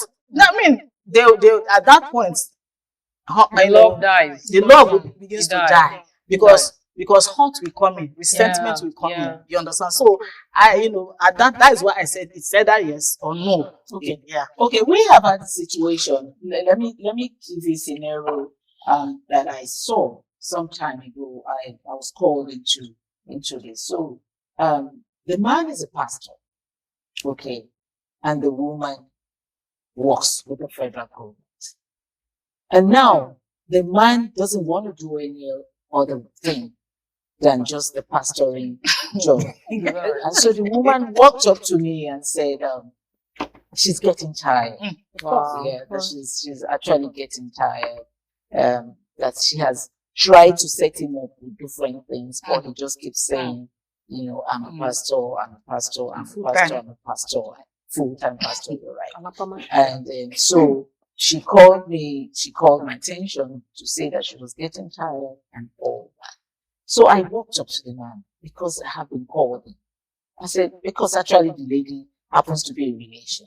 So I said, this is what your wife said and that's what your wife said. Why don't you want to do anything? She has tried to set you up and all of that. And he said his time is committed to God's work. In this situation, what do you do to him? I'm calling him on this time.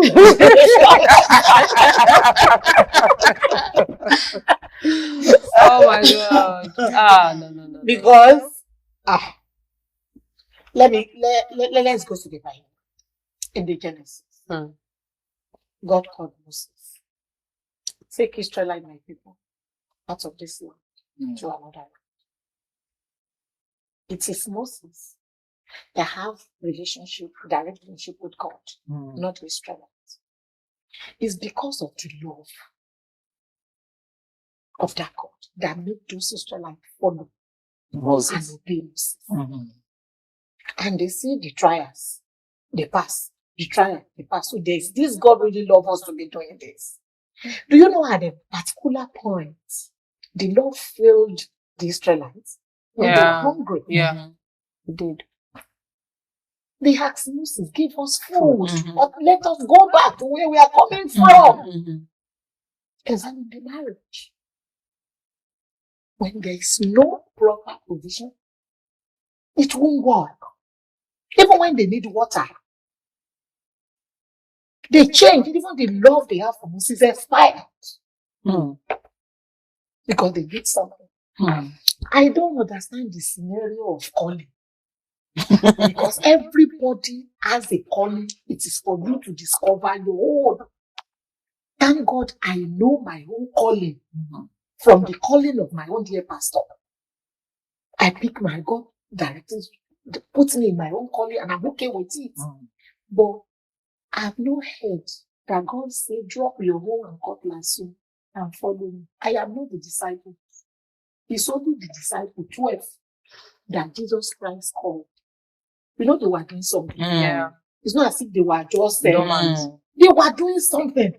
And he called them, follow me. And they obeyed. Because that call is with provision. They were doing something. And God called them. Jesus called them, follow me. And immediately provision for them. I never read where they lack till the very end. But you were not doing something. God knows they call lazy man. No, God, I don't understand. God cannot call a lazy man. You must be doing something. God must have trusted you with what you are doing with your life and with your career before you can now assign a duty to you. When you are failing yourself, how would you fail God? You can't manage any resources. You can't bring anything to the table. God will now pick disciples and put in your hand to trust you with disciples. It's not possible. How will you take care of the sheep? Of the sheep, it's not possible. So me, it's a zero. That man, they will not come my way. They will not come to the generation way. That you will tell me God. Toyin, that's okay. That's fine. That's Toyin, that's okay. Let me get your view on this. Oh my God! You see, the Bible says, "He that does not provide for his house is worse than an infidel." So, but in this case, he has been called, and is working for God. He is And then working you did for the God. Twin. How? There are pastors, there are lawyers, there are pastors, there are so many, even the song. Yes. Well, me, I would say that, because when we are talking about is love enough, it starts from there. Because sometimes, because love is just a feeling. And that feeling can be punctured. Anytime. Anytime. You understand? Like a balloon. Yes, it can be punctured. Now, initially, when this love thing starts happening, you may not be thinking outside the box at that time. Because I believe the problem started from there. Yes.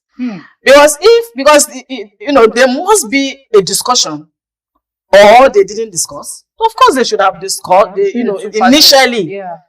Okay, I'm a man of God. God has called me to full time, and I'm going to marry you. You doing the work. We're going to stop there. We're going to stop there.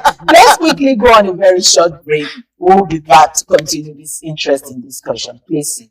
Welcome back. It's still Women in Conversation. We were talking about can love alone sustain marriage. And the table was being heated before we went for a very short break. I called for that break so we could have water because Toyin was already shaking the table and was telling me, listen, they shouldn't call me for that kind of thing. But anyway, welcome back. So you were saying something, Liz. Yes. So, because of love, so probably there was no discussion outside the box. Okay, I'm a full-time pastor. God has called me. I don't want to do any other. So full-time pastors don't eat? No, they know they buy things. No, the truth is they don't go to market. The truth is, when we are talking about this full-time, let's be realistic. There are exceptions.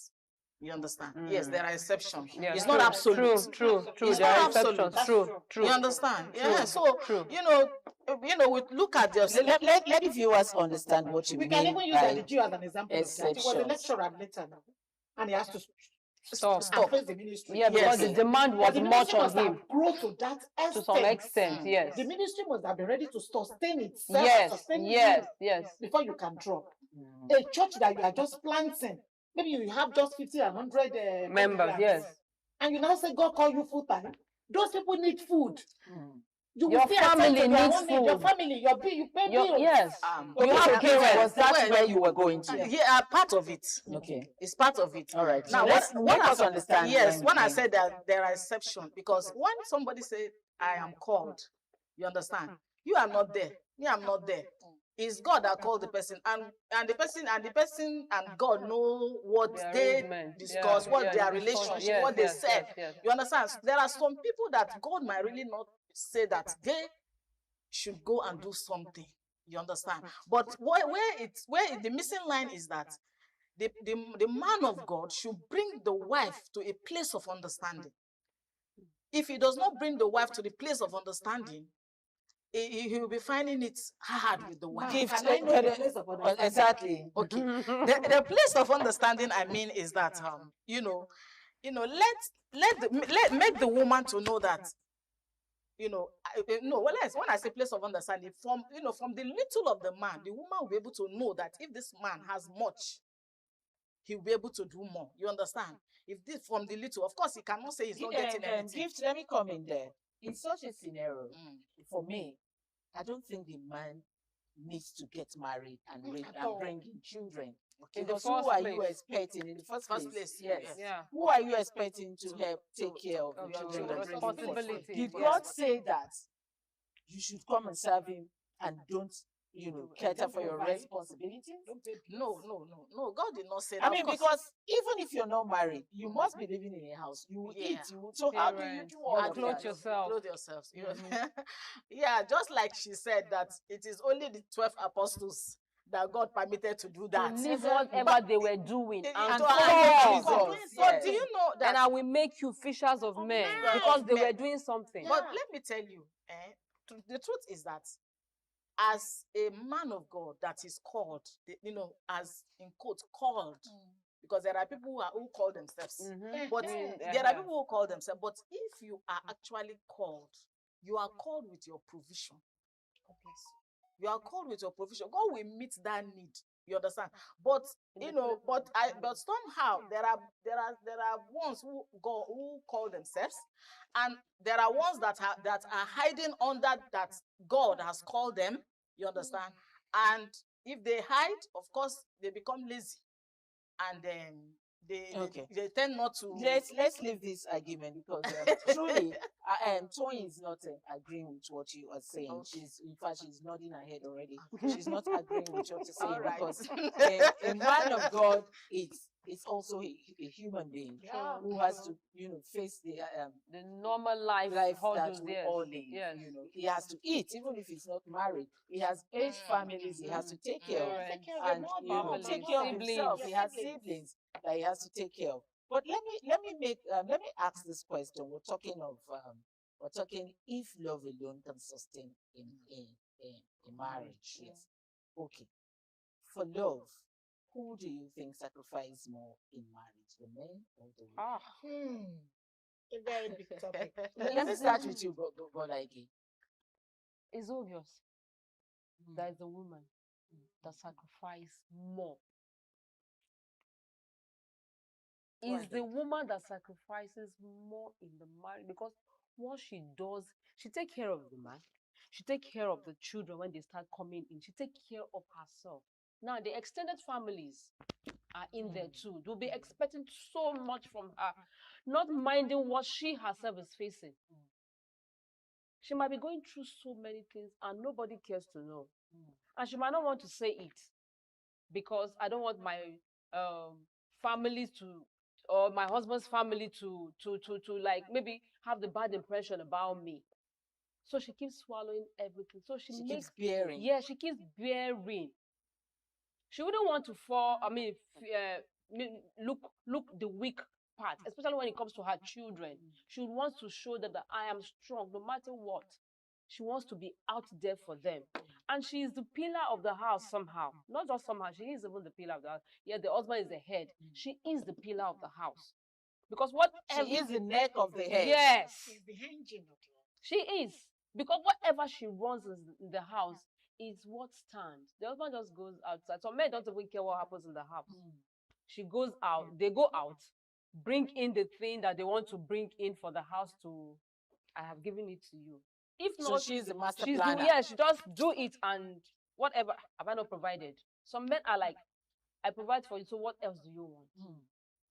You know, so she is the one that sacrifices the more in the house. The woman bears so much. Is it the childbearing?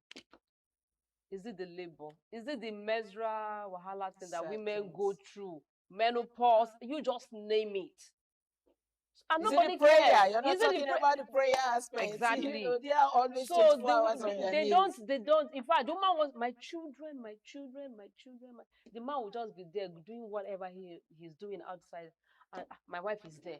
Okay, let me hear your view. You know, who sacrifices more? I'm not going to agree with her 100%, because this thing we are talking, it depends on the kind of partner that God bless you with. Where we agree with you is in a situation where the husband is working and the wife is working. They are both going out to provide for the family. And when we now come back, the house chore and everything is now fall on the women.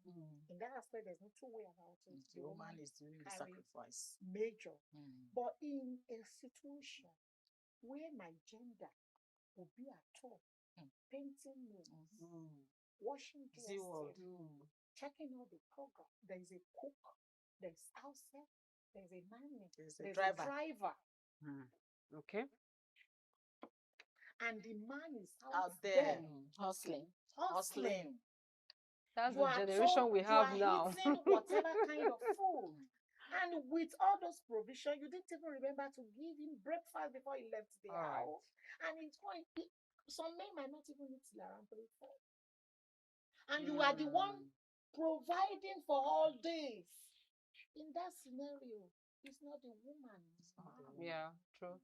Don't be selfish in this aspect. True. So that was depends. my thought. True. It's my thought. It depends. We have some women that they don't even know how much the husband is giving to their own family, to our own family. It's true. The husband is bearing the responsibility of his own family and the wife's family. We have some women like that. I know them. They have the time when they will go to spa, when they will go to cinema, when they will go to shopping, when they are all that is what they are planning. When they will go for holiday. Those people, are you telling me? So, but like it says, it's soft life. It's called soft life. Yes. We have a lot of women in that category now. Of course. Yes. Of course. But we have a lot too that they wake up in the morning, the wife wake up 3 a.m., prepare the children, prepare herself, prepare even the man. True. And the honorable man will just wake up to the bathroom, go and wait in the dining for the breakfast, and they go pressing on. I'm waiting for you. Oh. Exactly. Because she has to hurry up. And we go together and still come back on the traffic of Lagos. And you will now say it is Arsenal that is playing today. It is Liverpool. Exactly. While I'm in the kitchen and hope work of the children. Another thing, in that aspect, I give it to women, I give it to my gender. God bless all those women in that category.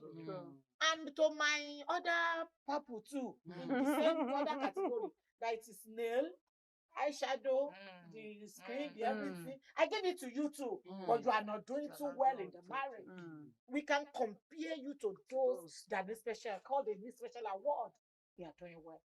For all the responsible men that are doing their duty, I give it to you, sir. And we have a lot of men too, that when they fold leg like this, they talk about the league. The women are providing financially, emotionally, mentally, in fact, spiritually.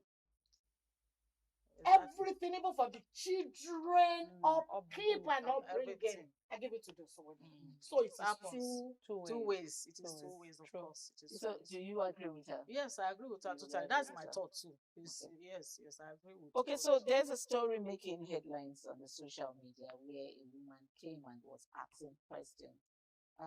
Should she divorce her husband? We're talking about who sacrifices more in the marriage. Is it the men or the women? And so she said her husband, during the Ileya, bought his own family rams, 2 rams, and never gave her anything to give to her family or bought her family ram. In this situation, do you think the woman in that marriage is sacrificing in a negative aspect? No. Let's be very realistic. Yes. Let's be very realistic here. Ileya, let me assume you are the husband. Okay. Ileya, your family. Ileya, my family. You bought ram for your family too. It is my responsibility to buy for my family too. You don't think it's the man's responsibility? Why? It is when the man chooses to. And it depends on the relationship and what you are contributing to that marriage. If a woman is a good woman and you are contributing well, you don't even need to ask him in that period.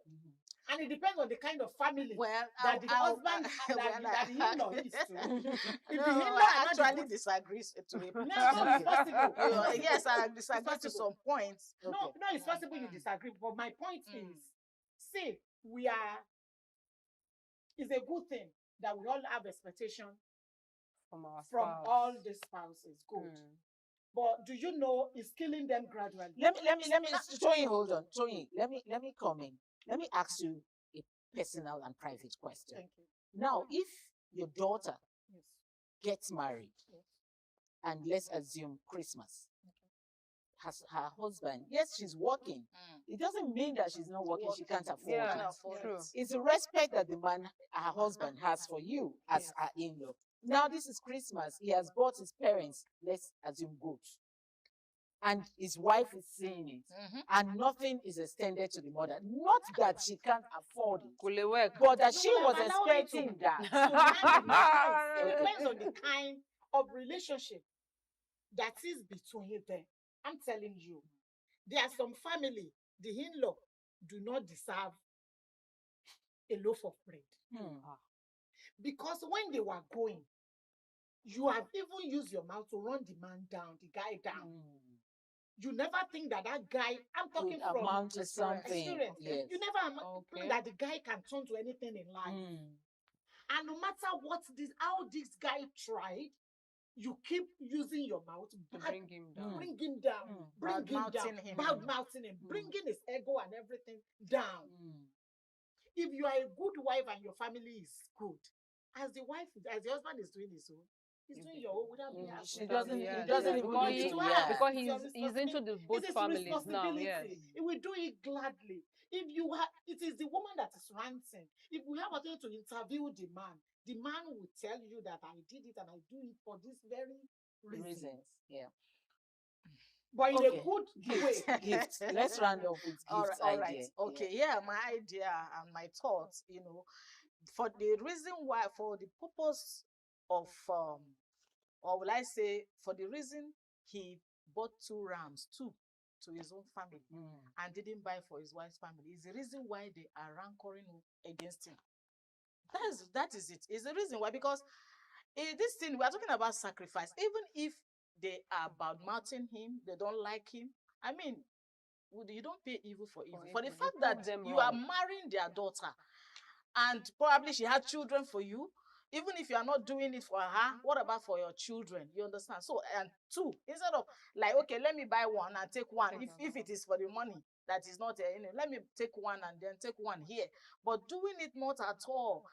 I don't think he even wants the marriage as for the man, because he knows that. Judge we outside, because we never knew whether this man bought last year and it was chaotic, or bought for an ingrate family. Okay, that will come in again. But both answers actually make sense to me. They both make sense to me. I have seen a husband too who went to marry a girl in the family when he had nothing. They kept bad-mouthing. In fact, the girl cannot even speak where families are talking until the man grew to something. And when he grew to something, he refused to look at that family. Even when the wife would cry and say, just give my mother, I said, I will give later. And later talking. I really didn't want it to get ended, because I also had a lot of questions that I would have loved to ask my women here. Of course, with Toyin will always shake this table. Toyin will always shake this table. Anyway, we've come to the end of today's program, and we hope to see you next time. Join us when we come back again for Women in Conversation. I'm Patricia Owen-Gabriels. Thank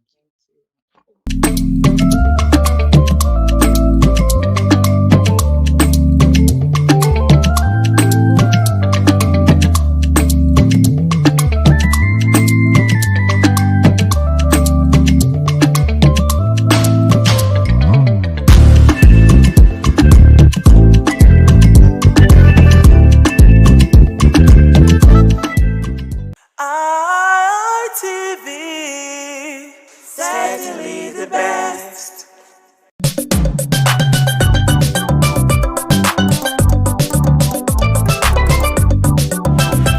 Also, waiting they happen. I don't suffer, not be small. Upon say I get sense. Poverty not good at all. Oh. Now he make I come this village and they look for fresh corn. I look for fresh corn. Look, you know the way I sing that sound. I don't suffer and not be small. Upon say I get sense. Poverty not good at all. Oh. Now he make I come this village. Fresh corn. How much you take to buy them now? But those women where they do roasted corn and when they cook corn, when they throw away the dirty for gutter, only goes fire. Amen.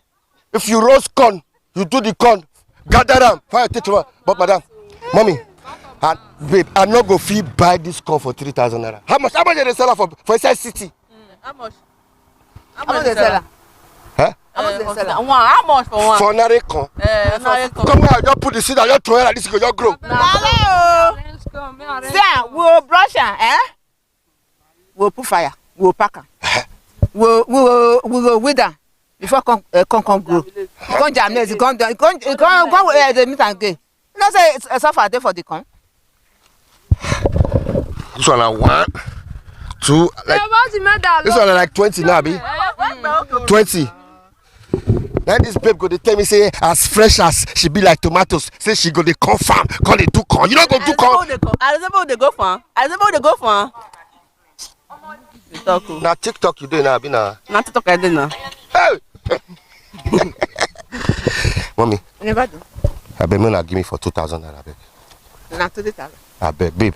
No. No, I beg 2,000 naira. No, 3,000. No, not 3,000. I they see where they rush this corn. You know, say if you go city now, if you see where they offload corn, if you see the way our women they run kitty kata, all of them they drag for the corn. This one a fresh one now. We just a cut now. If I want to say how much I'll take sell and if I buy this one 3,000 now. No, make we calculate time and buy this one 3,000. Ah no, you cannot sell corn 1,500. Maybe I sell at 200 naira now. For where? For village, but yeah, they said 200. For honorary corn, for only the roasted corn. Don't be charcoal that take the roast one. Don't be transport, it take carry and go house. But you consign charcoal, consign this corn. Okay, without charcoal, this corn it go roast. You see, buy charcoal. They buy charcoal. Charcoal wood way full bush full everywhere. For where? Not be bush beyond this one. Oh, now you want to go charcoal. I dey go. So like how much I feel say this one now? This one? Now airport road I want go sell them for Bini. I know now. I said 500. For one. They not buy you. They will buy you. They not buy you. They will buy. Ah no, they not buy, mommy. I said they will buy. All my son that did there, all my daughter did there. Now son that they say they buy. 500, 1,000, 2,000, 3,000, 4,000, 5,000, 6,000, 7,000, 8,000, 9,000, 10,000. But this one they're not buying at 500. So I can't gain like how much? Like 7,000. Plus Shako. Plus the money when I take enter transport, when I take carry out from village to the city. Therefore, the one where we say I take stand, they do the call like this, until they cook up.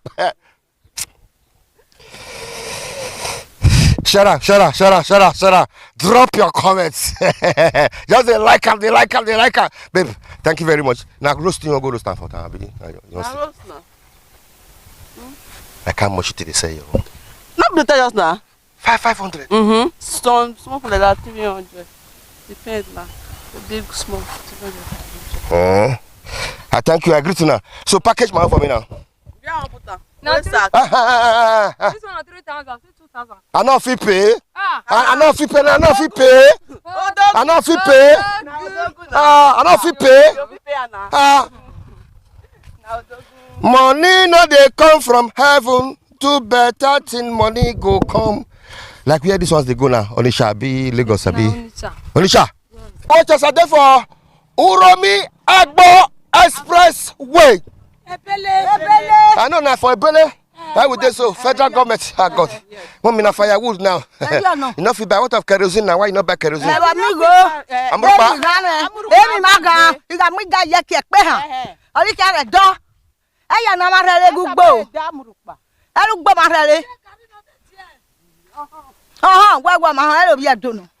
Koye.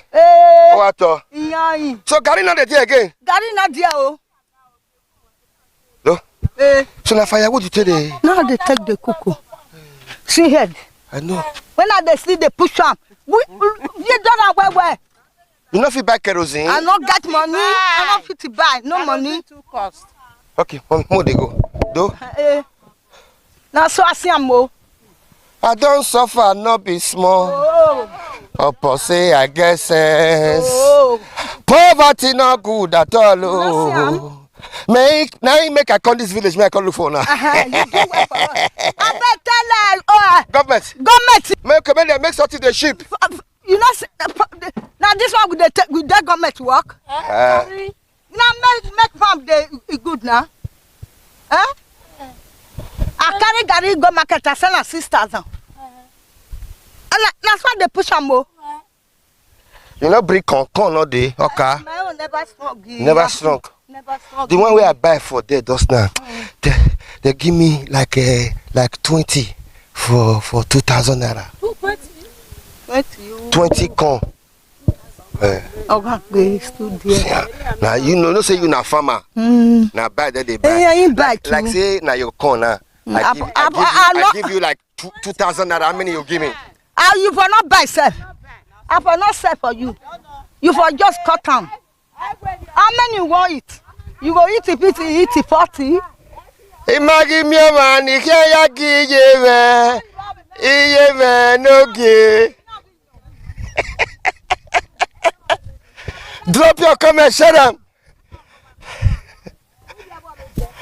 You see, mommy, you don't reach 70 years. Now 70 I just so. Now just this so. Now 70 something I just this so. No video, no your time I comment. And so 70 years, mama. Now the America, now the UK, now the Europe. Thank God for your life. Oh, since 70 years old woman on wheelbarrow for village. Imagine me man, the kaya give me no give. They go.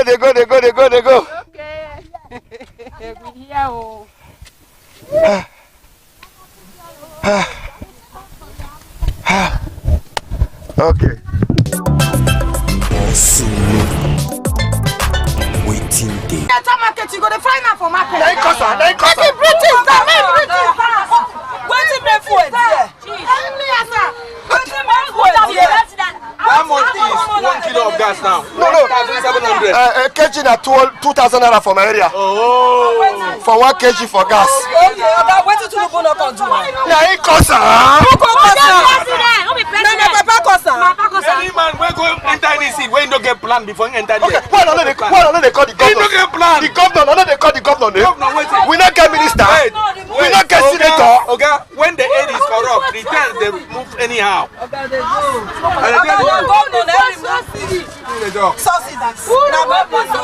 However, His Excellency, the Executive Governor of Edo State, this bus now when I get so the engine don't they sound well again.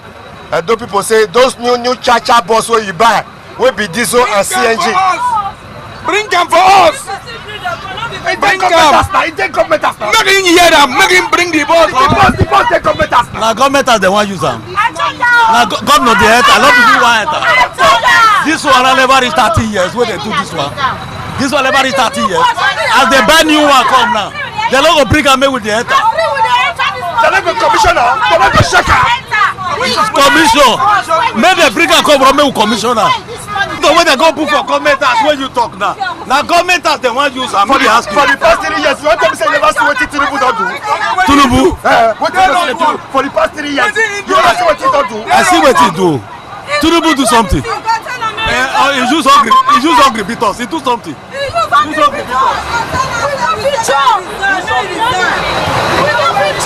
Move. 50 bus now, Power will buy. Akpako bus. His Excellency. His Excellency. Akpako rescue.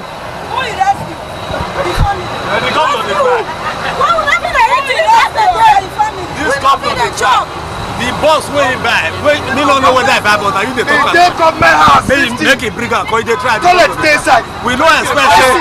We no expect say he go try. ATM dey inside. Police station dey inside. Make him bring am. Make him bring am come. As we dey enter this old one, so that make we still enjoy the new one. He no dey enter. Governor, that's why they tell us say the new one. Police station dey inside. ATM dey inside. Security dey inside. Toilet dey inside. Where you go chop 3 times a day? Dey inside. Hey! I want to. I pledge to Nigeria, my country. Hey, whoa!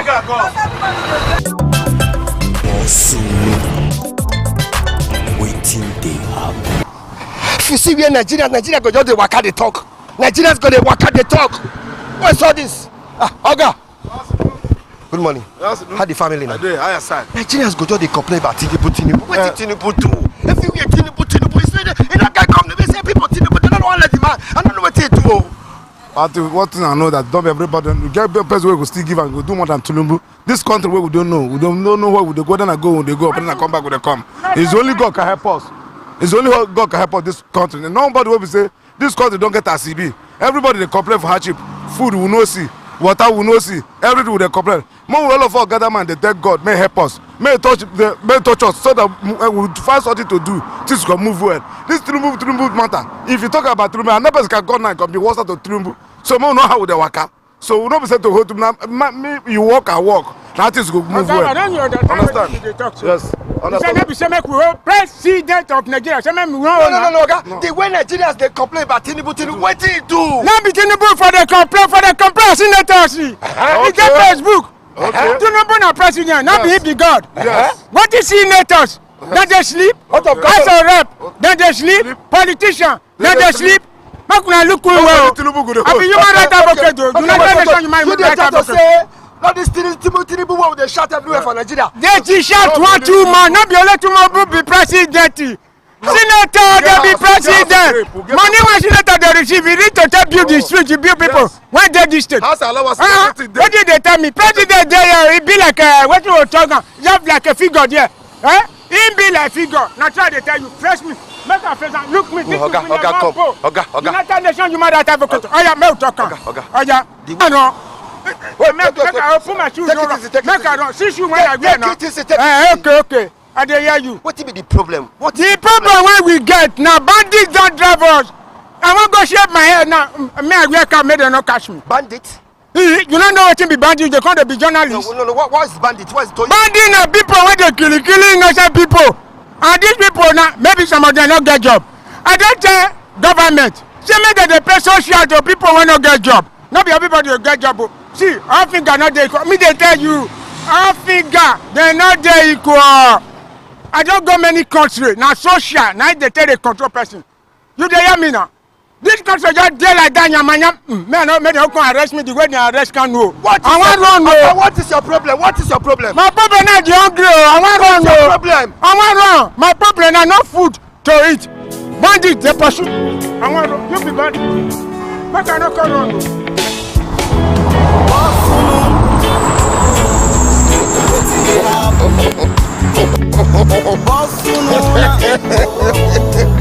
Like play, shut up. Drop your comments.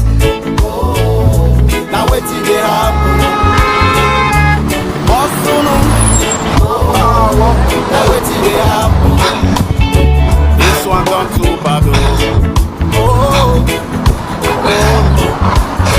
This one done. I dey for Benin City, Edo State, South Nigeria.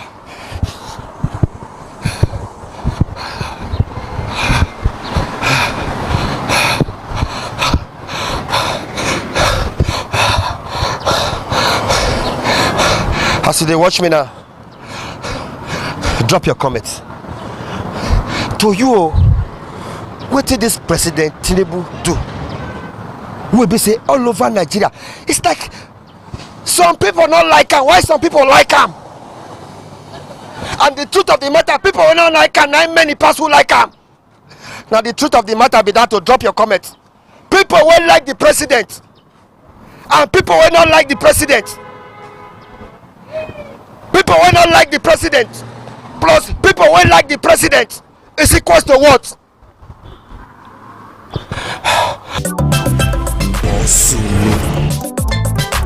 Waiting they happen. Election done they come oh. Now say your vote oh. No need to fight oh. Election done they come oh. No say your vote oh. No say your vote oh. Election done they come oh. No say your vote oh. No need to fight oh. People go dey complain. No say your vote oh. Election done they come oh. No say your vote oh. No need to fight oh. Election done they come oh. No say your vote oh.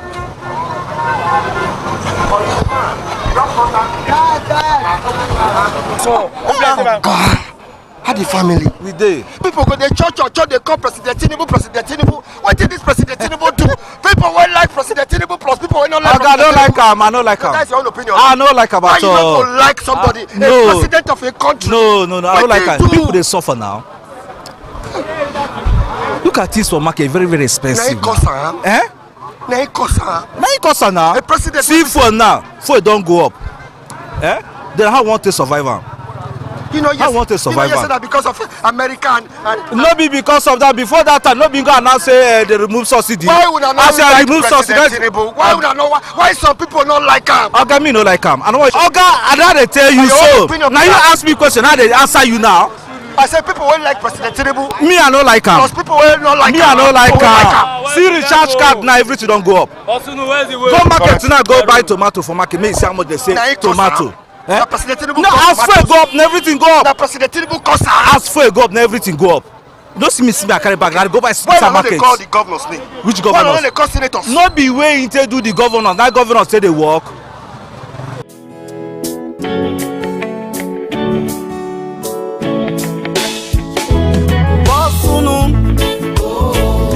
Now wetin dey happen?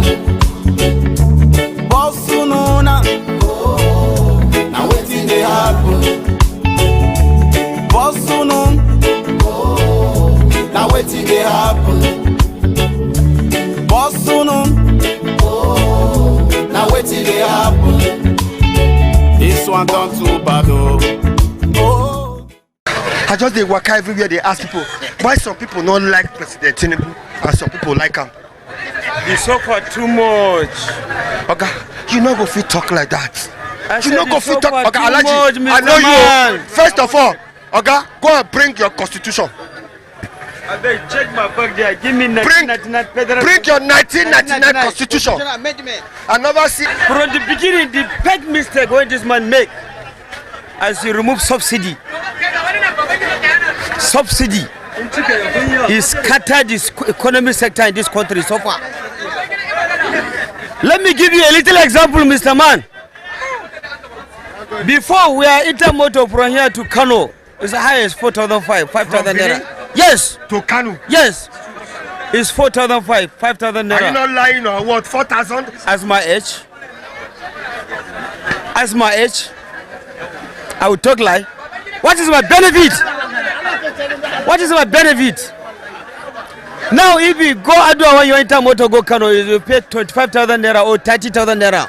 To Kano. If you don't get, you relax or you go die there. For what you talk to? So please, I call the attention for the Mr. Tinubu to bring back the subsidy back. It's not possible. Why you say so? It's not possible. After 3 years, to bring back subsidy. And so what? We don't see the benefit of that. Wait. I'm a citizen of this country. A senior citizen like you. For the past 3 years, you said the policy of this present government is not working. Yes, actually. From here to north, 30,000 naira, which is improper, is a big international challenge to the common man.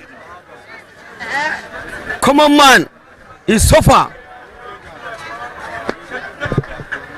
Why you they use this 1999 constitution? This 1999 constitution, I read this one day and night to make sure that I know my right. To know your rights. Quite all right. Is waiting day here different from waiting they happen for outside? Actually, confirm. No. Waiting day here. Let me tell you, section 14 in this constitution. Section 14. Fundamental objection and directive to the principle of the state policy. The governor, the government, and the people. Are you getting my point? Number 14A. The federal government of this country shall be a state based on the principle of democracy and social justice. The social justice. Are you experiencing the social justice in this country? Number 2, it is hereby accordingly declared that sovereign belong to the people. Yes. Size power belong to the masses. Yes. You understand? Yes. So it's the primary responsibility to the government to make sure that they protect the life and property in this country. See bandits occupy everywhere in this country. Are you aware we have Nigerian army?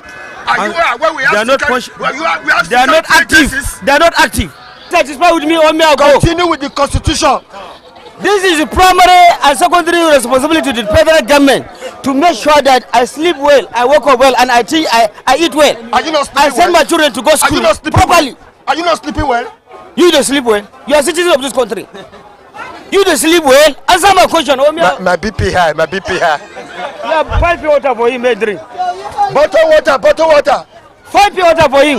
Okay, bottle water. Pure water. I don't get money to buy. Bottle water. I don't get money to buy pure bottle water for you. Constitution. Now 1999 constitution. It's a 1999 constitution. Not be a constitution at the redo. It's different from what they happen for outside Nigeria. This topic alone. This topic alone is a failure to the federal government. They never amend them.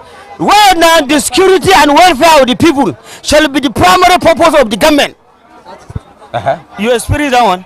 Not be Nigeria, you there. Let's carry this rumor of bandits and kidnappers. It's not a rumor, Mr. Man. I'm talking. You are talking. Come. What is rumor about that? What is rumor about that? Tell me the one way be rumor for waiting. Don't tell you now. Is it not banditry anywhere, everywhere? As I talk to you now, full security. Now every problem we get, Nigerians cannot feed themselves any longer. No, this man go bring 1999 constitution. Where's the authority? As a judge of the constitution, and I want to hear the one with them. See what I read for him. I don't know whether he a doubt. He said fundamental objectives and directive principle of state policy. It's happening. Yes. See, the primary responsibility of government now to protect life and property. Is Nigerian government not protecting Nigerians? 0 minus 9. That's your own opinion. That is F9. That's your own opinion. That is F9. No. Go ask another person. Which kind of my opinion? Come, are you saving your house? Tell me true. You dey sleep with your 2 eyes. Are you threatening me? I'm not threatening you. I'm asking you a question. Are you saving your house now? Are you threatening me? No. Answer the question. No, answer the question. No, Mr. Man. You are a citizen of this country. Do you know how many dogs I have in my house? Dog? And so I what? dogs. Okay, And now so, I have wait, 20 you dogs. have dogs. You know the chef. I have dogs in my house. He don't agree to what they talk. Say he not get safety. Failure in the comment. You don't have Insecurity. safety. You know not. Waiting they happen. Prepare water for him, managing life. On my body they hot. On my body. They hot. We can't even afford you water. No, not give out water. Water is expensive. No, may they give him. Because of God. Calm down. At my age, now you they buy me sachet water. At my You even age. see water drink. At my age. You see this? At my age, you they give me this. At my age, you they The give me. situation in this country, I don't try. No. At my age, now you give me this sachet water. Wait. I will not blame you. Now, because you will see this water drink. And I own fan for you. The fan they blow you. My fan they blow you. My brother, beg, take No, water. You don't need that. I love why I know. That's why you need that. For bottled water. For No. Nigeria. Why you go see the pure water? Waiting they happen. I beg, give me cocoyam, take. You never correct. You don't correct. I know if you put sauce. You pour here. I know put oil. Now you're na bag. I know they put. I give you wazalako. I give you wazalako. Edoji me. I give you wazalako. Edoji me. I give you wazalako. I give you wazalako. Edoji me. I give you wazalako. Edoji me. I give you wazalako. You beg any? I walk. We happy. Now for those of you now they watch us on live for Facebook, for ITV, for TikTok, this na cocoyam. Many of you are not the chopper. Benin people they call them Aka. You when they watch us, whether it be Hausa or Igbo or Yoruba or what do they call cocoyam for your language? Drop your comments. Share them. I give you wazalako. Waiting they happen. How far clear? Clear. Share for Facebook, TikTok, YouTube. I pledge to Nigeria, my country, to be faithful, loyal, and honest, and to serve Nigeria with all my strength. That's so it's supposed to be. We are suffering and smiling, but how you see this my car? Check this my car. How you see the car?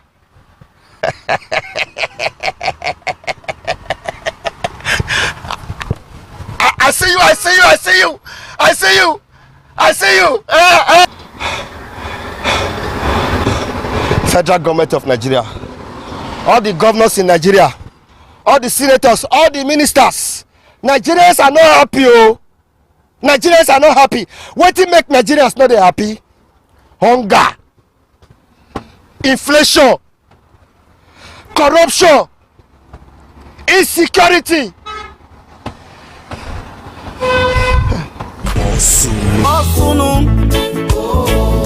Now wetin dey happen? Now wetin dey happen?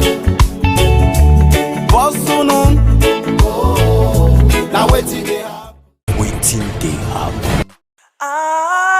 ITV, certainly the best.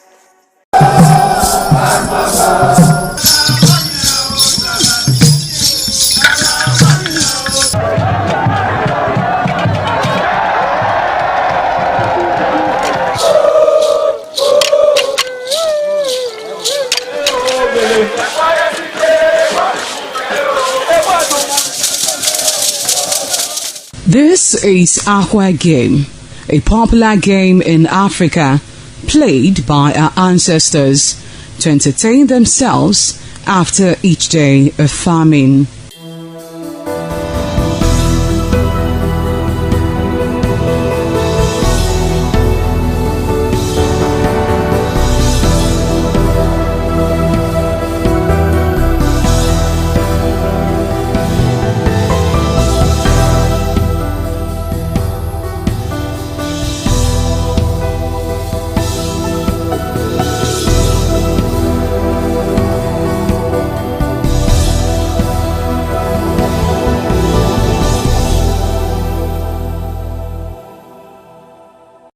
It is also relevant in our coronation in Africa.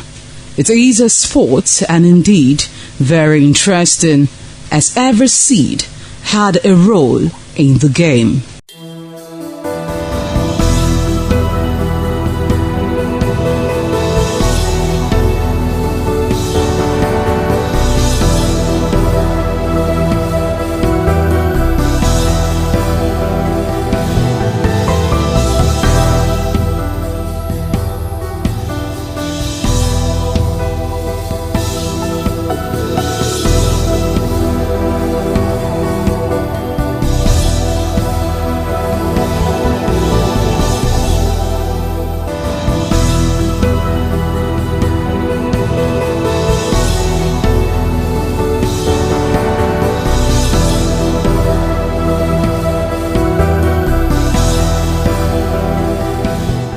Playtime is 45 minutes per set.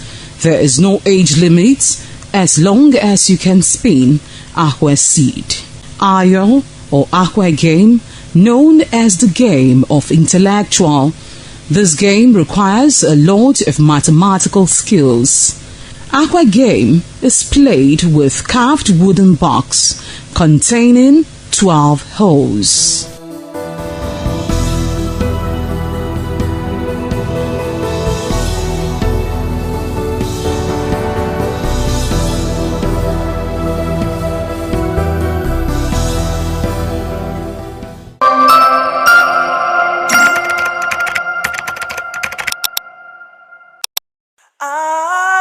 ITV, certainly the best.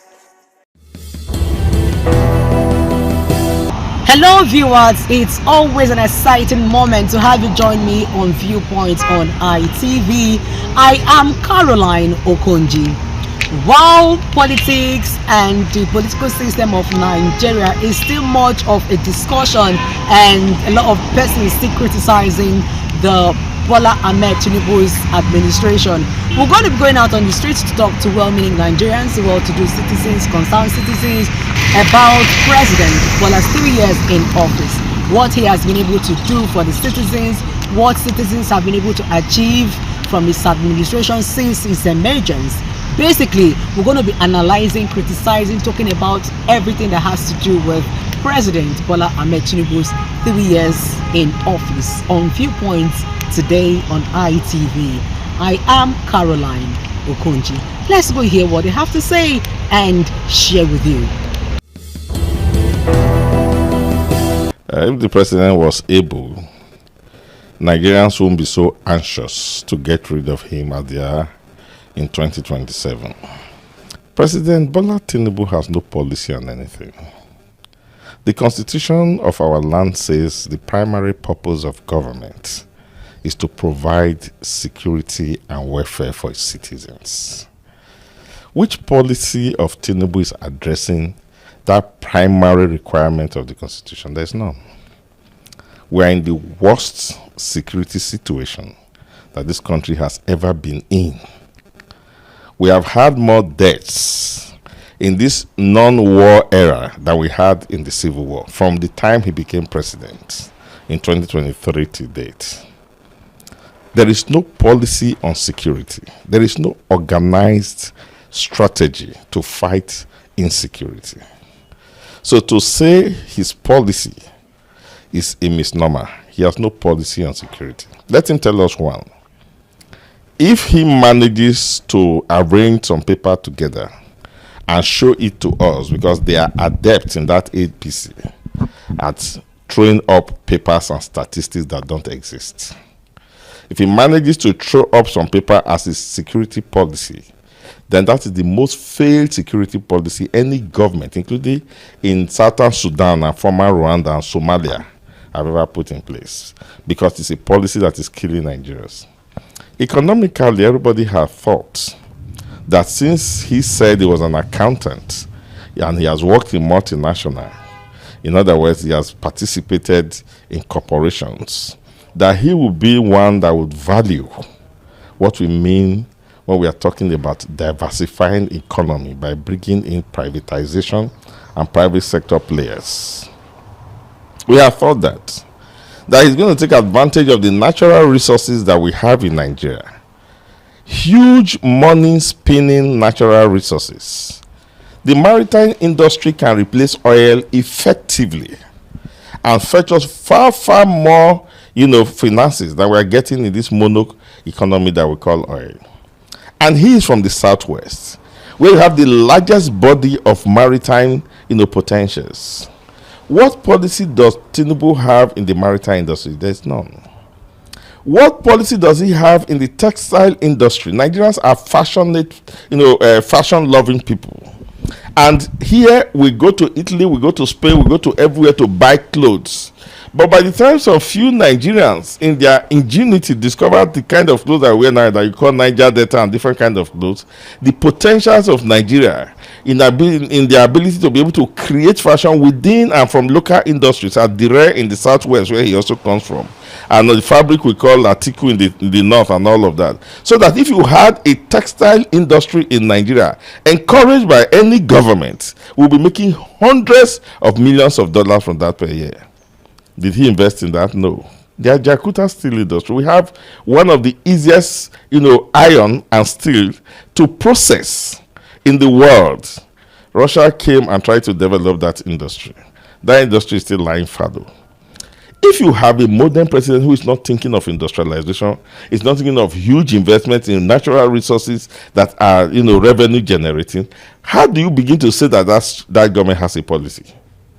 The policy of social conditional money transfer that you never see.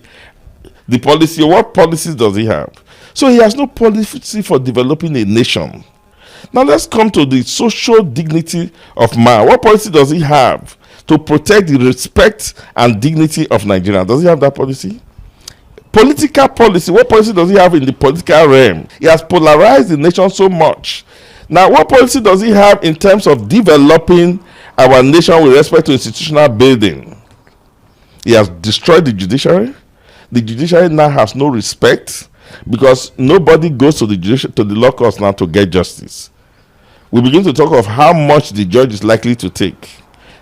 Judges themselves, lawyers themselves, activist lawyers themselves are all complaining about political interference under this regime in the judiciary. Non-judicial officers like Wike, who is not practicing law, has never practiced law since he said he was a lawyer, his only boast is that he has influence over the judiciary. And we see this political interference. There is no the opposition party in Nigeria today that is not having trouble interference from the ruling party. So the policy of the present government is more deleterious to the Nigerian society than if he had no policies at all, and he has no policies at all. So the present government has no justification for exceeding 1 day beyond May 29, 2027. And Nigerians have all seen this. It's affecting the rich, it's affecting the poor, it's affecting businesses, it's affecting multinational corporations, it's affecting local corporations. So why does a government exist? This great country, President Ahmed Tinubu has done very well in terms of infrastructural development, in terms of human capital development, particularly the NEL Fund for students. Honestly speaking, when I was in school as a student in the University of Benin, I was working and at the same time I was in school. It wasn't easy. But now you have students who have access to loan, where you build students, you build the future of the country, you build the nation. As far as I am concerned, that singular action of Mr. President has transformed the educational sector. And it has also helped our students who are struggling with funds. And we tend to undermine this aspect of achievement of Mr. President. And the opposition try to look at areas that the president probably also need to look into. Oh yes, the issue of security is being tackled. You will agree with me that the issue of security precedes this administration, and the government is doing all it can to also deal with that aspect of issues that we are having. The Lagos-Calabar-Kosa Road, a massive project that is currently being undertaken by the current administration. The government has done so well in terms of infrastructure.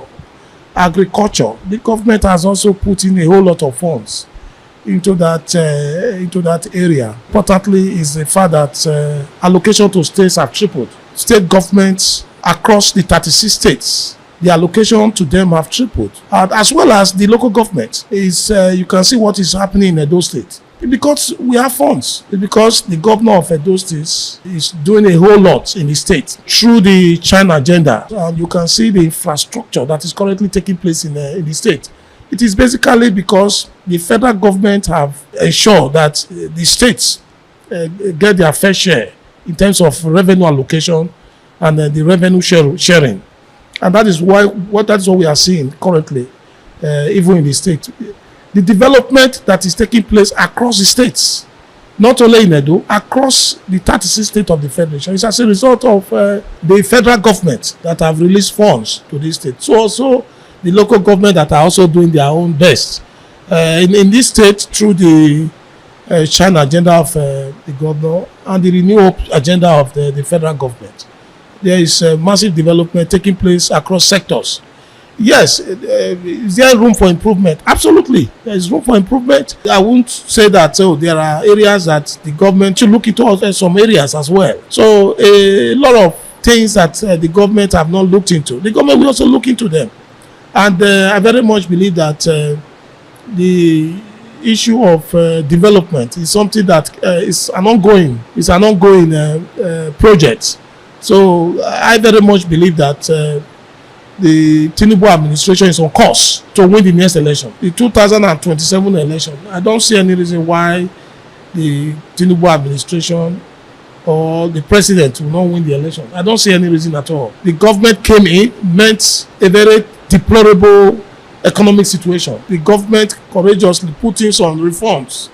The removal of subsidy is one of the bold and courageous reform that the government put in place, and that actually generated a lot of funds for the government, and that is why you see these funds being sent to other states of the federation. And sometimes when people ask, "Oh, what has he been doing with the funds?" and I just laugh. The citizens should be patient. Economic reform takes time to translate into development. It takes some time. For me, I believe that the timeliness of these economic policies is also vital.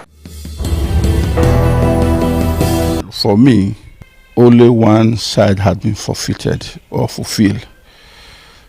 That is increase in revenue. Yes, there is no government that can work without revenue.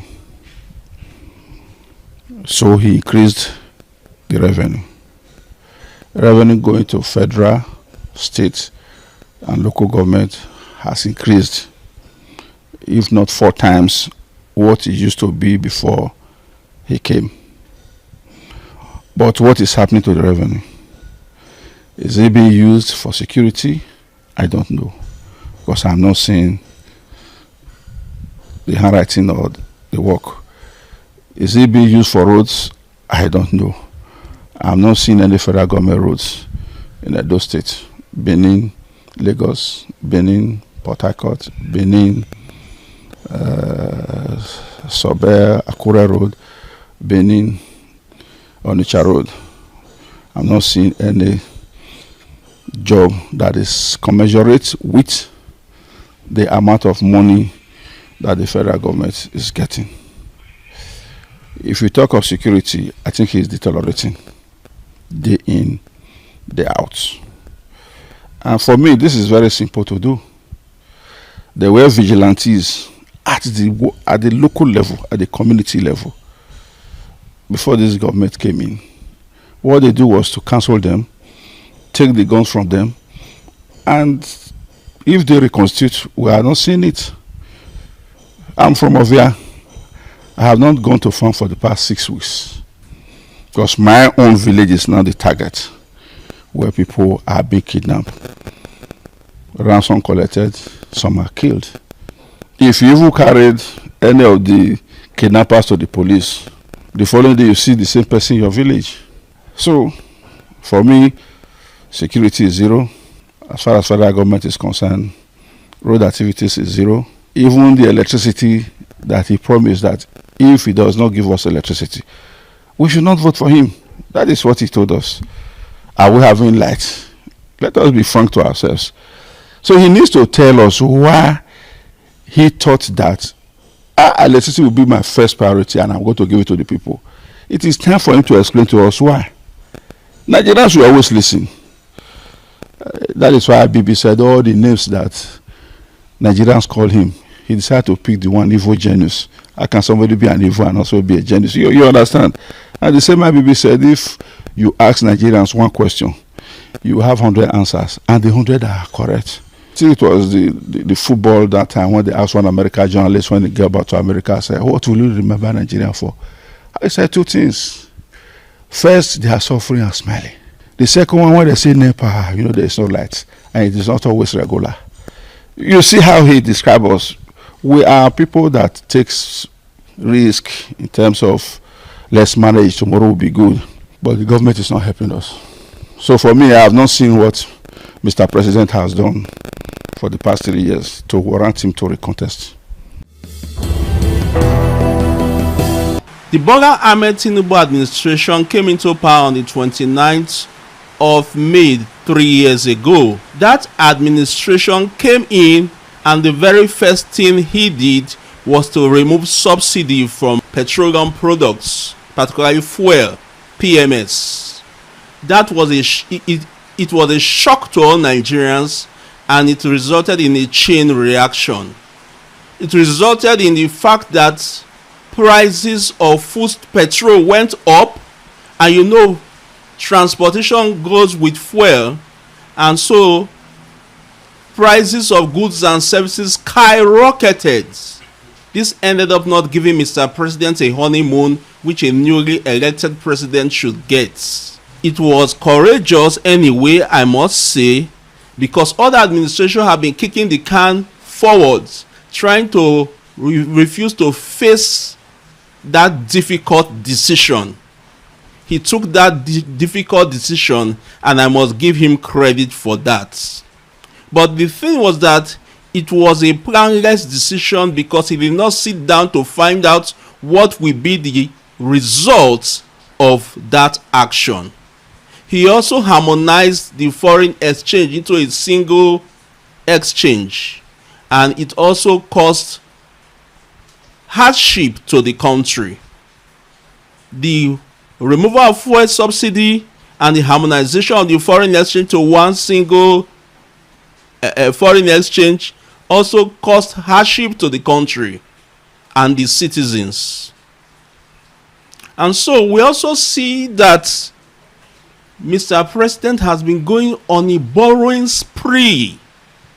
He seems to, at any opportunity, just go ahead and borrow, which is digging Nigeria into the debt pits, which ought not to be. His mantra seems to be borrow, borrow, borrow. I urge Mr. President right now to put his feet on the brakes on borrowing, because he must understand that borrowing also ends up in payments. How are you going to pay? Can we continue like this? A government exists for the welfare and security of its people. We see insecurity everywhere in this country, and government is now being reduced to a government of condolence messages. Every time killings are held in the north, various parts, north, east, north, central, we send condolence messages. Life has become very cheap in Nigeria, that death no longer means anything to Nigerians. Now the chicken is coming home to roost. It has come to the southwest, and now Nigerians are panicking. How do we handle all these situations? Let me go into the oil sector. We find out that every administration wants to do turnaround maintenance on refineries that are not working. Billions of dollars are poured in it, and yet nothing comes out of it, only to end up throwing money into a cesspit for people to loot. That is not how a country should be run. We have seen Mr. President junketing for investments. I must commend him, because from what I see or read, he gets some deals for the country. It has been economic diplomacy he has been doing, and if it comes to fruition, I hope it benefits Nigeria, to ensure that those deals that he gets come home to Nigeria and develop Nigeria. One of the ways that it would have been better was for him to long ago to have had ambassadors. He recalled all the ambassadors all over the world back home, until the United States pressure came on him before it dawned on him that he should appoint ambassadors. When he does that economic diplomacy abroad, it is for the ambassadors to go ahead and ensure that the nitty-gritties and the enforcement of those agreements are done, and Nigerians get the benefits. When we did not have ambassadors, and even some still don't have ambassadors because some have been rejected, it is very important that he should have listened to the advice of Nigerians calling him to appoint ambassadors.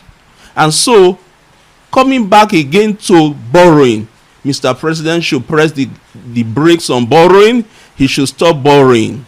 And again, any person who has a first term in office may always want to have a second term. I'm not going to stop Mr. President for contesting for a second term, but he should sit down and think, what has my first term brought to Nigerians? What am I going to tell Nigerians when I get to the rostrum on campaign? Is he going to be dancing and singing and just clapping hands for women? Or rather, he should be telling us of his scorecard in 3 years. What will you do for us in 4 years that you have not done in these 3 years? I wish Mr. President well as he goes ahead campaigning for a second term, and I hope Nigerians are wiser and take the Tinubu administration has been so terrible. Starting from the first day he resumes office up to this time, there have not been something tangible or positive that one citizen will say that they will look up to or hold on to, that in this area he has actually done well. The first speech he gave as he resumed as president was one of them was the fuel subsidy removal. and since then Nigeria has not been the way it is. Just imagine our minimum wage, which wage is not up to 80,000 naira, and some persons are spending up to 60,000 naira for transport going to office every day. So how will such person survive? So it's so painful that the salary of a average Nigerian will not be able to buy one bag of rice. So coming back again for second tenure, that if his conscience is actually working fine, he would have just have to abandon that vision and focus on something else. He can become a patron, he can become an elder spokesman to direct any other person, maybe the younger ones, to pick up the office. Because look at the area of insecurity. It has become so terrible that in some areas by 6 p.m. they have to lock up their business places, run home because of the bandits and the herdsmen issues.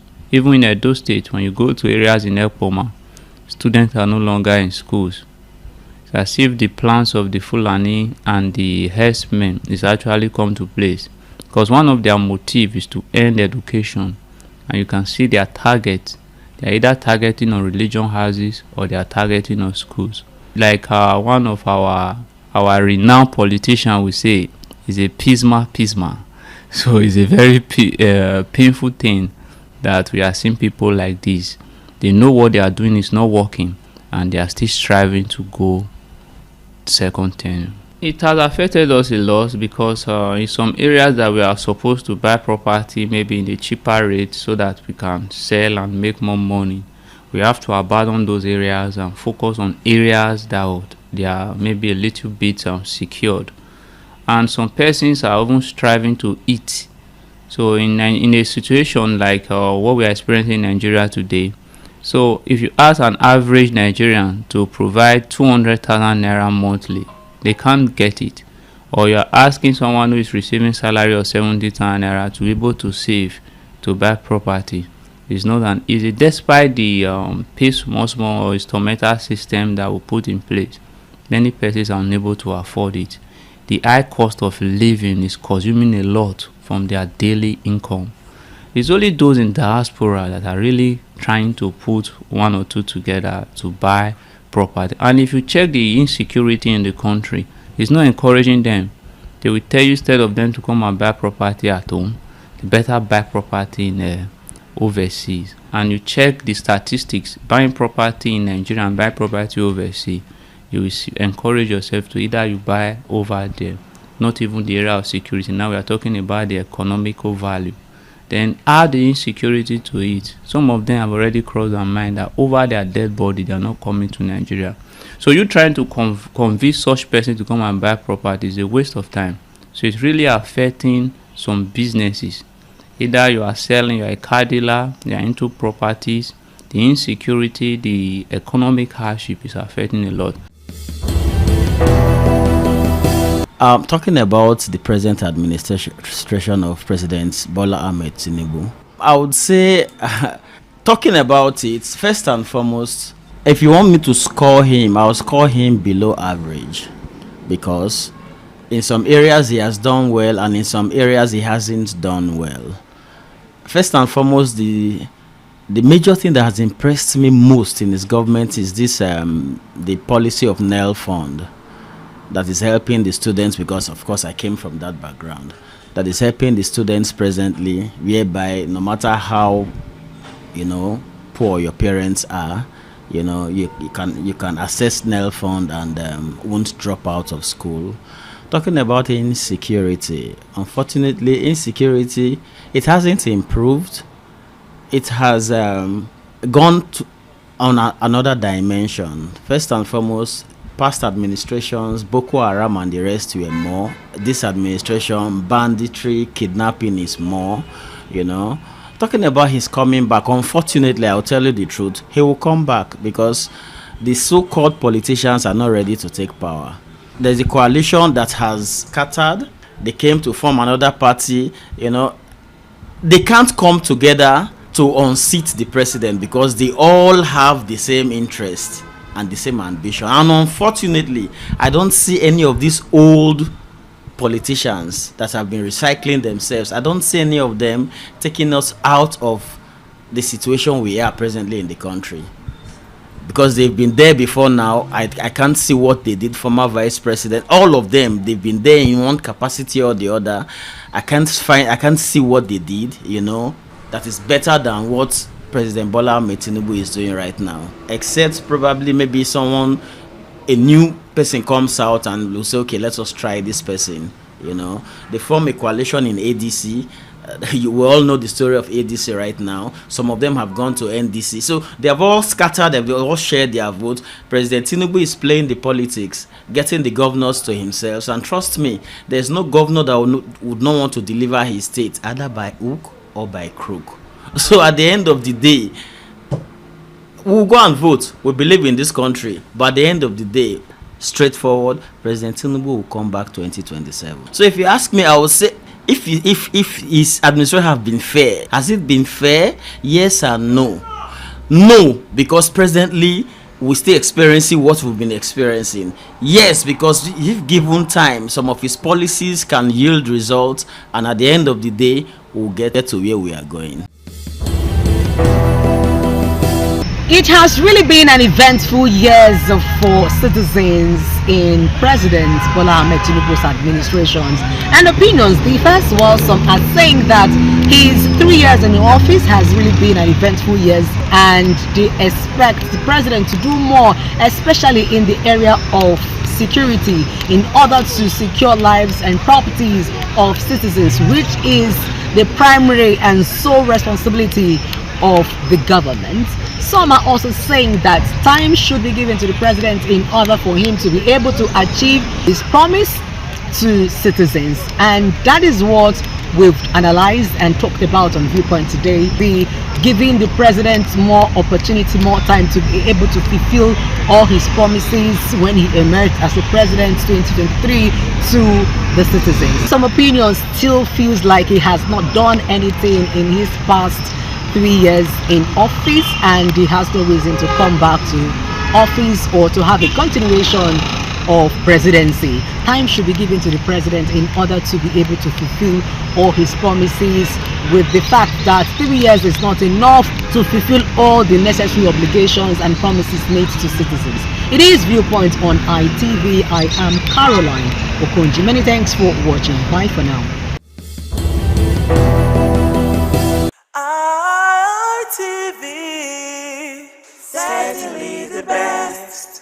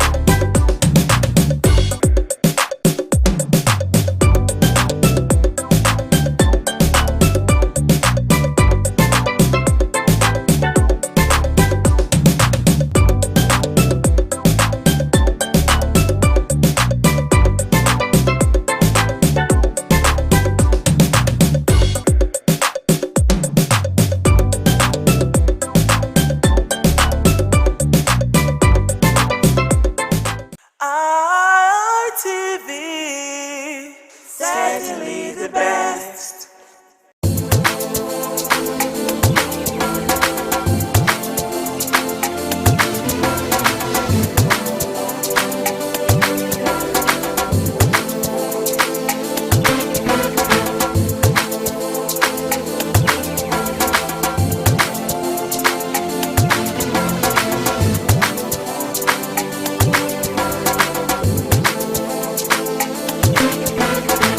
Welcome to another edition of Market Survey here on Independent Television. I am Stephanie Notoyua. The rainy season is here, and this year's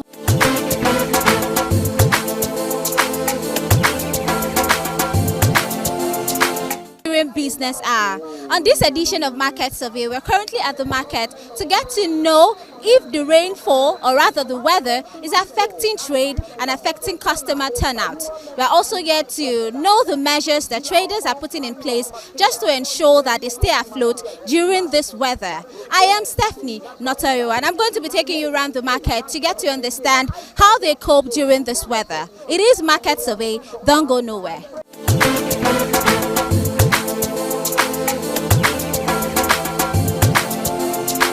The rainy season is here again, bringing much needed relief from the scorching heat. Across many parts of Nigeria, dark clouds now gather almost daily, followed by steady rainfall that nourishes crops, fuels rivers and cools the environment. While the rain are often welcomed by farmers, the story is quite different in many markets where thousands of traders depend on daily sales to earn a living. For many business owners, the weather has become both a blessing and a challenge. Every morning, markets gradually come alive as traders arrange their goods, hoping for a productive day. But these days, the weather has become increasingly unpredictable. A bright sunny morning can suddenly turn into a heavy rainfall within minutes. This uncertainty has forced many traders to constantly monitor the skies while attending to customers. Whenever dark clouds begin to gather, many quickly rush to cover their goods with tarpaulins, nylon sheet or umbrellas. Some temporarily suspend sales until the rain stops. Others struggles to prevent water from reaching their product. Across several markets, rains is becoming more noticeable. Customers now spend less time shopping whenever rain begins. Instead of moving freely from one shop to another, many buyers either postpone their shopping or return home earlier than planned. This has reduced the number of daily customers for many businesses. For traders who depend on daily income, every missed customer represents a missed opportunity. Some say business now moves slower compared to the dry season. The situation is even more difficult for traders selling items that are easily damaged by water. Clothing, shoes, bag, books, electronics and household items requires extra protection from moisture. Even a small amount of rainfall can damage product and result in financial losses. Food sellers are also feeling the effect. Fresh vegetables, tomatoes, pepper, fruit and other perishables spoil faster when customers stay away because of bad weather. Some traders are forced to reduce prices before the product goes badly completely. Others simply count their losses at the end of the day. The rainfall also affects transportation. Flooded roads and traffic congestion often delays the arrival of goods to the market. Some delivery vehicles spend several hours navigating flooded streets. In some community, roads become almost impassable after every rainfall. These transportation challenges increase the living cost of moving goods from farms and warehouse to market store. In addition to delayed deliveries, transport fares have also increased in some areas during period of heavy rainfall. Both traders and customers sometimes pay more just to move from one place to another. This additional expense reduces profit for traders while making shopping more expensive for consumers. For roadside traders, the challenge is even greater. Many operate under makeshift shade or umbrellas that offers little protection during heavy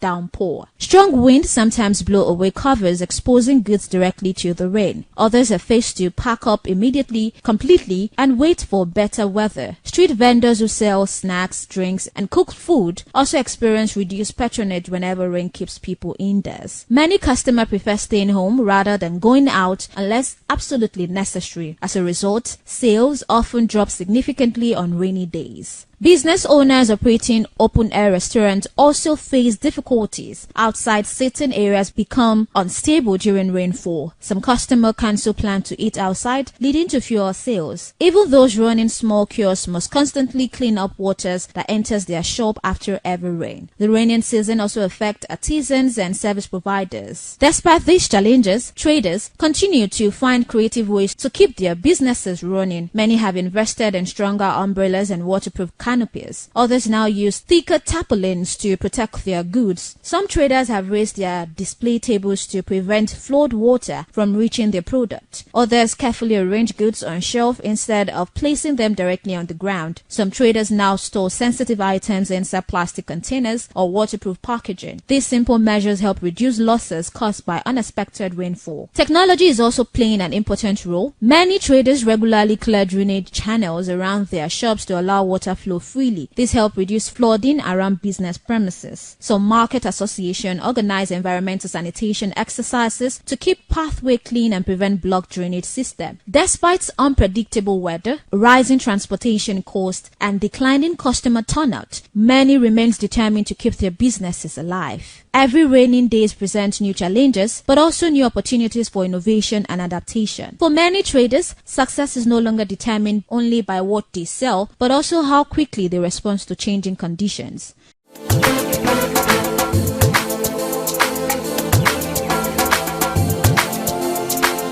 Inasmuch as the weather is favorable for farmers, when it comes to businesses and traders, it is a big concern as the weather is obstructing sales and, of course, making most of the goods perishable. It is Market Survey on Independent Television. I'm taking you through the market to know how the weather is affecting traders, affecting businesses, and also measures that they are putting in place to stay afloat while still in the raining season. I am Stephanie Notoriua, and this is Market Survey on Independent Television. Don't go nowhere.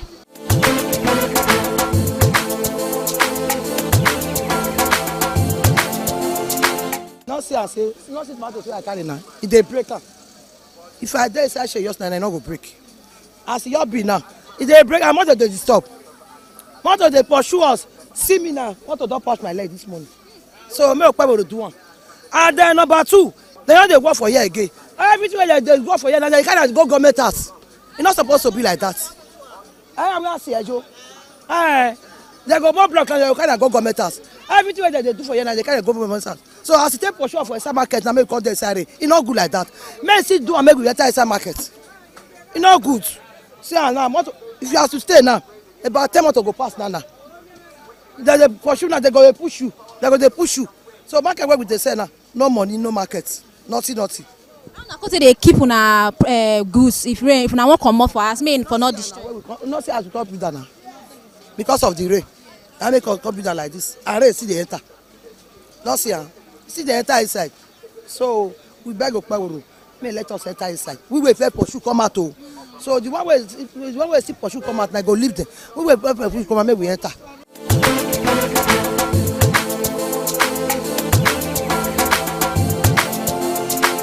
Rain dey beat us. Our market rain dey beat and rain dey spoil our market. Make come do the market for now we dey beg am for. Say make come do am for us so. We will take money by low. We not see the money, no market. Now we dey beg am for.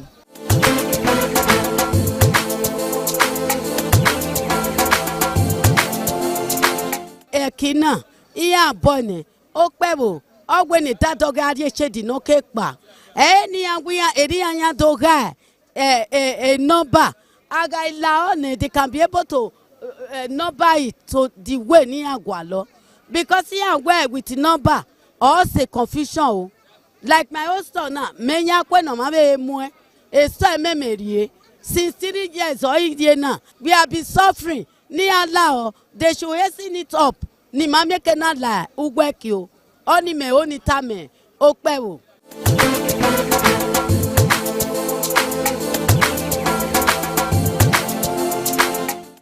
Where they affect us. Even this thing where they mold here now, block where they mold, they pack everything go back. I don't know why. So we they shout every day. Nowhere to shade now, nowhere to shade, nowhere to sell anything, no market. Block where they say they want to work for a cyber market, they pack and go back again. So now waiting I see be that. So me don't understand the block where they pack, they go back. I don't understand.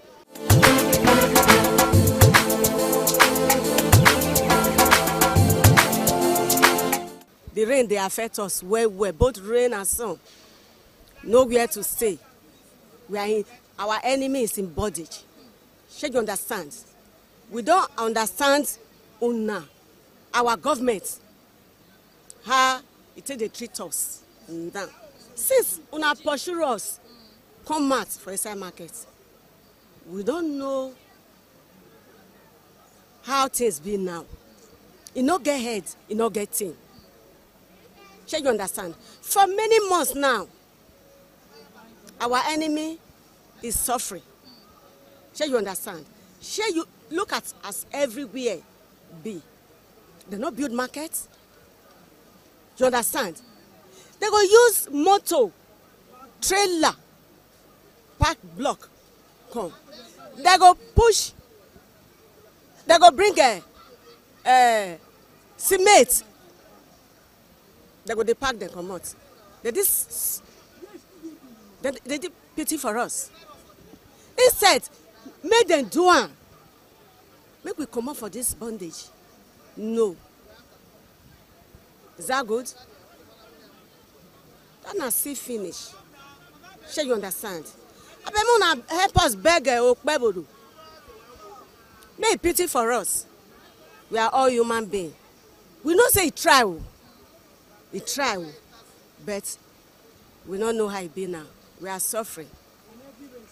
Heavy rain is coming. This is the season. You understand? Now beg with a beggar.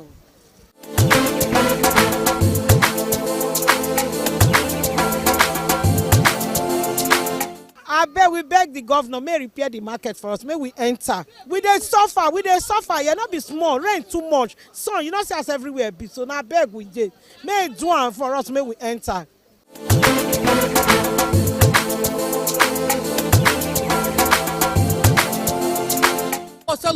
Say the market we don't know as he want do us. They never work anything. That's also block they mold block the carry come out. They don't do anything for them.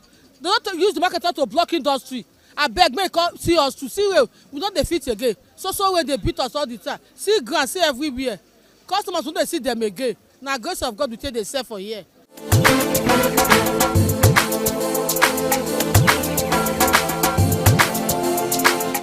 As climate patterns continue to evolve, businesses may increasingly need to invest in better infrastructure, improved drainage, waterproof storage facilities, and digital marketing to remain competitive. The rainy season may test the strength of businesses, but it also highlights the determination, creativity, and resilience of traders who continue working every day despite difficult conditions. Market remains the heartbeat of every community. Rain may slow business activities, but it has not stopped the determination of traders who continue opening their shops each day with hopes that better sales lie ahead. From flooded road and declining customer turnout to damaged goods and rising transportation costs, the challenges are real. Yet, despite these obstacles, traders continue to adapt. They are embracing new ideas, protecting their goods with better storage method, making use of digital platforms to reach customers, adjusting their business hours, and finding creative ways to remain relevant in the ever-changing business environment. Their resilience reminds us that behind every market store is a person working hard to provide for a family, educate children, pay bills, and contribute to the local economy. Every purchase made in our market supports not just the business, but also the livelihood of countless individuals whose daily survivors depend on trade. The current weather condition also serves as a reminder of the importance of proper urban planning and environmental responsibility, keeping drainage system free from waste, maintaining clean market environment, and improving road infrastructure are collective responsibilities that can help reduce the impact of flooding on businesses and communities. For consumers, a little patience and understanding can also make a difference. While rainfall may delay deliveries or affect the availability of certain products, supporting local traders during this difficult period helps sustain businesses that form the backbone of our economy. As weather patterns continue to change, adaptability will remain one of the greatest tools for business survival. Those who plan ahead, embrace innovation, and remain flexible are more likely to overcome seasonal challenges and continue serving their customer effectively. Rain may interrupt businesses for a few hours, but it has not diminished the determination of traders who continue to open their shops each day with renewed hope that better opportunities lie ahead. Their resilience is a testament to the enduring spirit of enterprise that keep our market vibrant even in the face of adversity. And on that note, we've given you a better understanding of how the current rainfall is shaping business activities, remarkable effort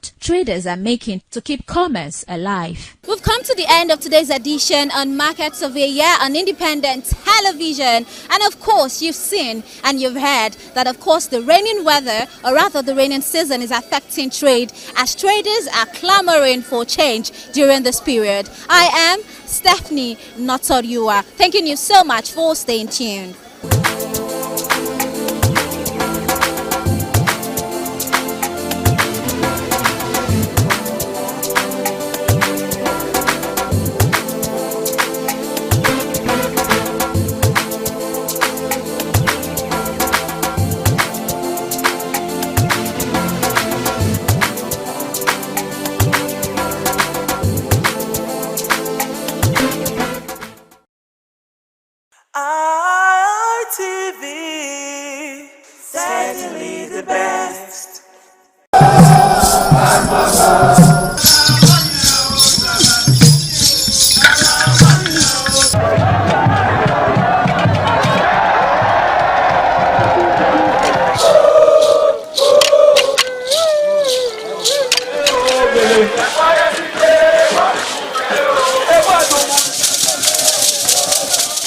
The Ugewe is the final ceremony of the series of festivals.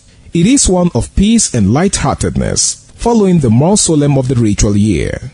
Ugewe is the festival of the Ewe leaves, a symbol of good luck and joy. It is the most popular of all that heralds the dawn of a Benin New Year, new vow, newness of life and freshness of life, and a new hope for the future. In the evening, the Ewe leaves are presented to the Oba of Benin in grand style in a colorful ceremony. The Ihogbe Society, amidst singing and dancing, bring the sacred leaves that symbolize good luck, blessings, peace, and prosperity. Each of the senior members of the Ihogbe proceeds to give the sacred leaves directly to the Oba of Benin, and others put theirs at his feet.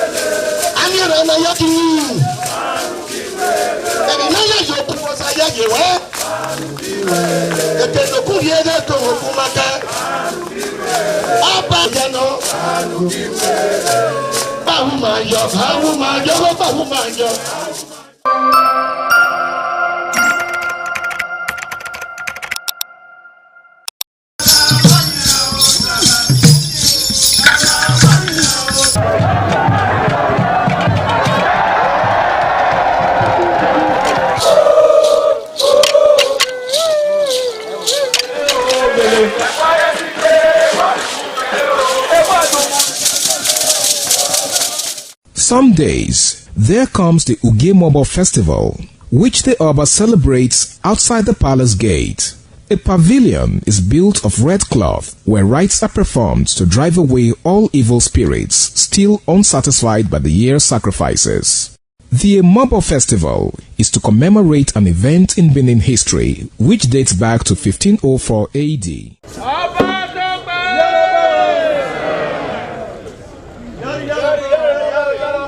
Yari yari, Ọba Àtọ́pẹ́. Yari yari, Ọba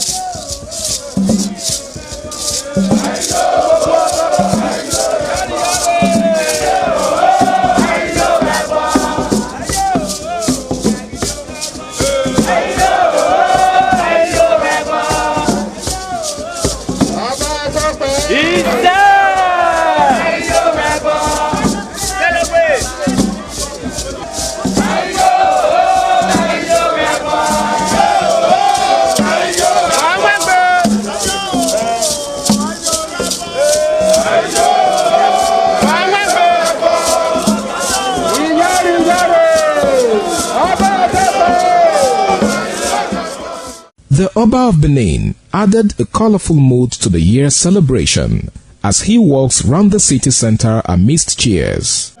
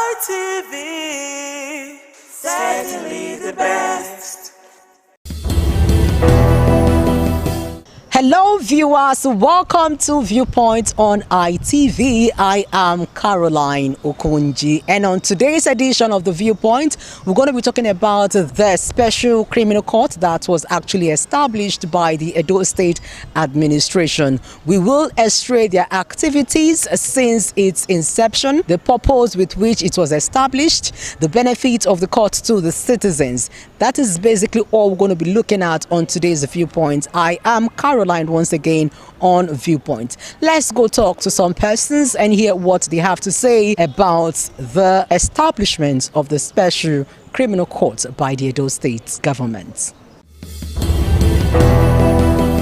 I think as far as policy on paper goes, it's a great initiative, and it's something I support the concepts and the initiative. In advanced nations of the world, you have different courts for many different, shades of crimes and criminality. And the whole idea is to speed adjudication and ensure that justice quickly gets to the people. But I always have a problem with implementation of good concepts and policies, especially when they are knee-jerk policies that are set up without properly thinking through and factoring in the sustainability quotient. I think that's where we have an issue. So far, it's been a lot of jamboree. We've not been able to get a real framework of any value to say this is how it's going to run post the governor, for instance. It's just been like a task force instead of an institution. You see, special courts should be integral institution in the state that would outlive the government. So it is to that extent, I don't want to discourage the governor.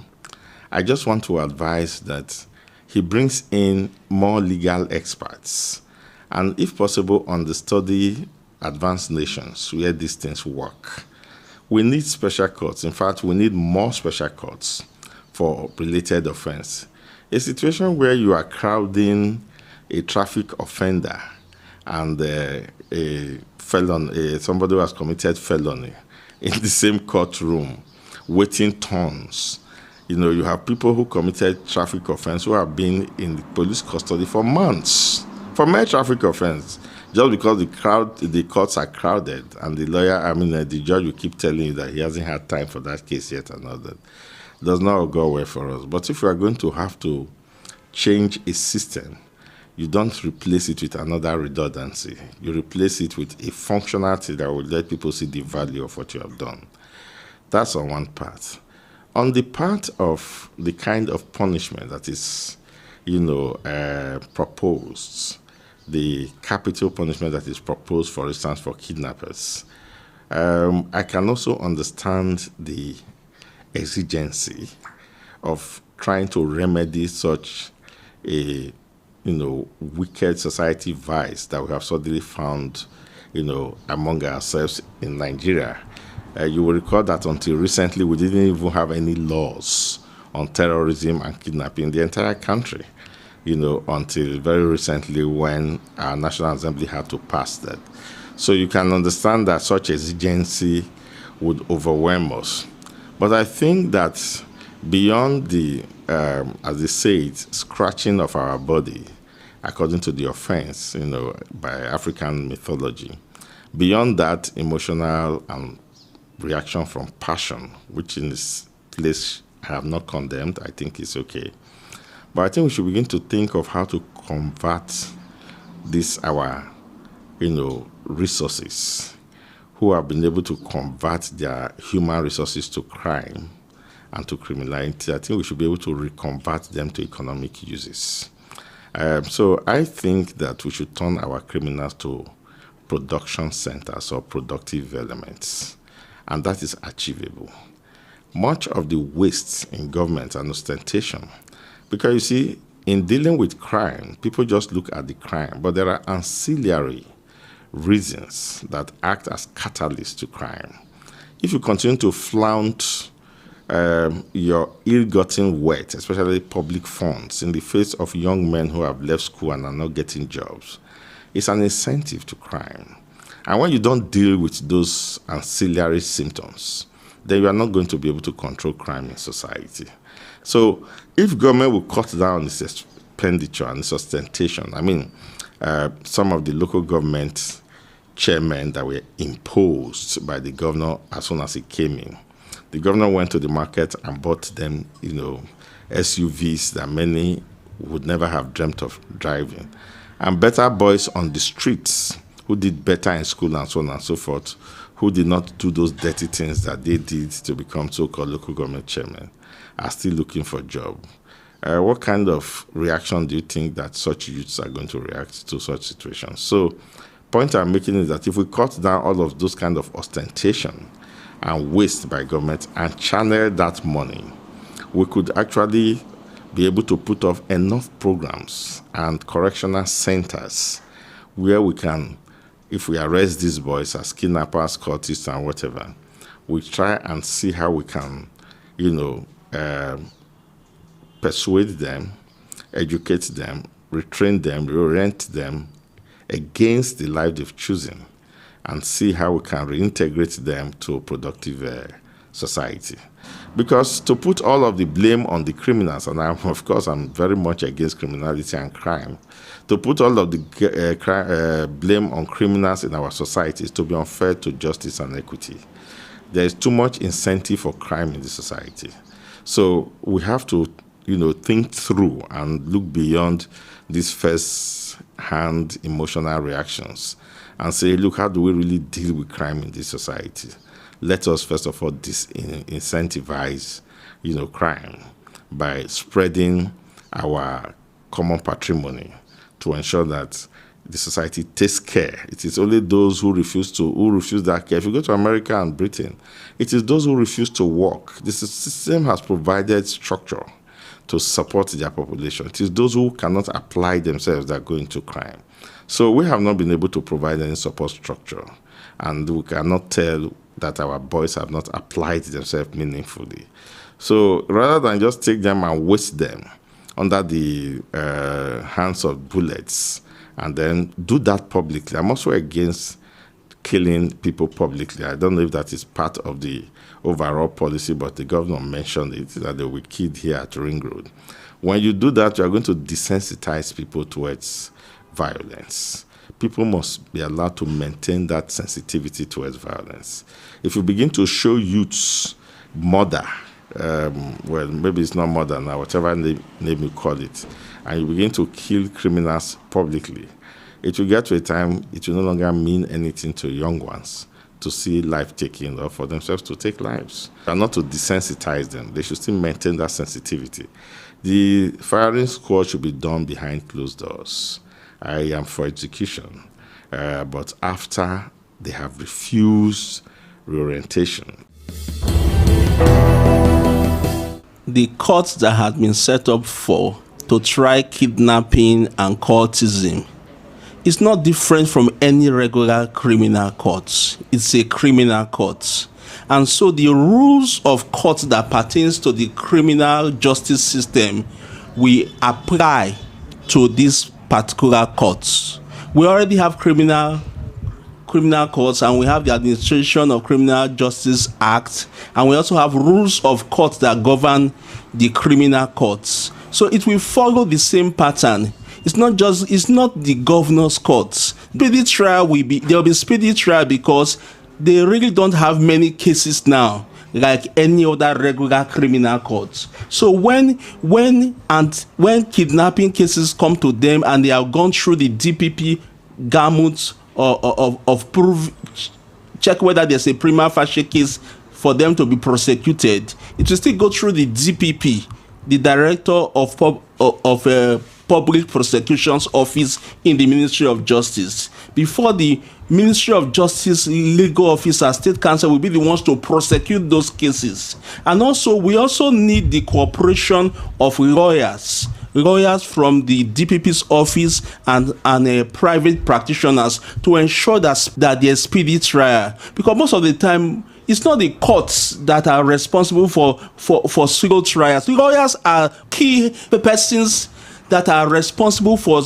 slow movement of cases in courts. They come with frivolous adjournments, and most of the time the court will just have to indulge them, because without the lawyers, the judge cannot just go and give a judgment just like that.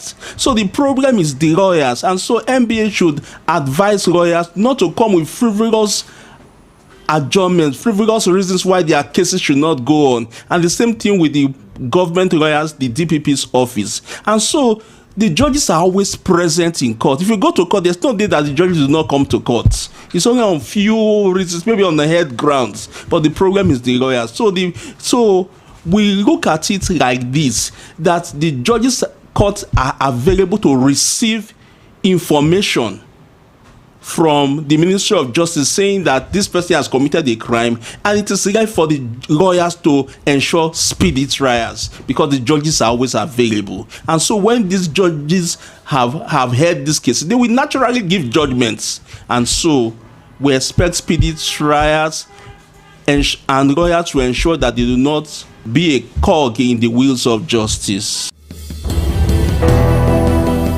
Assessing the special court, to me, is still is still at its fan stage, being that it was just created a couple of weeks ago.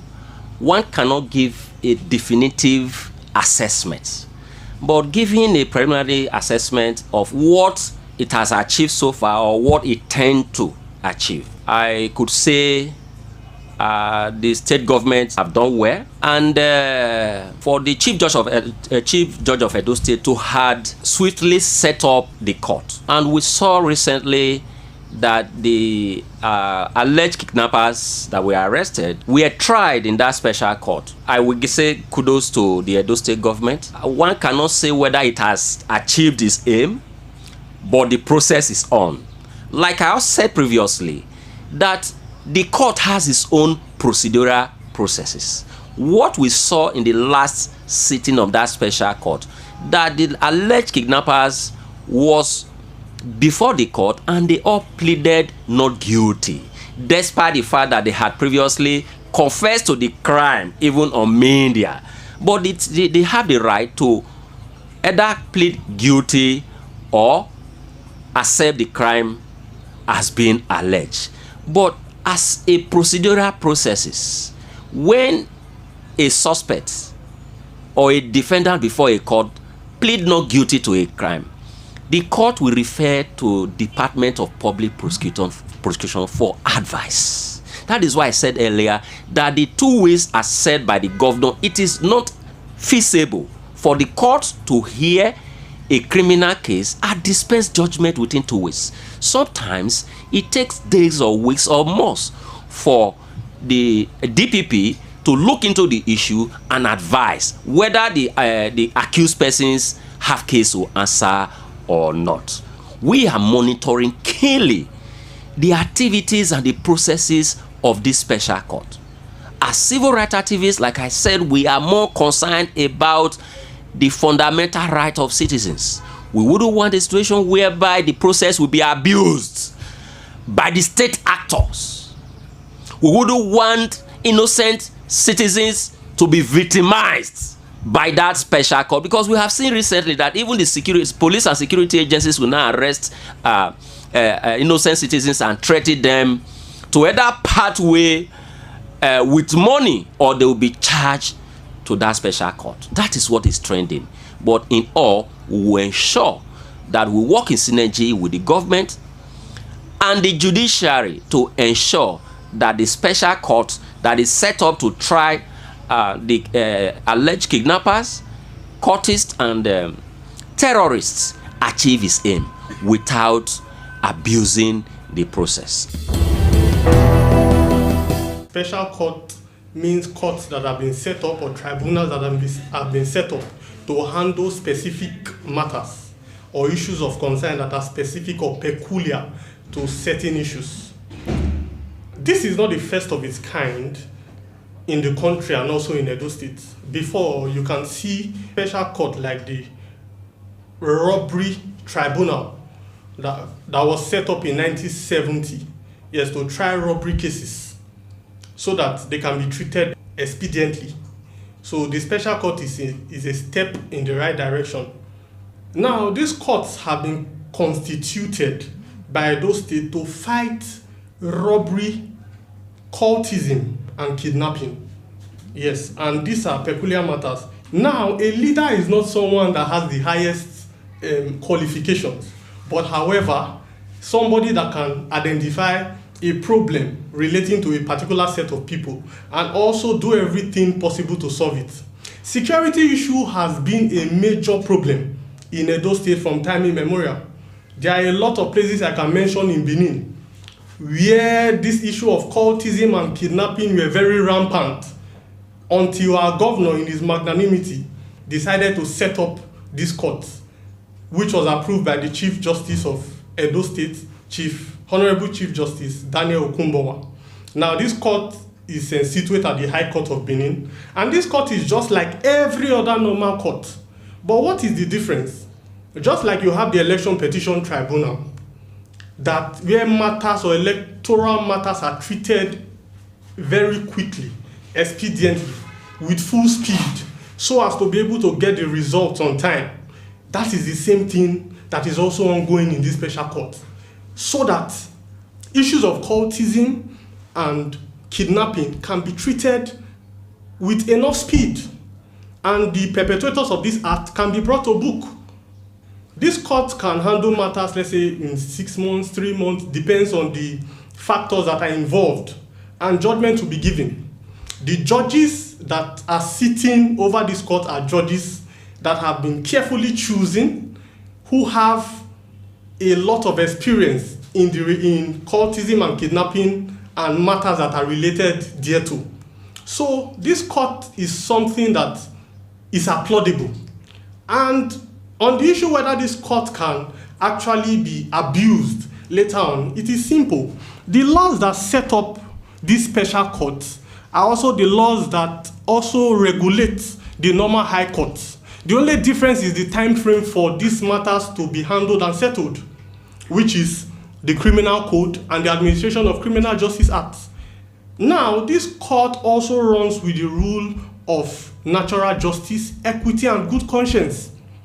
This court also runs with fair hearing. It's not like, oh, a criminal is just carried there and at the end of the day he's tried and is convicted. No, the same processes will be followed. Everything that ought to be done in a normal court will be done. And if these people are found wanting, they will be brought to book. So they are working and proper investigations are being carried out to make sure that these criminals are apprehended. Why? For the safekeeping. Okay, what is the primary responsibility of a government? It is the protection of life and properties. Yes, if a government cannot protect the life and properties of the citizen, that government has failed. This special court to try criminal matters relating to kidnapping and cultism. So nobody is happy when he's kidnapped, and nobody is happy with the monstrous, the satanic activity of court-related killings. It was about two years precisely. Yes, 2 years precisely. This was where a young man was killed. You understand that created unnecessary tension and panic in this area.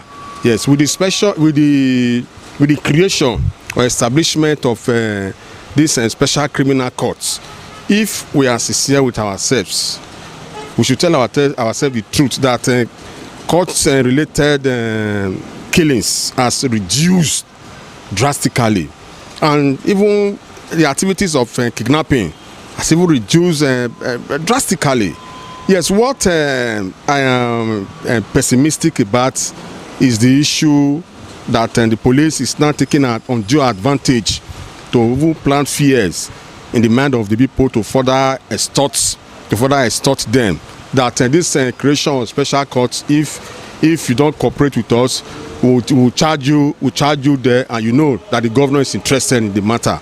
You understand? The suspect will just go and look for money one way or the other to settle his way out. That is not the philosophy of the creation or the establishment of the special criminal courts. The courts was established to try matters related to kidnapping and court-related killings, and it should not be an issue that will not give impetus to security agencies to extort the people. For me, we have experienced it. We are not happy. Yes, that is why all hands must be on deck to support the administration of Senator Modu Bevulu to ensure that real kidnappers, yes, are arraigned or are charged to that special criminal court, and are real confessed courtists are charged to this special criminal court that will send further signal to people, to kidnappers, that those states is no longer comfortable. It will send signal to courtists that those states is no longer conducive for the activities of courtesan or court-related activities. Well, first of all, let's commend the governor for doing what he thinks is necessary to checkmate insecurity in this state. Because before he came in, the situation was very bad, and the insecurity level in this country was almost, in this state in particular, was almost unbearable.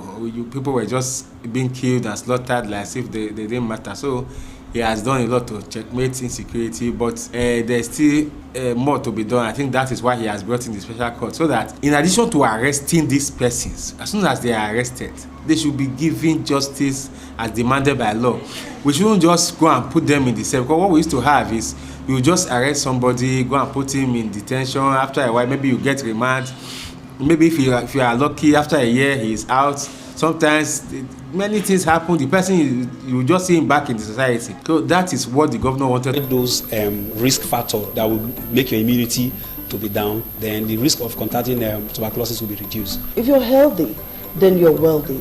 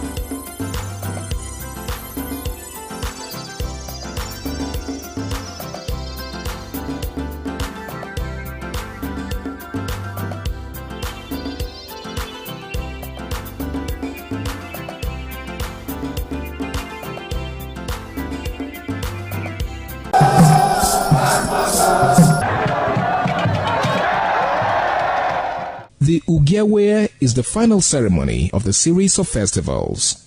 It is one of peace and lightheartedness, following the more solemn of the ritual year.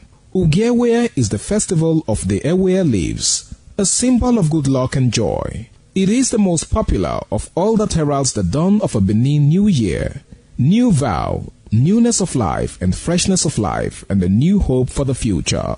In the evening, the Ewe leaves are presented to the Oba of Benin in grand style in a colorful ceremony. The Ihogbe Society, amidst singing and dancing, bring the sacred leaves that symbolize good luck, blessings, peace, and prosperity. Each of the senior members of the Ihogbe proceeds to give the sacred leaves directly to the Oba of Benin, and others put theirs at his feet.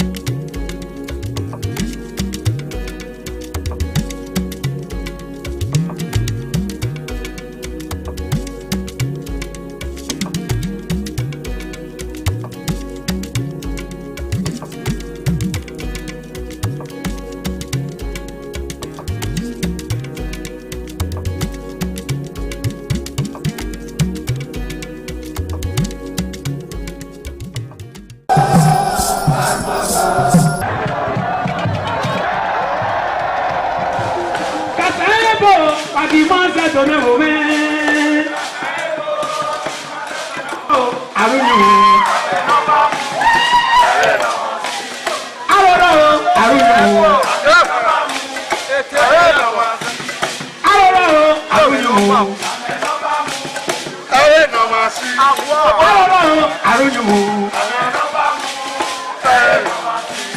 Alọ́rọ̀ àrùnyùmù. Èmi náà bá mú. Alọ́rọ̀ àrùnyùmù. Bẹ́ẹ̀ni kẹrẹ̀ kú yóò gbé o. Ẹ̀wọ̀n ẹ̀dọ̀dọ̀ ẹ̀dọ̀ ẹ̀dọ̀ ní kẹrẹ̀ kú yóò gbé o. Orí ọba ní ká.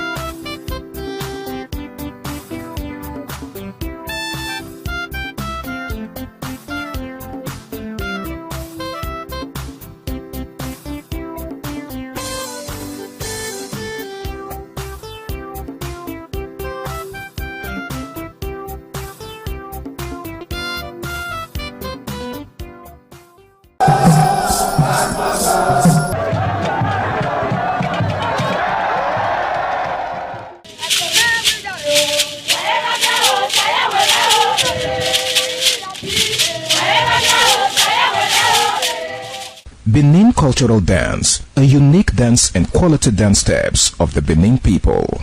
This dance is a vibrant mix of traditions, arts and beliefs, deeply rooted in the country's diverse ethnic groups and their rich history. The dance has artistic expressions depicting the people's history. Benin people have been famous for bronze and brass work, some of which is said to date back from the 13th century, especially ivory and wood carving.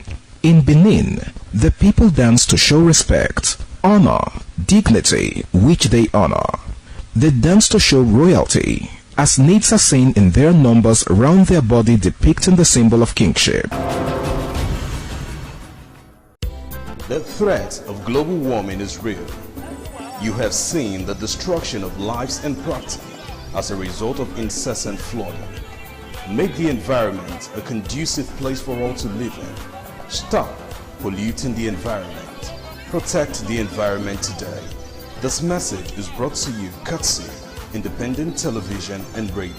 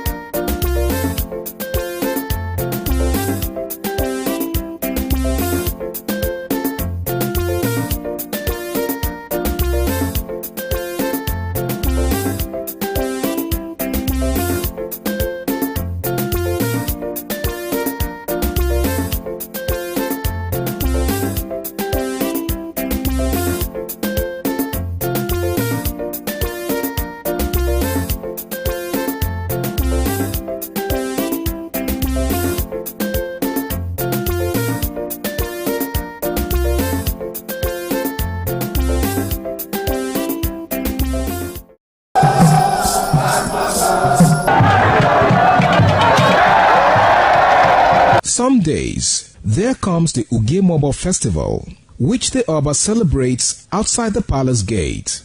A pavilion is built of red cloth where rites are performed to drive away all evil spirits still unsatisfied by the year's sacrifices. The Emobo Festival is to commemorate an event in Benin history which dates back to 1504 AD.